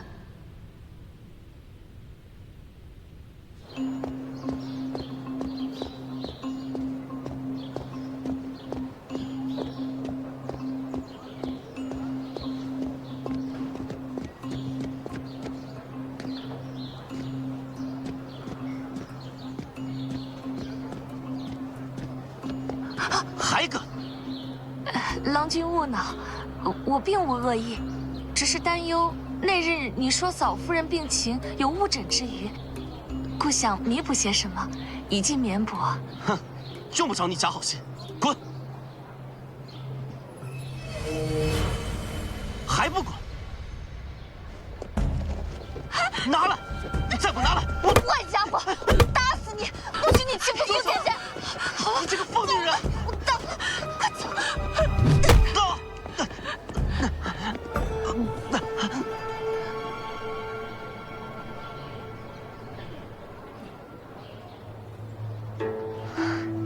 看看，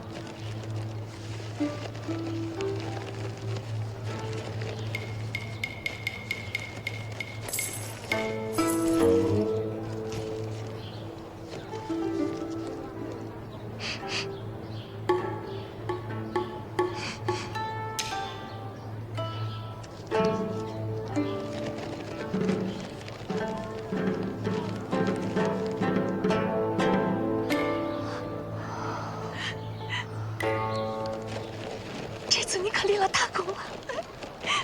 走走。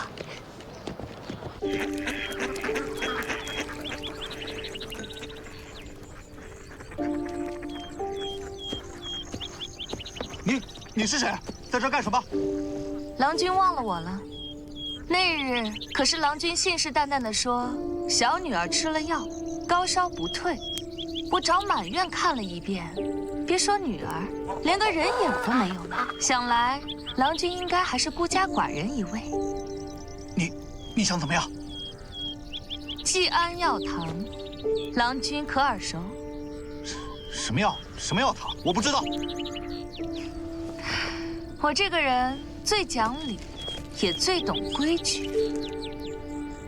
你什么意思啊？只要郎君如实回答，这钱都是你的。你想问什么？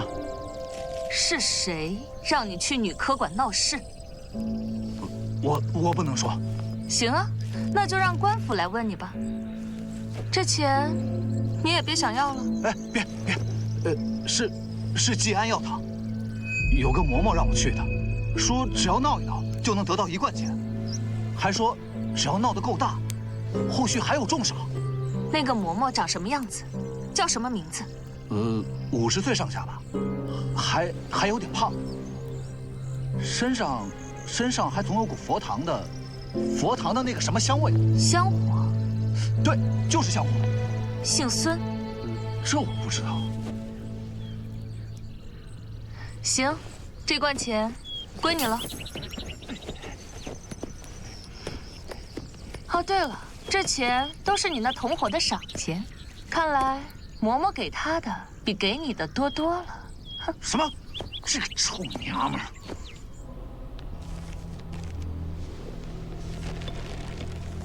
医闹那几人住的离济安药堂不出2里路，皆是游手好闲之徒，平日靠些杂役糊口。更巧的是，他们都说那嬷嬷身上有香火味。柳氏平日里最喜燃香，她的房中还有祠堂，终日香烟不断。这香味儿有甜香，还有奶香，还夹杂着一些馨香，而且这类香比平常的香烟气要大一些，是安息香。安息香，安息香，香味独特，为香中贵品，优先供给皇室、贵族和官员，用剩了才会在市面上售卖。这价格堪比黄金，只有达官显贵才会用。妈妈遇害那时，她的房中亦有这种奇特的香味。现在想来，会不会也和柳氏有关？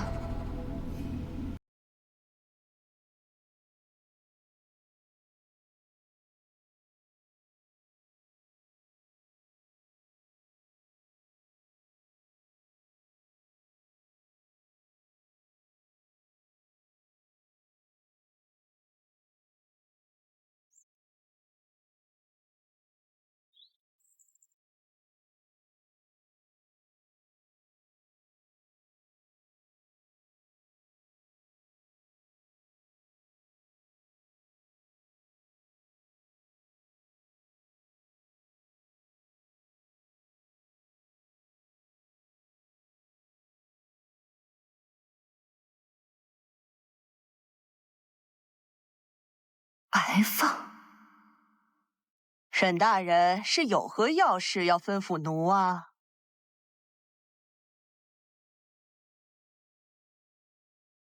废话，这日子是过够了。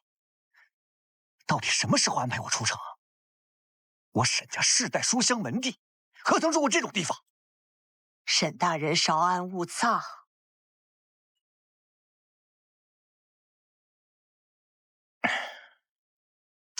还有，那胡氏的暗约，如今我已经被全城通缉，我与柳家苏儿们的合作自然不作数了。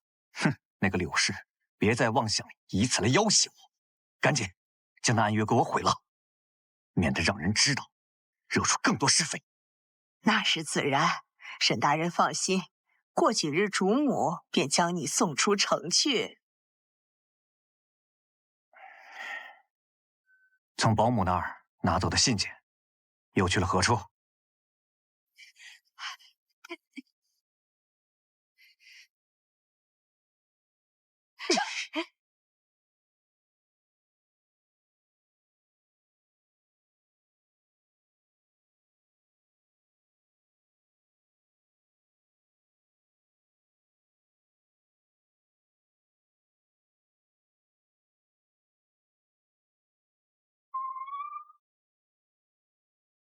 主母的意思是，她与你的通信不能让外人知道。什么意思？没想到啊，沈大人竟然将全部的信件都保留了下来。既然沈大人不义，那就别怪我们不仁了。反正你也不差这一桩罪名了，回罪自杀便是你最好的结局。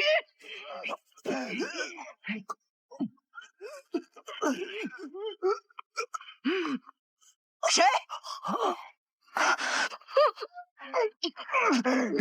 站住！你给我站住！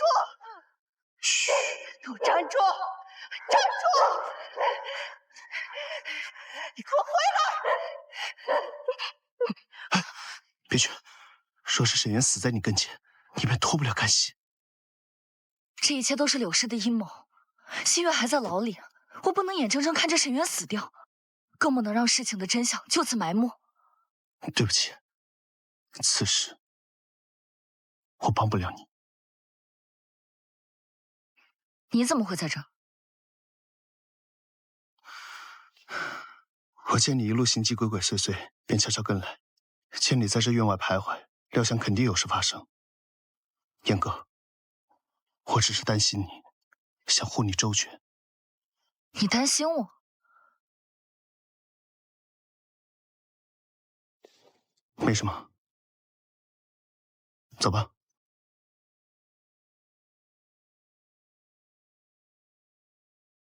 沈渊知道的太多，要尽快找到他。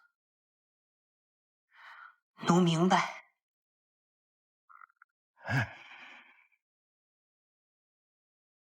都说说吧，我早便说过，那殷家女行事莽撞，配不上我萧家门楣，解除婚约是迟早的事。柳家嫡女知书达理，如此，我们与柳家亲上加亲，倒也不失为一桩好姻缘。今日我亦有事在族亲长辈面前禀明。三房公可还记得7年前我在曲江河畔意外落水，险些丧命之事吗？当时我以为那人是受了清代之事。殷娘子说了，你已经没有用了。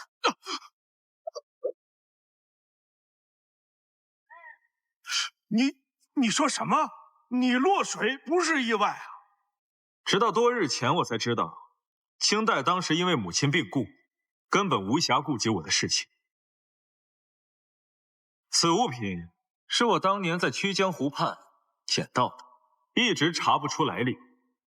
后来我查了大娘子的陪嫁单，才知道这是大娘子的陪嫁物品。原来早在7年前，你就意图谋取萧家的家业。这玉坠我丢失多年，这并不能说明什么。那不如你来说说看。站住！是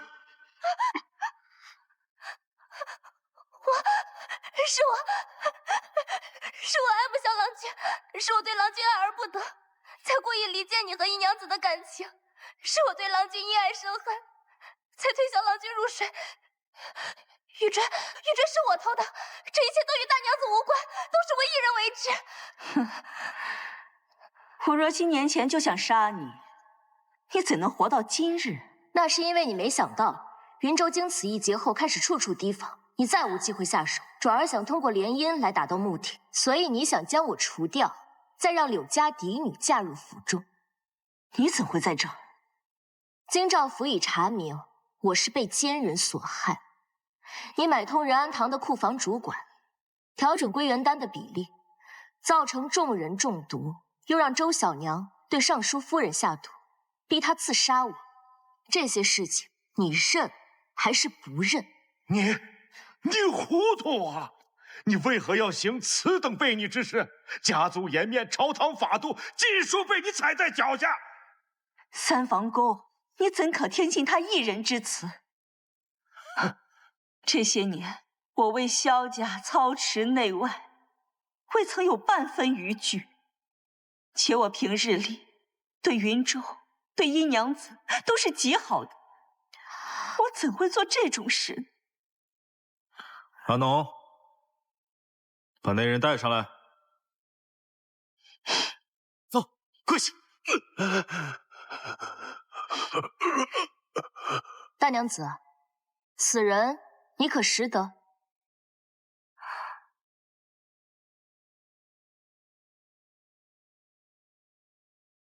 金娘子，你为什么会觉得我会识得此等匪类？因为他是杀死你夫君还有陷害我阿耶的凶手。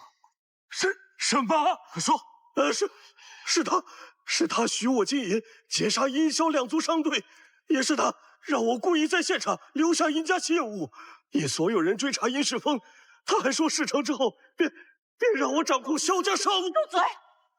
无耻匪类，你血口喷人！没有，我所言句句属实，绝无虚言啊！表面仁慈善意，实则蛇蝎心肠。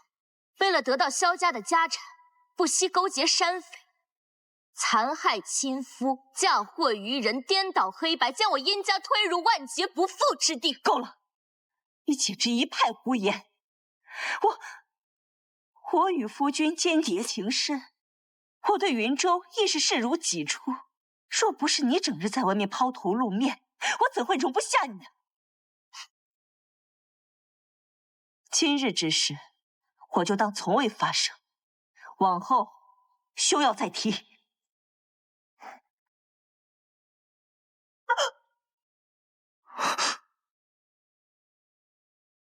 想走？若不是因为你拿着护身暗月威胁我，我怎么会有今日？都是你！你让我将两家商队骗到番禺，还是你你让我伪造了护士旗交给户部，还推殷世峰当你的挡箭牌，你这个毒妇，想杀我灭口，我活不了，你也别想活。来人，将柳氏带回屋中去。你可是要救他？按约之事尚未查清，他若是死了，线索就断了。好，那你去做，有我在呢。阿农，将沈园送到大理寺去。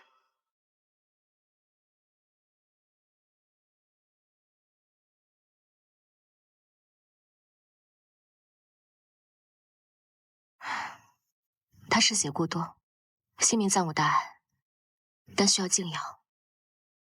按约之事尚未明了，过几日将他送到大理寺，真相自会浮出水面。善和恶终有回报，只是时间的早晚。你也累了一夜了，快回去休息吧。我已经派人命他们严守房门。可见孙嬷嬷的踪迹？已经把萧府整个搜遍了，怕是知晓了柳氏的罪行败露，早已逃之夭夭了。阿爷，我和清代一起来看你了。如今一切的真相都已水落石出，您不用再担心萧家了，我也不会再让歹人有可乘之机了。是啊，萧伯父，如今云州已经成长为一名不喜形于色、能独当一面的好郎君了。啊，他连我都骗了。想什么呢？我在想，你是在怀疑柳氏吗？柳家亦有运输商队，阿爷在临终之前曾经叫我小心，但还没来得及说清究。现在仔细想来，可能是柳氏。那我们倒不如试一试。若是他知道你我产生了嫌隙，那他当会迫不及待的趁虚而入。你我一别两宽，各自欢喜。好，如你所愿。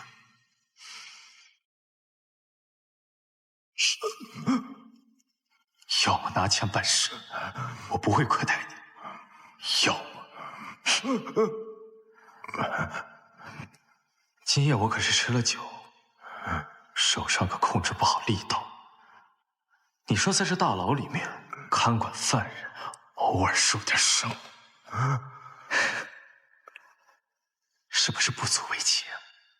你说对吧？是，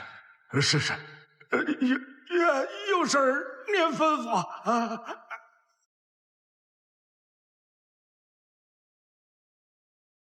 为何不亲自送药啊？还不到时候。这京兆府的大牢不干净，稍有不慎，怕是会打草惊蛇。徐徐图之，一旦证据确凿，便可一击即中。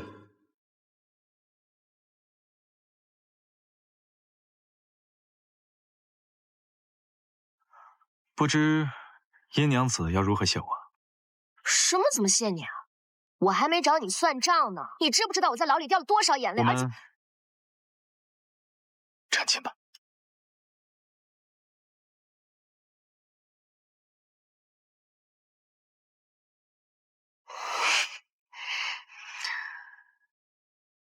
阿爷，您的儿媳好像害羞了。我没有，我们不是还说要去拜访尚书府吗？走吧，快点，快点！今天让你们来是有喜事相告，护士按约找到了，里面详细拟定了他们的分成比例，各自负责合作的细则，连交接时间、地点都写得一清二楚。沈源负责稽查货物，核定价格，并且出具免除苏尔曼税负的官方文书。苏尔曼则负责供货，提供波斯方面的各种资源。运输则由柳家商行负责。当初交到户部的护士器上写了阴氏风，就是怕我有一天如果发现了其中的蹊跷，柳家也可脱身事外。这份暗约一直藏在京兆府的法曹参军的手中，他是柳氏的兄长。怪不得，莫走你父亲的老路。我早该想到，他也有份参与。姨娘子放心，如今大理寺已掌握确凿证据，他们一个都逃不了。恳请大人将真相昭告天下，以正视听。这是自然。多谢大人还我父亲清白。此事应该是我谢你们才是。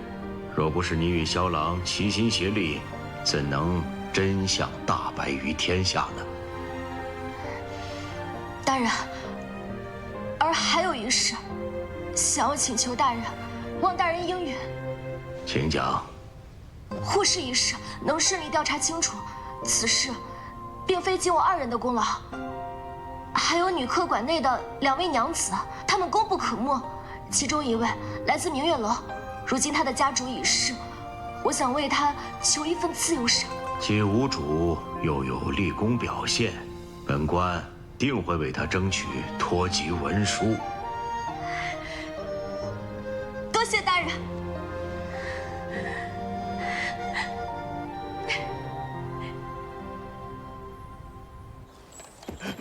官爷，官爷，死人了！那边有2个山匪杀人了，你们快去看看吧。我跟他去看看，你们俩押着人去刑部大牢。是，这边走，在这边走。官爷，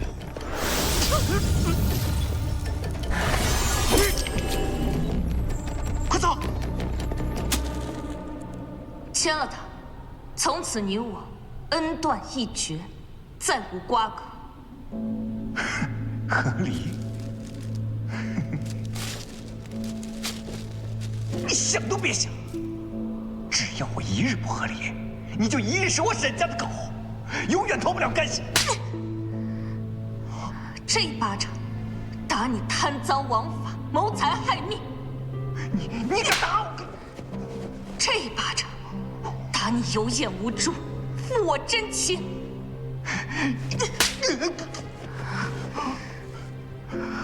你以为我苏毅是什么任人拿捏的软柿子？仗着我对你的爱慕和退让，得寸进尺。你别忘了，我苏家手里可是握着江南3郡的商路，这一纸和离书，我无所畏惧。姨娘，夫人，这只簪子是我亲手为你做的。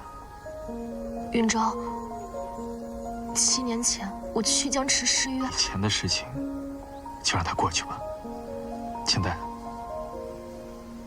做我的妻，可好？你可是一时兴起？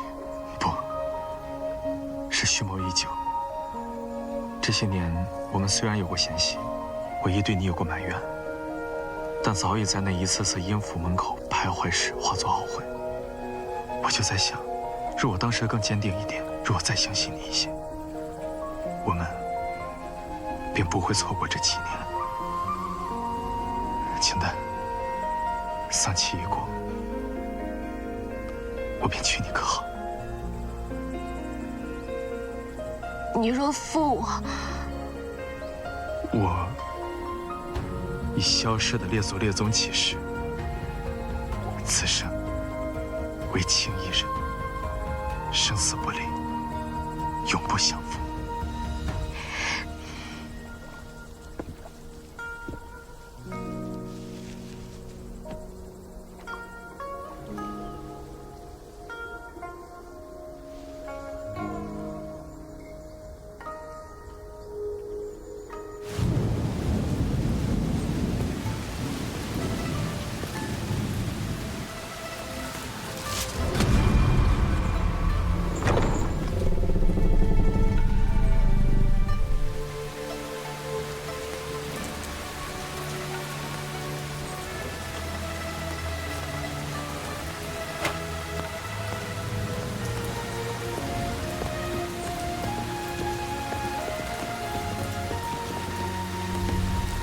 一步跨炎焰，百邪化灰烟。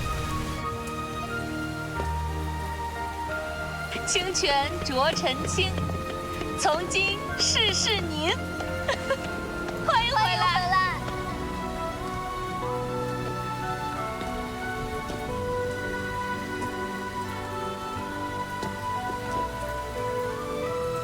我们定要将这女科馆发扬光大。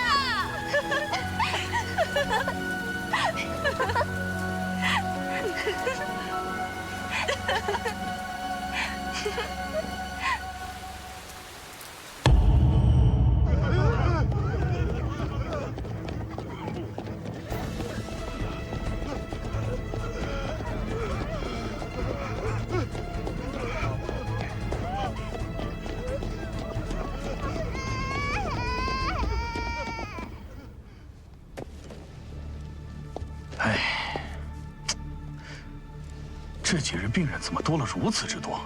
药库存量不足，你快去将这些缺失的药材补齐，切莫耽搁。是。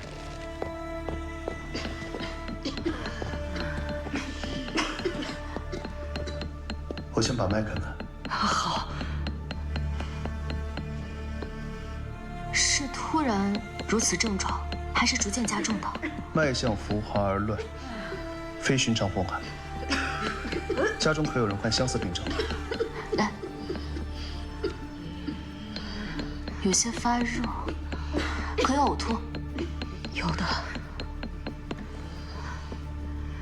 好了，来。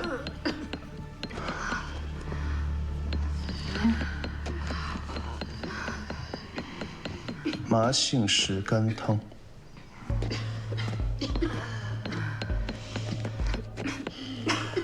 等一下，这几日与家人保持距离，所有的器具都要经沸水煮过。哦，对了，衣物和被褥也要常晒。如果发现症状加重，及时来找我们。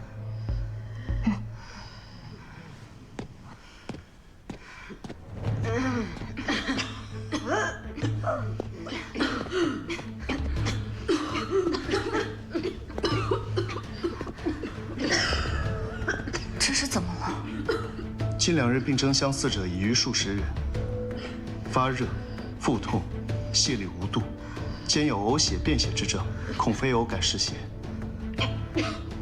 怕是疫病将起。苏姐姐，多备一些常用的药材。好。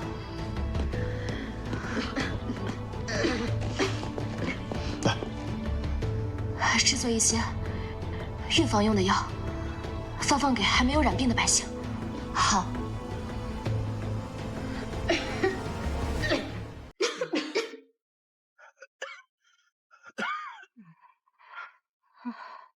你们这是怎么了？我也不太清楚，刚才就喝了2口水，这腹中突然就疼痛难忍。这水是从河里打捞上来的吗？是啊。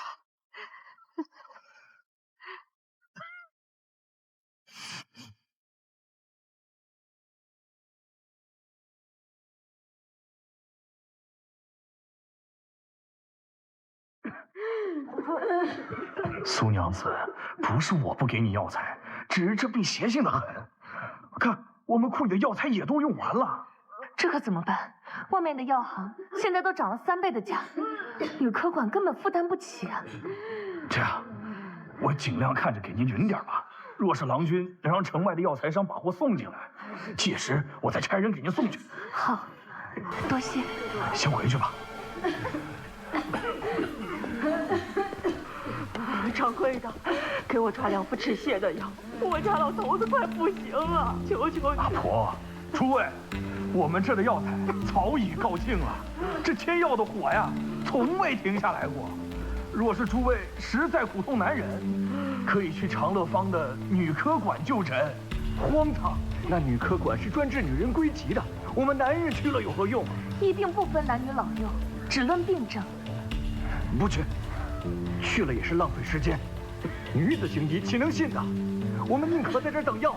哎呀，你说你，今日义士汹汹，已夺数人性命，若再之偏见，拒良医于门外，恐悔之晚矣。言尽于此，望诸位珍重。哎呀，20年前西北大疫，症状便是高热、泻痢如水、呕血便血，与今日变化分毫不差。这病传得快，若3日内不控，恐要蔓延全城。那最后是怎么治好的？将病人都赶至一处，封禁了起来。最后，染病的人都死了，一并救。就是放任着不管呗。我们不能重蹈覆辙。霍破夏灵汤能清湿热，麻杏石甘汤可散肺热，但这些都是治标不治本。我们要找到传染的源头。我刚去巷口打听，东市的粮铺掌柜，西市的裁缝娘子，都是昨日开始发病的。他们都说，前几日喝了城南的水，我用帕子沾湿了些带了过来。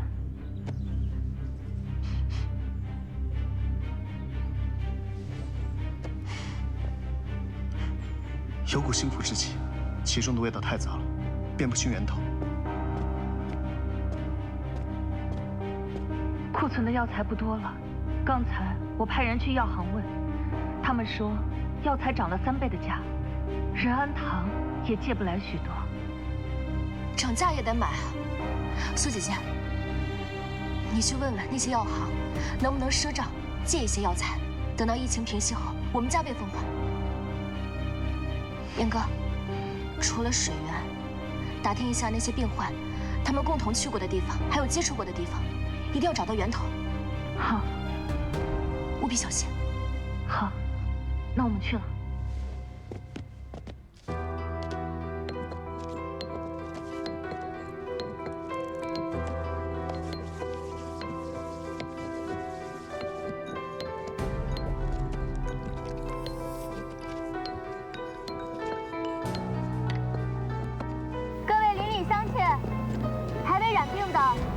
来领取1剂预防丸药，每日清晨服用1颗。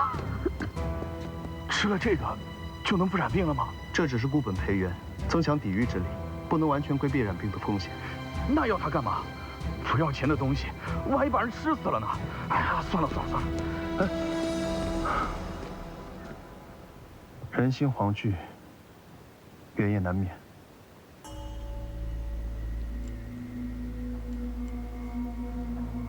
如今西市已闭市3日，城内染病人数每日递增，已有不少百姓因病去世，还有百姓想逃出城外，但城门设了关防，防控出入。我们的压药商队亦被堵在城门外。阿农，随我去找京兆府和行会议事。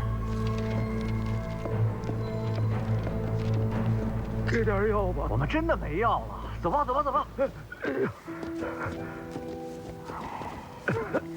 阿翁，您莫怕，他们没药，我们这儿有，我来给您瞧瞧。这女科馆岂能给男子看病？疫情当前，性命攸关，岂分男女？哎呀，罢了。阿翁，让我来给您瞧病。您若不放心，我们这儿也有男医者，您且安心医治，我们自当竭尽全力。好，那就劳烦这位郎君了。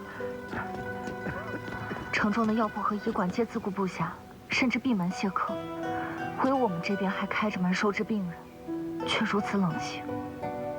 想来是觉得我们这女子开的医馆，只会看女子的带下病。我们改变不了他人的偏见，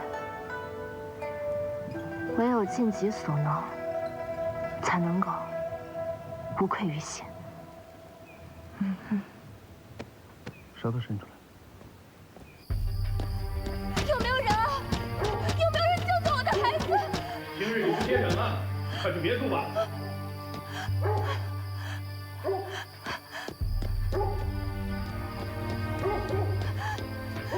求求你们开门！我的孩子快不行了。今日闭馆了，有病明日再来吧。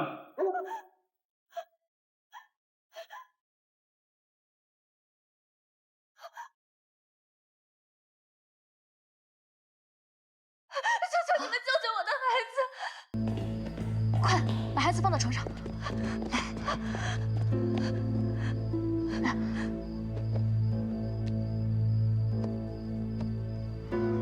怎么拖这么晚才送孩子过来啊？前几日孩子还只是有些不舒服，这城里的医馆人满为患，始终轮不到我们，我只好让他先忍忍。景致，你先别哭，孩子还有救。苏姐姐，把我们织的义气单拿过来。你日日陪着孩子，自己要注意预防。这义气丹日后，家人每日一颗。感谢医者。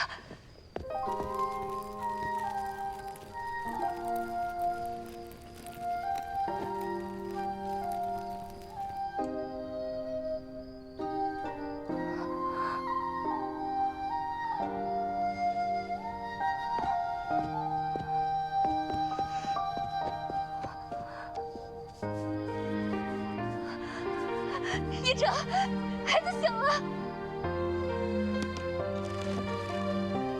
来，连服3剂，既生冷刺激之末。多谢医者，多谢医者，你真是活菩萨，是我们的救命恩人啊！夜深了，快带孩子回去吧。哦，对了，食疫未散，一定要捂好口鼻。谢谢。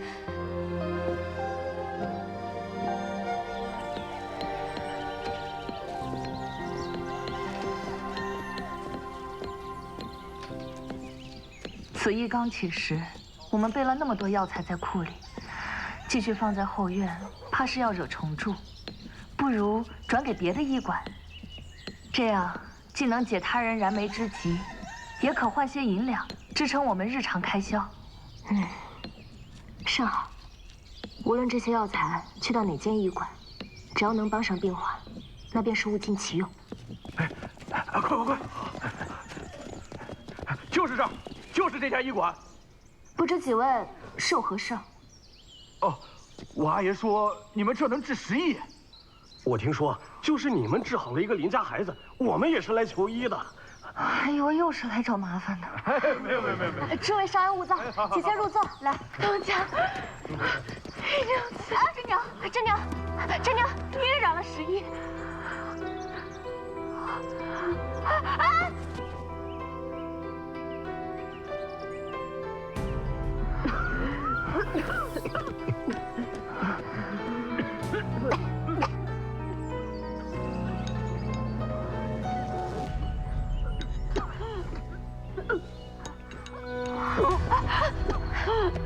怎么吐了？医者，新月，你快来！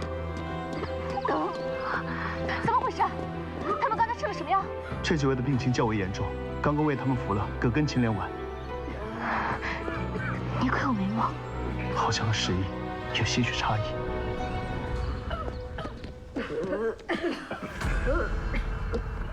确实10亿，但是有……我就不该相信你们。果然这女科馆能治什么病，还不如不治。走。诸位请先留步，我们开的药对症无误。现在10亿突变，必有外因，请容我查明病因，我可先为大家施针来控制病情。疯了吧？还在这儿胡言乱语！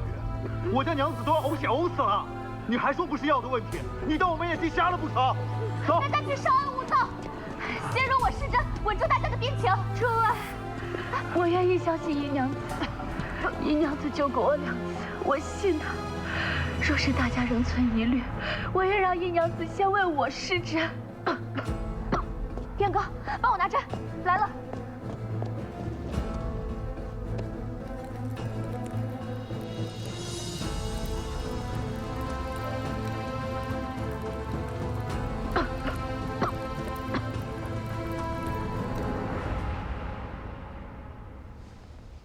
针灸虽暂缓了呕食，但脉象仍躁乱无根。你可否愿意在女科馆暂住2日？我也想，可是家中还有幼子需要照料，况且婆母心丧，夫君还要忙着料理后事，我怕他一人难顾周全。你婆母刚走，可是因为10亿。那她去世的时候，可也有偶黑血之症。有，他身上还出了些紫斑，发黑。他走前那一晚呕得厉害，小腹胀如鼓，我给他揉过，硬得很。燕哥，检查一下大家身上是否有紫斑、发黑、小腹发硬。有紫斑，发黑，新月。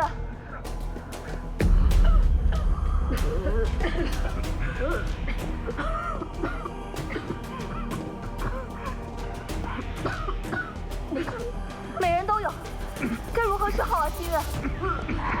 二位家中是否有亲眷去世，一直停尸家中？我阿爷走了3天了，本打算好好安葬的，可如今这个时候，入殓师傅也必是走。我明白了。诸位，家中是否有家眷未葬？有，我家有，我家也有。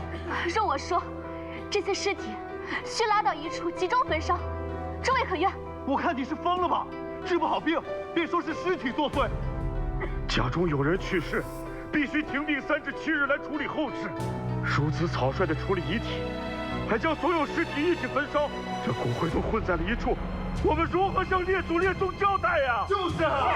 诸位，请听我说，听我说，正是因为家中停尸，这才致使疫毒蔓延。若不及时处理，一人亡故会连累全家的。他说的没错，今日烧其形骸以绝疫源，胜在100年后犹存香火。但若因一时之效，致使疫气横行，那便是以孝之名行害众之事。什么女科管，一群庸医，我们不要听他们的。大家先别走，别着急，诸位留步，大家先别走，先别走，别走。真娘，你要去哪儿？怎么办啊，喜月？玉娘子，我相信你是好心，但是此事有关祖宗体面，我因妇道人家，实在做不得主。对不起，对不起，东家。世人自有执念，难以骤写。他们既然已经做了决定，自然要为自己的选择承担后果。我既已知根源，又岂能坐视不理？你想怎么做？联合城中各大医馆，让大家知道其中的厉害。若如此放任下去，时移便再无根除可能。可大多数人礼教观念根深蒂固，岂会轻易改变？难道他们不怕死吗？人心中固有的桎梏，不是一场病就能打破的。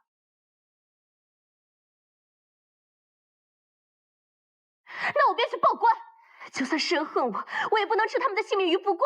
我就不信官府会对这长安城所有人命视若无睹。如今怎么办？他既已做了选择，我们作为挚友，就应该支持他。燕哥，你就按星月说的，去其他医馆游说，争取支持。我即刻去联系其他士绅名流，设法在城中制造舆论。若民间呼声足够，官府定然有所回应。四郎君，女科馆就先交由你暂为主持。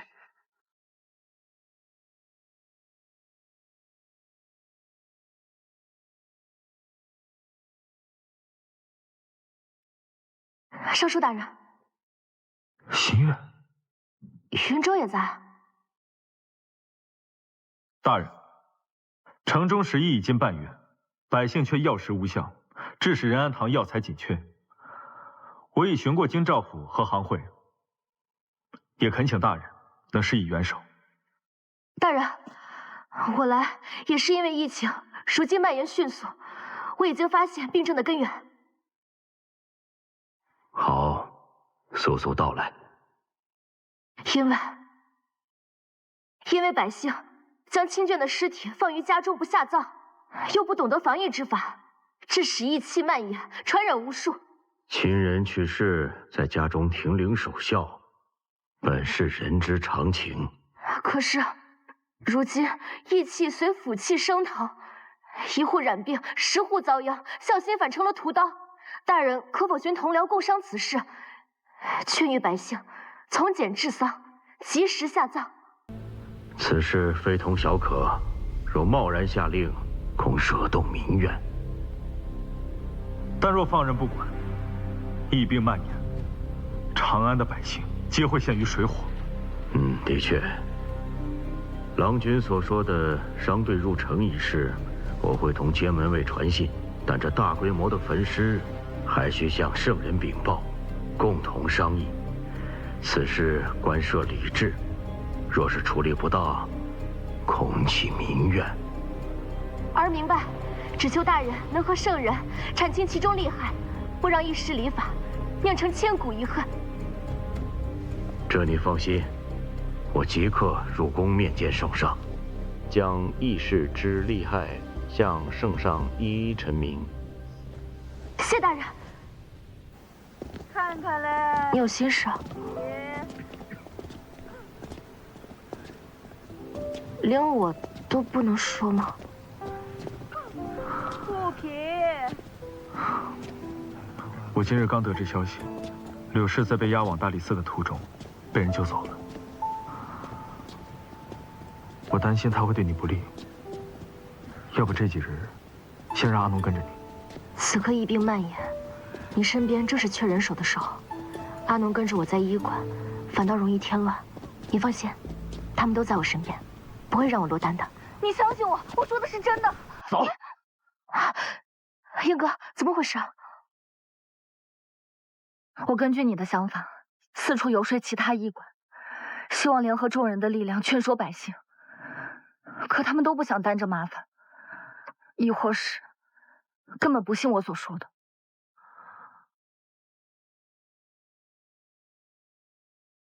我们能做的都已做了，不必自责。路还未绝，这城中总得有人站出来。明天我会让仁安堂全力配合，家中停尸者不予施救。但是这样是否太激进了一些？如果目的是救人的话，手段就不必拘泥温吞。况且，不是还有女科管在吗？你的意思是，我们一个唱红脸，一个唱白脸。我相信，你一定会治好他们。好。若商队得以入城，我会让他们直接将药材送去女科馆。多谢。谢什么？我可是你的夫君。我夫君。那你们先聊，我先走了。也在这梦都在彷徨，风在狂，也有肩膀，是你目光给我方向，你在就有远方。世界彷徨，我陪你闯，再多风浪也不慌张。有爱在心就有方向，有你同行就有力量。当黑越嚣张，不再退让，就算跌倒也要飞翔。心中的梦不曾遗忘，去点亮彼此的远方。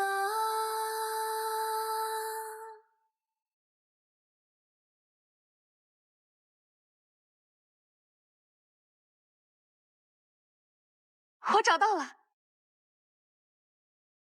太医署此前发放的广剂方中，有一个胀疟方和散寒救急散，其救治方向和实际的症状对应。胀疟。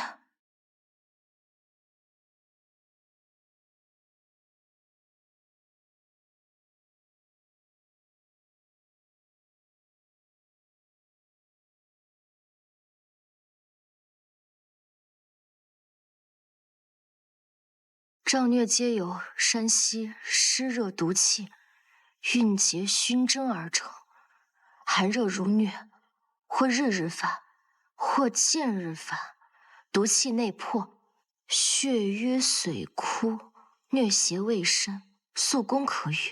若毒入膏肓，虽有神方，难救轻退。怪不得长安这些时日阴雨连绵，街上的积水坑都发绿了，蚊虫都比往年多了3倍。但凡染者，3日内寒热交替，7日内必呕吐泄血。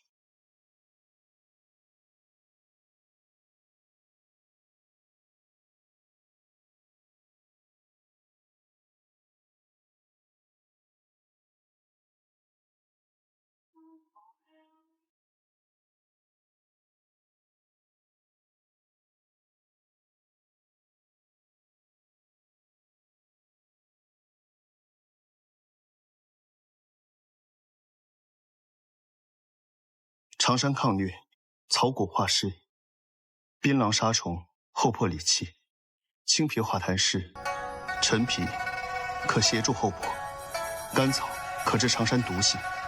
此方寒温互补，下气导泻，对疟虫可谓是见缝插针，甚佳。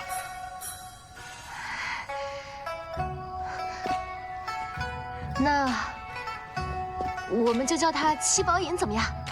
再好不过。另外，对高热抽搐者，即刺十宣穴，放血泻热；持续瞻望者，点刺放血，清热醒神，抗邪。好。大家别急，每人2颗，用沸水送服。别喝生水啊，衣物要晒透。来，每人都有。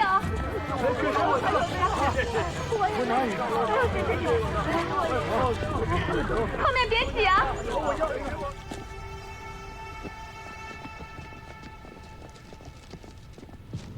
按着方子，每日按时送服。你所列的单子已经全部帮你备齐，七宝饮所需药材，每类皆有100斤。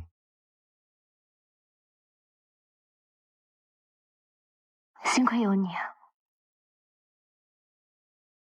圣人已准许你的提议，云娘子尽管施展，官方会尽力配合。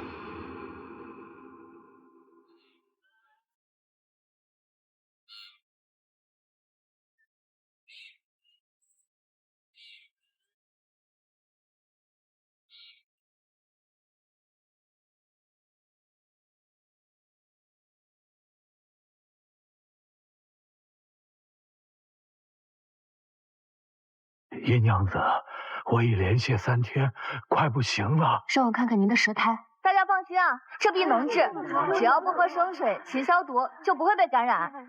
每个人都有，劳烦大家耐心排队。哎，都可以预防的。大家在这边排好队啊，在这边，这边，别着急，大家排好队。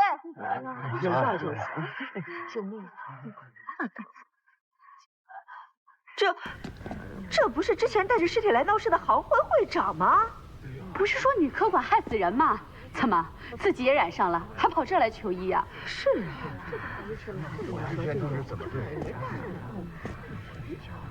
啊，我错了，听说殷娘子这里有能治10亿的药，特来求药。会长，你就不怕我下毒害你啊？殷娘子大意，定不会与我计较。我愿将库中余药尽数捐出，只求赎罪。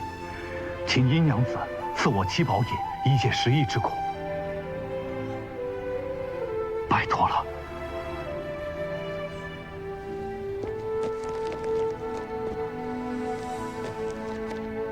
多谢。殷娘子仁心济世，我等凡以小人之心躲之，实乃羞愧难当。往后，女科馆若是需要任何帮助，尽管跟行会提。便是天大的难处，行会也当竭力相助。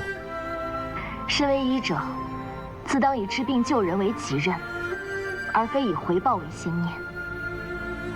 好，说得好，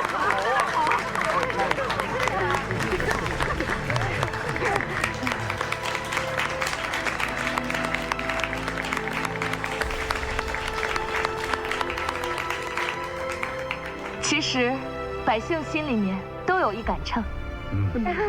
是的，说得对。此役非寻常疟疾，乃瘴毒裹袭寒湿而成，必须速治。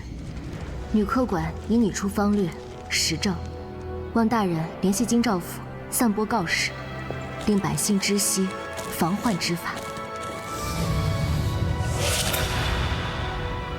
疫起于浊气，救急于清源，需净化井水，阻断疫气源头，投掷明矾、硫磺，可沉淀消毒。每日清扫街道，焚烧苍竹、皂角，去秽。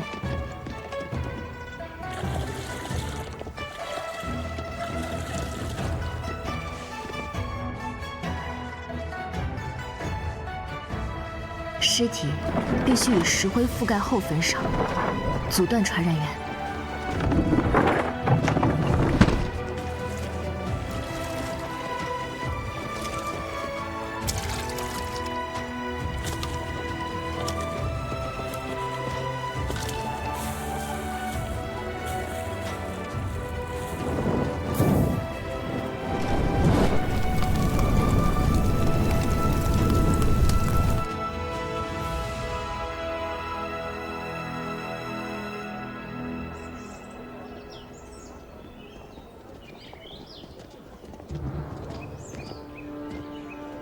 姨娘子，姨娘子，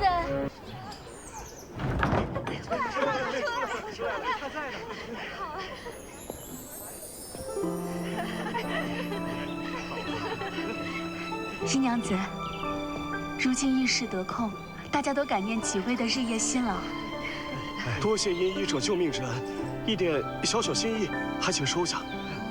对不住两位医者，当日是我长了下，误会了你们的良苦用心，险些因偏见丧了性命呀！哎，一点心意作为谢礼，一时道歉，啊，收下吧，收下吧，收下吧。作为医者，为大家看诊治病是我的本分。如今看到大家健康的站在这里，我很是欣慰。心意我领了，东西拿回去吧。啊，收下吧，回去吧，回去吧。你，感谢诸位的心意，快请回去吧。那大家就不要为难姨娘子了，我们先回去吧。回去吧。女科馆人心济世。谢谢。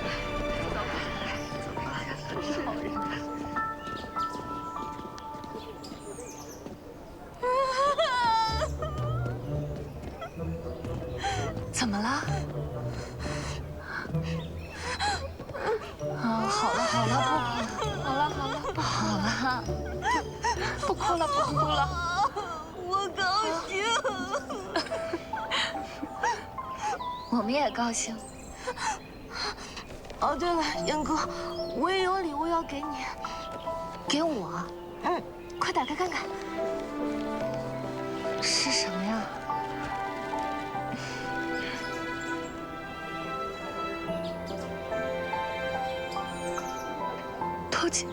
托笈文书。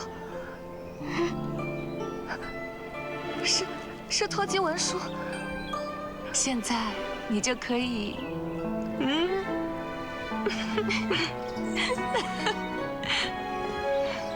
你们都知道了。苏姐姐，那你……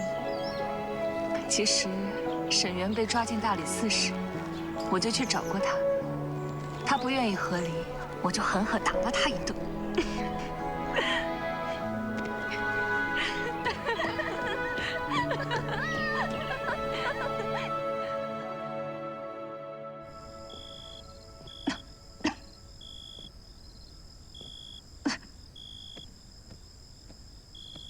大娘子，喝药了。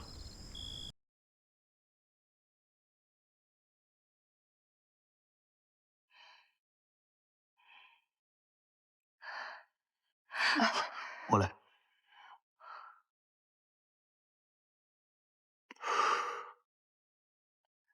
你还是不愿叫我一声阿娘吗？是大娘子定下的规矩，我只是听从吩咐罢了。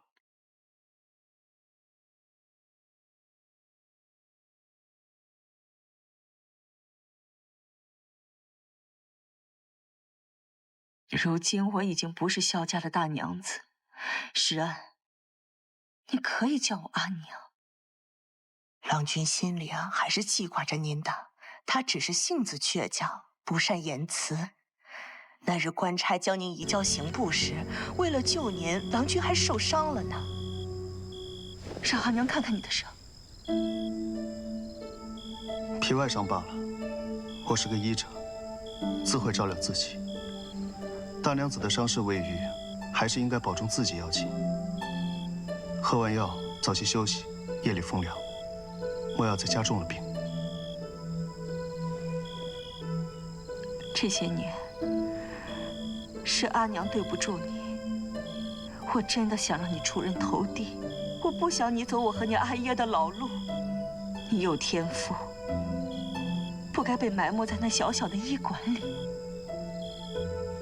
大娘子不必再说这些，往事已矣。如今大娘子落得这般下场，还望好自珍重。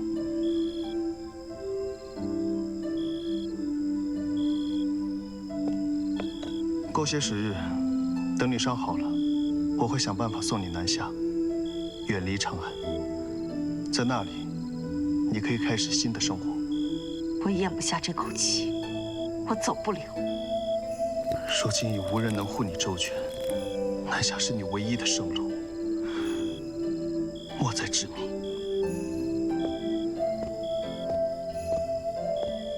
郎君亦是为您着想啊。想我半生筹谋，才能如此淹没在江南烟雨中。他不懂，这局棋下到今日，早已不可善终。郎君，近日可有前往南方的商队启程，尤其是往岭外的？哎呀，这有道是有一旨，3日后启程，走梅关古道。只是如今这盘查甚严，这过关打点可就……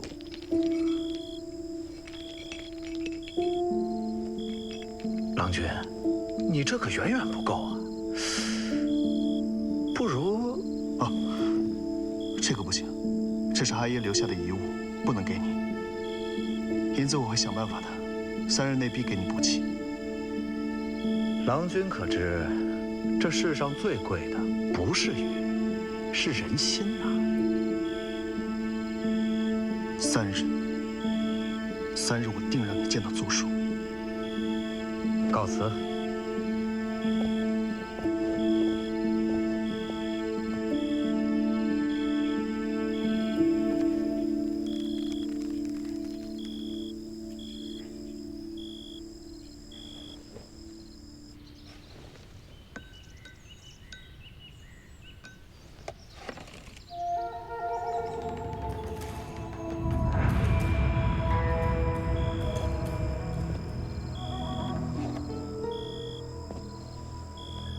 给大娘子请安。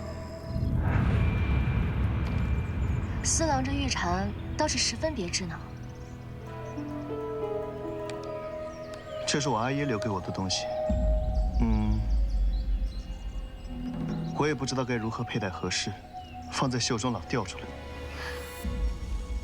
你阿爷？啊，对，他回老家之前教育我的。这么贵重的东西，可得收好了。这一看就是早年长安富贵人家才会有的东西。说是祖上传下来的，让我好好保管。司郎，祖上亦是显赫的门庭。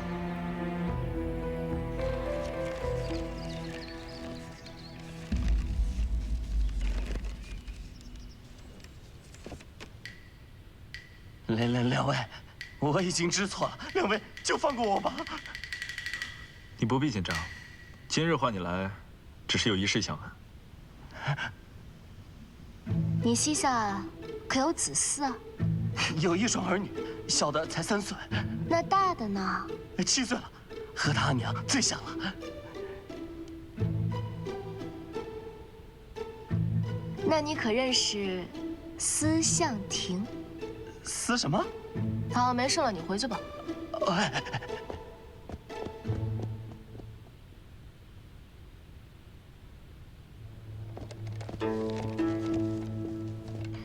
司相庭有血是假的，他的父亲也是一名医者，但早早就去世了。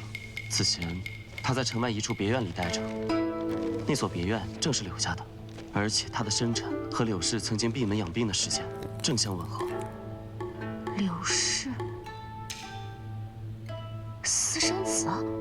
看来是柳氏当年未婚先孕，看不上司郎家出身寒微，所以才找上我阿爷的。若他与柳氏有什么关系，他为什么要一直帮我？况且也从未做出任何对女客馆不利的事情啊。难道你忘了，从天而降的砒霜，差点让你被打死在京兆府？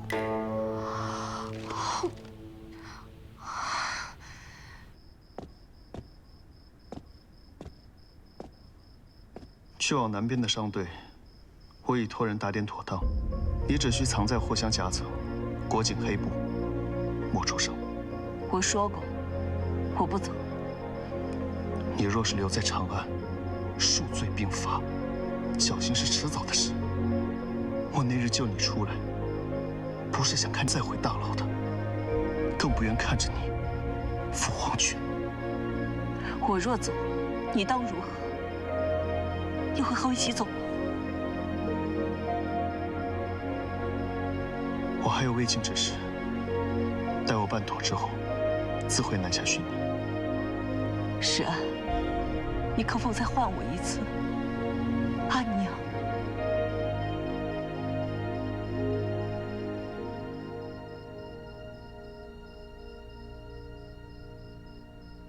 南下等我。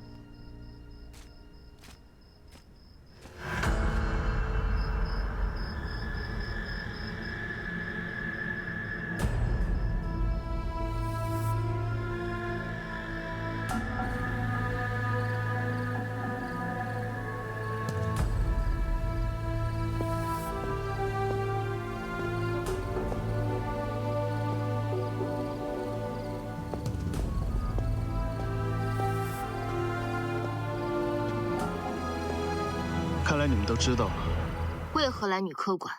目的是什么？一开始他只是想让女科馆开不下去便好，后来我见他对你起了杀心。身为医者，我做不到见死不救。看着你们日夜守在医馆，一碗药，一碗粥，亲力亲为，连最脏的脓疮都亲手清理。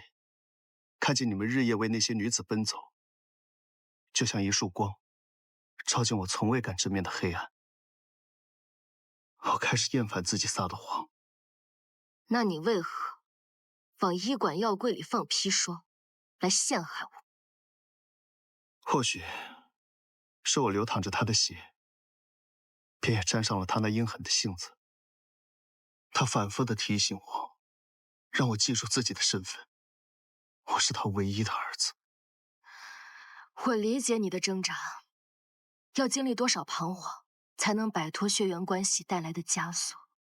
谢谢你，姨娘子。直到现在，你都没有责备我一句。事情已经发生了，责备也没有用。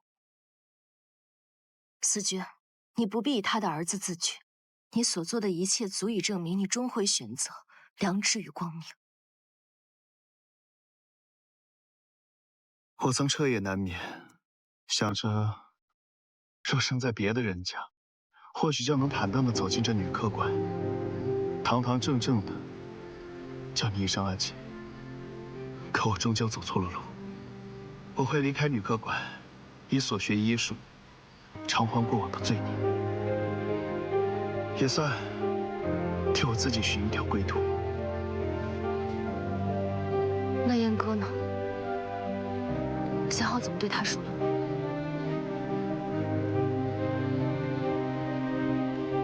我还没想好。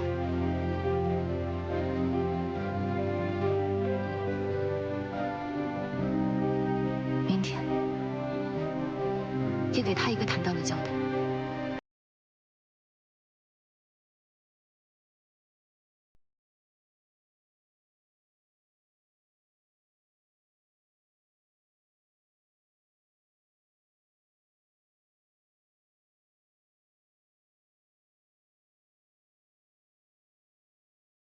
新月，这次多亏了你，临危不乱，带领我们抗疫。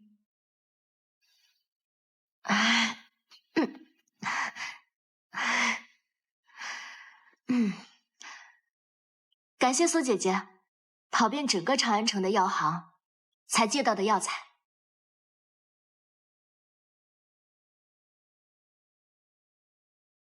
感谢燕哥以身涉险，四处搜寻疫病的源头，我们才能够顺利的研制出药方。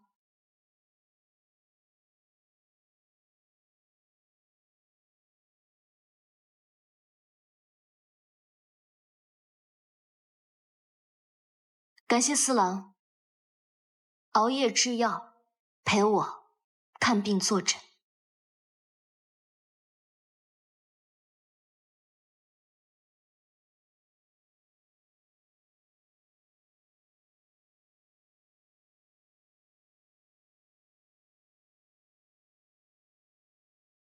感谢阿农，挺好的。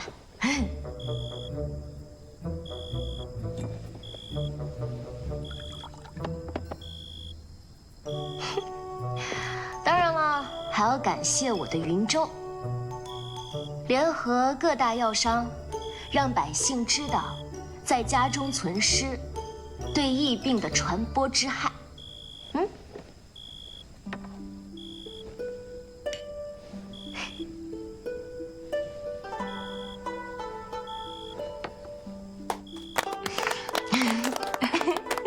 好了，经过这场11啊，我发现我们团结在一起，竟然可以做这么大的事，能守护这么多的人。能和你们一起行医，是在下的荣幸。往后，请继续多多关照。敬生命，敬真心，敬自由，敬苍生，敬希望，敬大家。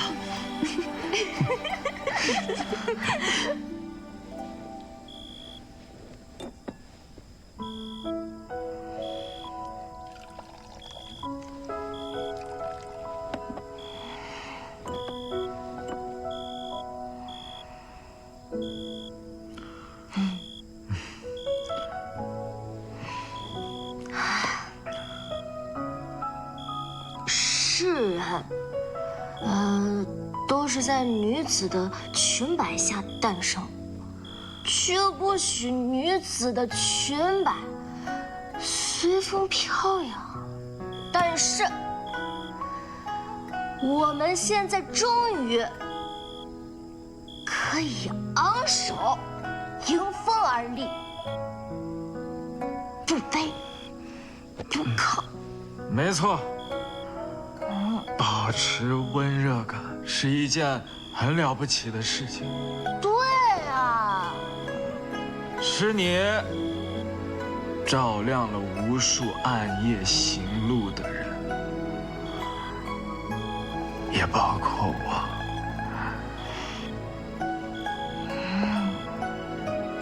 那便让我们继续做点星火般的事。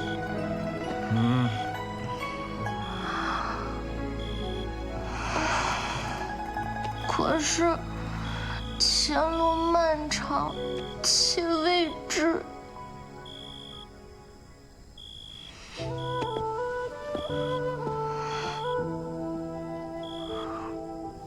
我愿与你携手，共赴前程。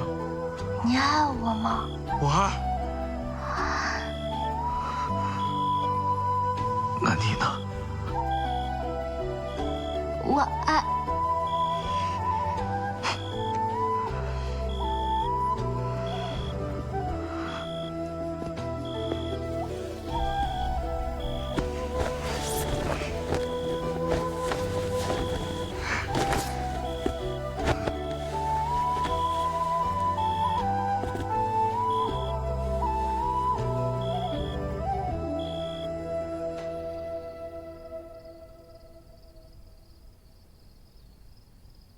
珊，我想明白了，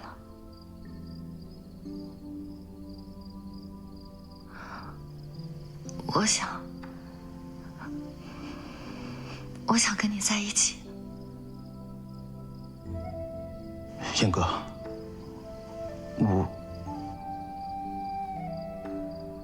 我想去游学。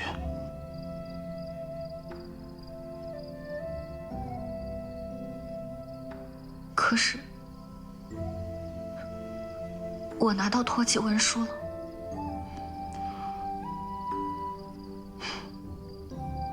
恭喜你。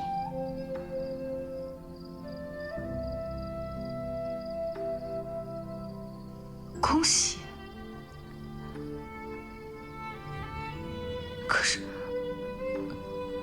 可是我舍不得你啊。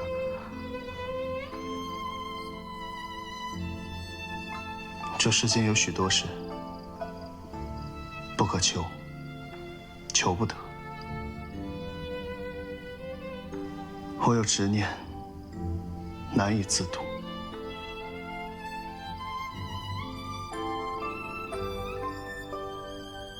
执念？说是我想强求呢？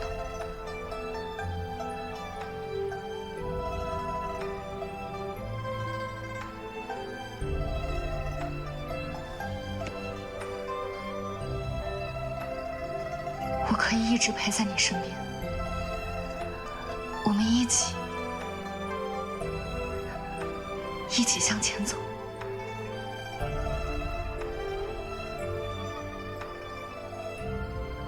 对不起，我想去寻艺术最高之处。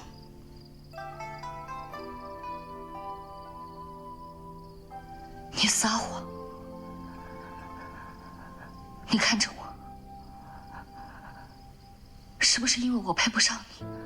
是不是因为我有那些抹不掉的过去，我永远也配不上你？是不是？不是这样的，是我配不上你。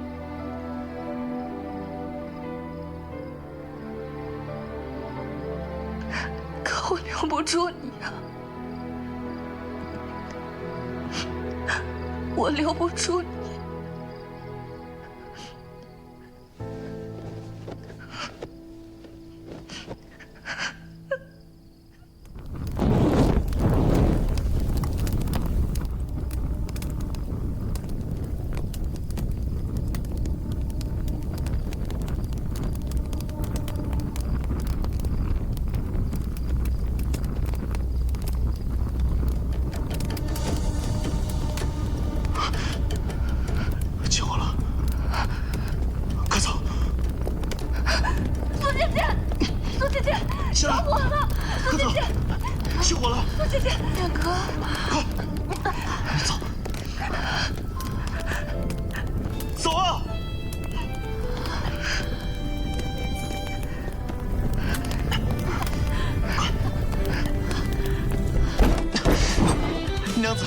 小龙君，着火了！着火了！快离开这儿！走，快走，快走，快走，走，快！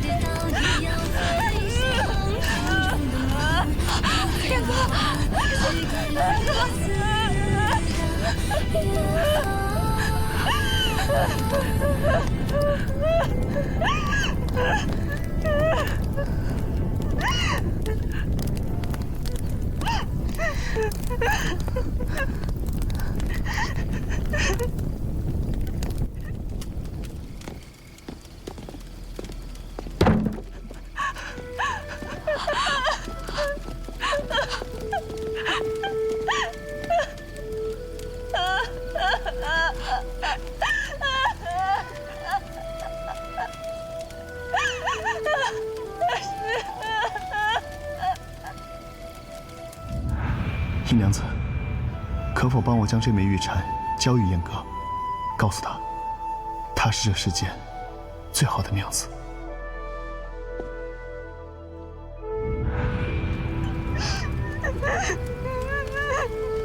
这是他想让我交给你的，这是他最宝贵的东西。他说，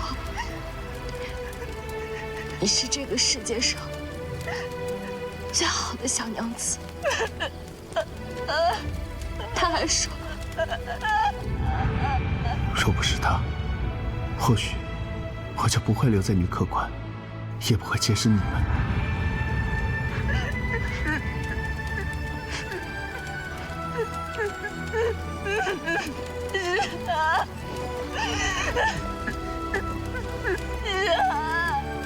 你醒醒！你不是要随意去世吗？你不是要治病救人吗？你醒醒啊！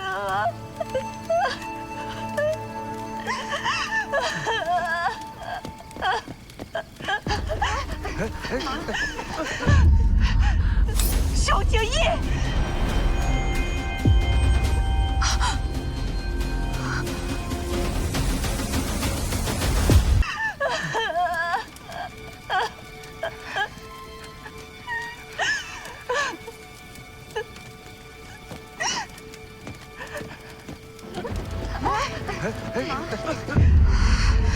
萧景逸！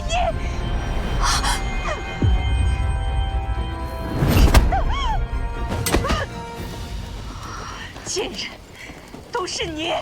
你毁了我所有的计划，你们全都该死！为什么死的是我儿子，不是你们？那不是你儿子，你根本不配做他母亲！你们全都该死！刘氏的家不该你来偿的。命运弄人，他背负了太多无法挣脱的因果。或许如此，才能解了他的执念。这一切就像是泡沫，一触即碎。你是受了多少的折磨和委屈？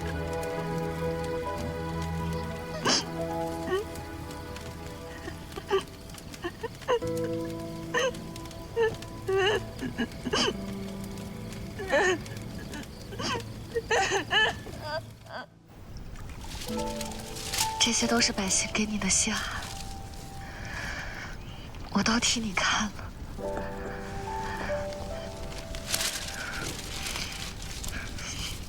有些写的七扭八拐的，很是好笑。还有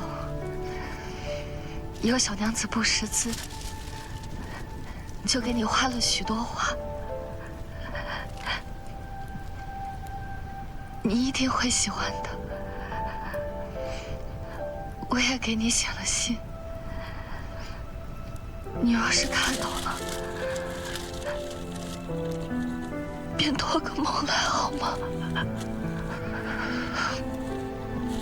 此生无悔，唯愿山河无恙，世人安康。燕哥，忘了我吧。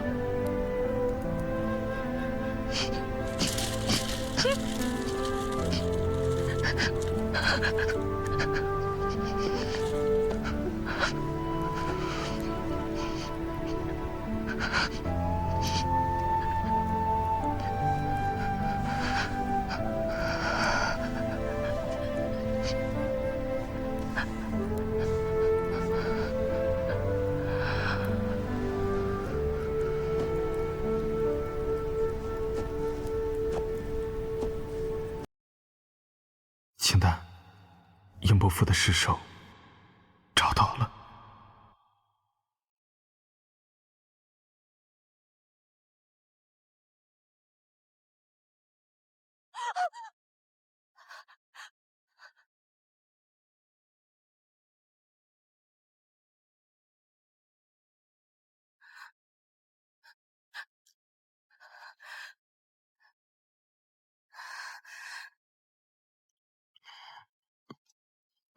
大娘子还是别看了，银二郎尸骨残缺不全，有多处野兽啃咬的痕迹，头颅亦有残缺，只是在尸骨旁找到的。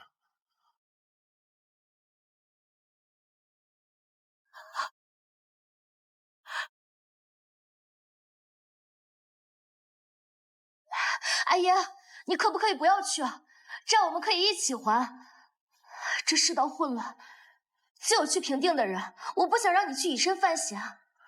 还债之事可不是我们清代要做的，你只需做你想做之事。胡人从未表露过怀疑我。那你刚刚和萧伯父，你们说你们……没事的，只是生意人一贯会做最坏的打算，你不必过于忧虑。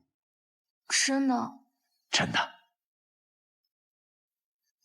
那你一定要平安的回来。清代不是一直想要波斯的布料吗？等我回来，给你带一匹最好的宝石织锦。真的？那好吧，阿姨，你可一定要平安回来啊！放心，一定会的。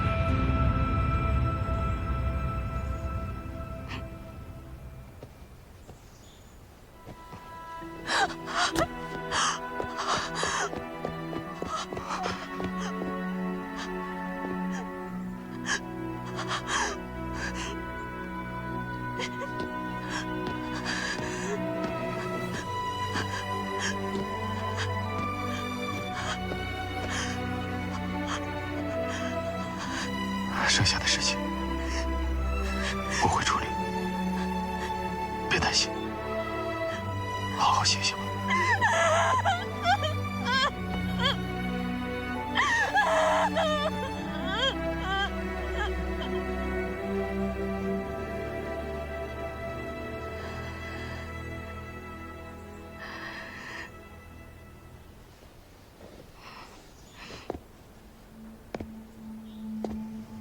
我阿姨，她对我说，她一定会回来的。她让我等她，她会给我带回来最好的织锦，还有我想要的首饰。她都没去过女科馆。院长。我没有家了。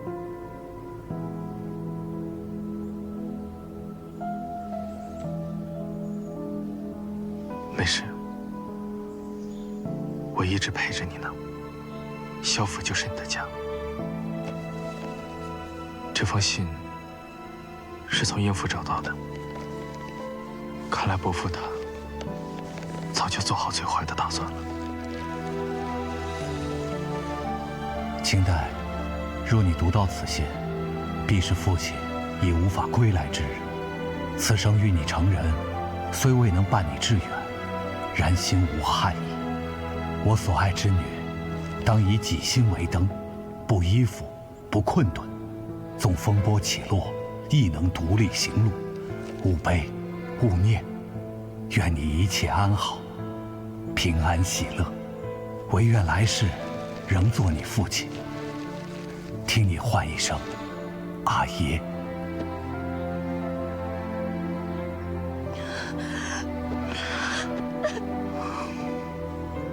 没事，有我在呢。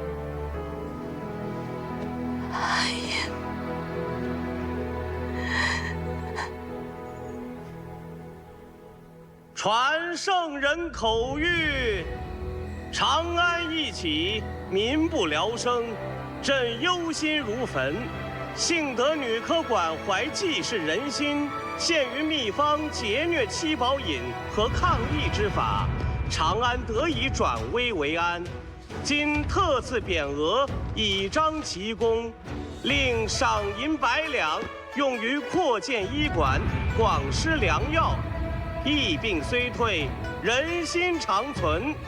望百姓铭记此馆救苦之恩，世代传扬。谢圣人隆恩。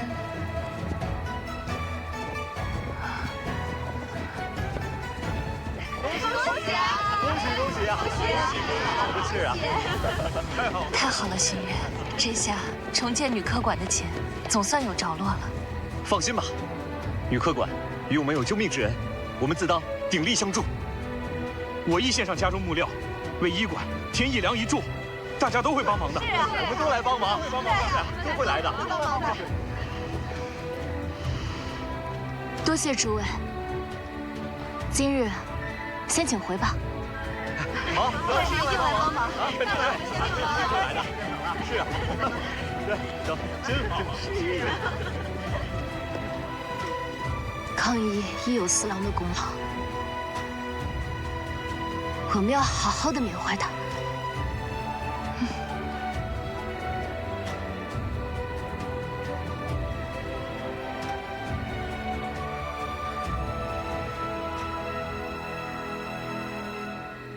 哎，往左。哎，我来啊！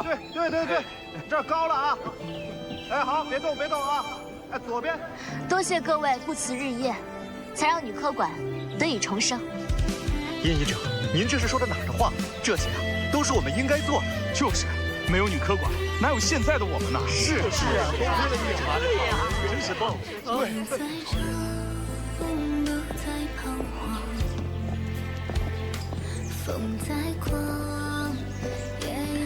燕哥，你想清楚了？我要确走他未完成的路，把你和他的医道传到长安城外，一切顺利。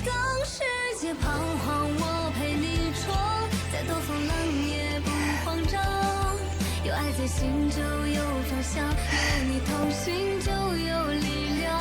当海越嚣张不再退燕哥，就算跌倒也要飞翔。心中的梦怎么了？还有一件重要的事。什么事？专访啊！啊！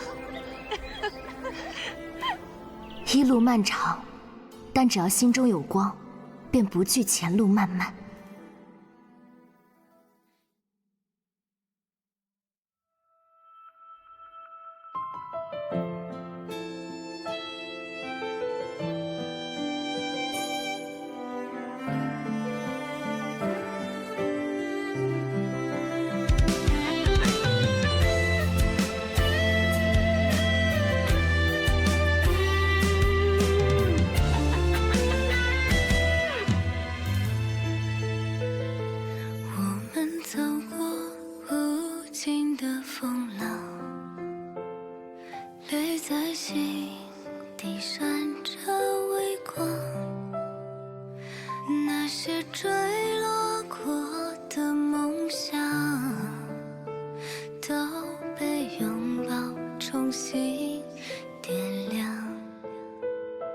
夜再长，不再彷徨，风再狂，也有肩膀。是你目光给我方向，有你在就有远方。当世界彷徨，我陪你闯，再多风浪也不慌张。有爱在心就有方向，有你同行就有力量。当海越嚣张，不再退让，就算跌倒也要飞翔。心中的梦不曾遗忘，去点亮彼此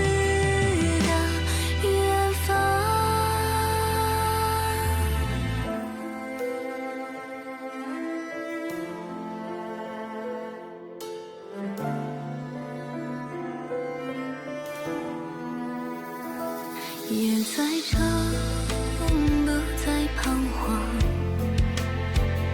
风再狂，也有肩膀，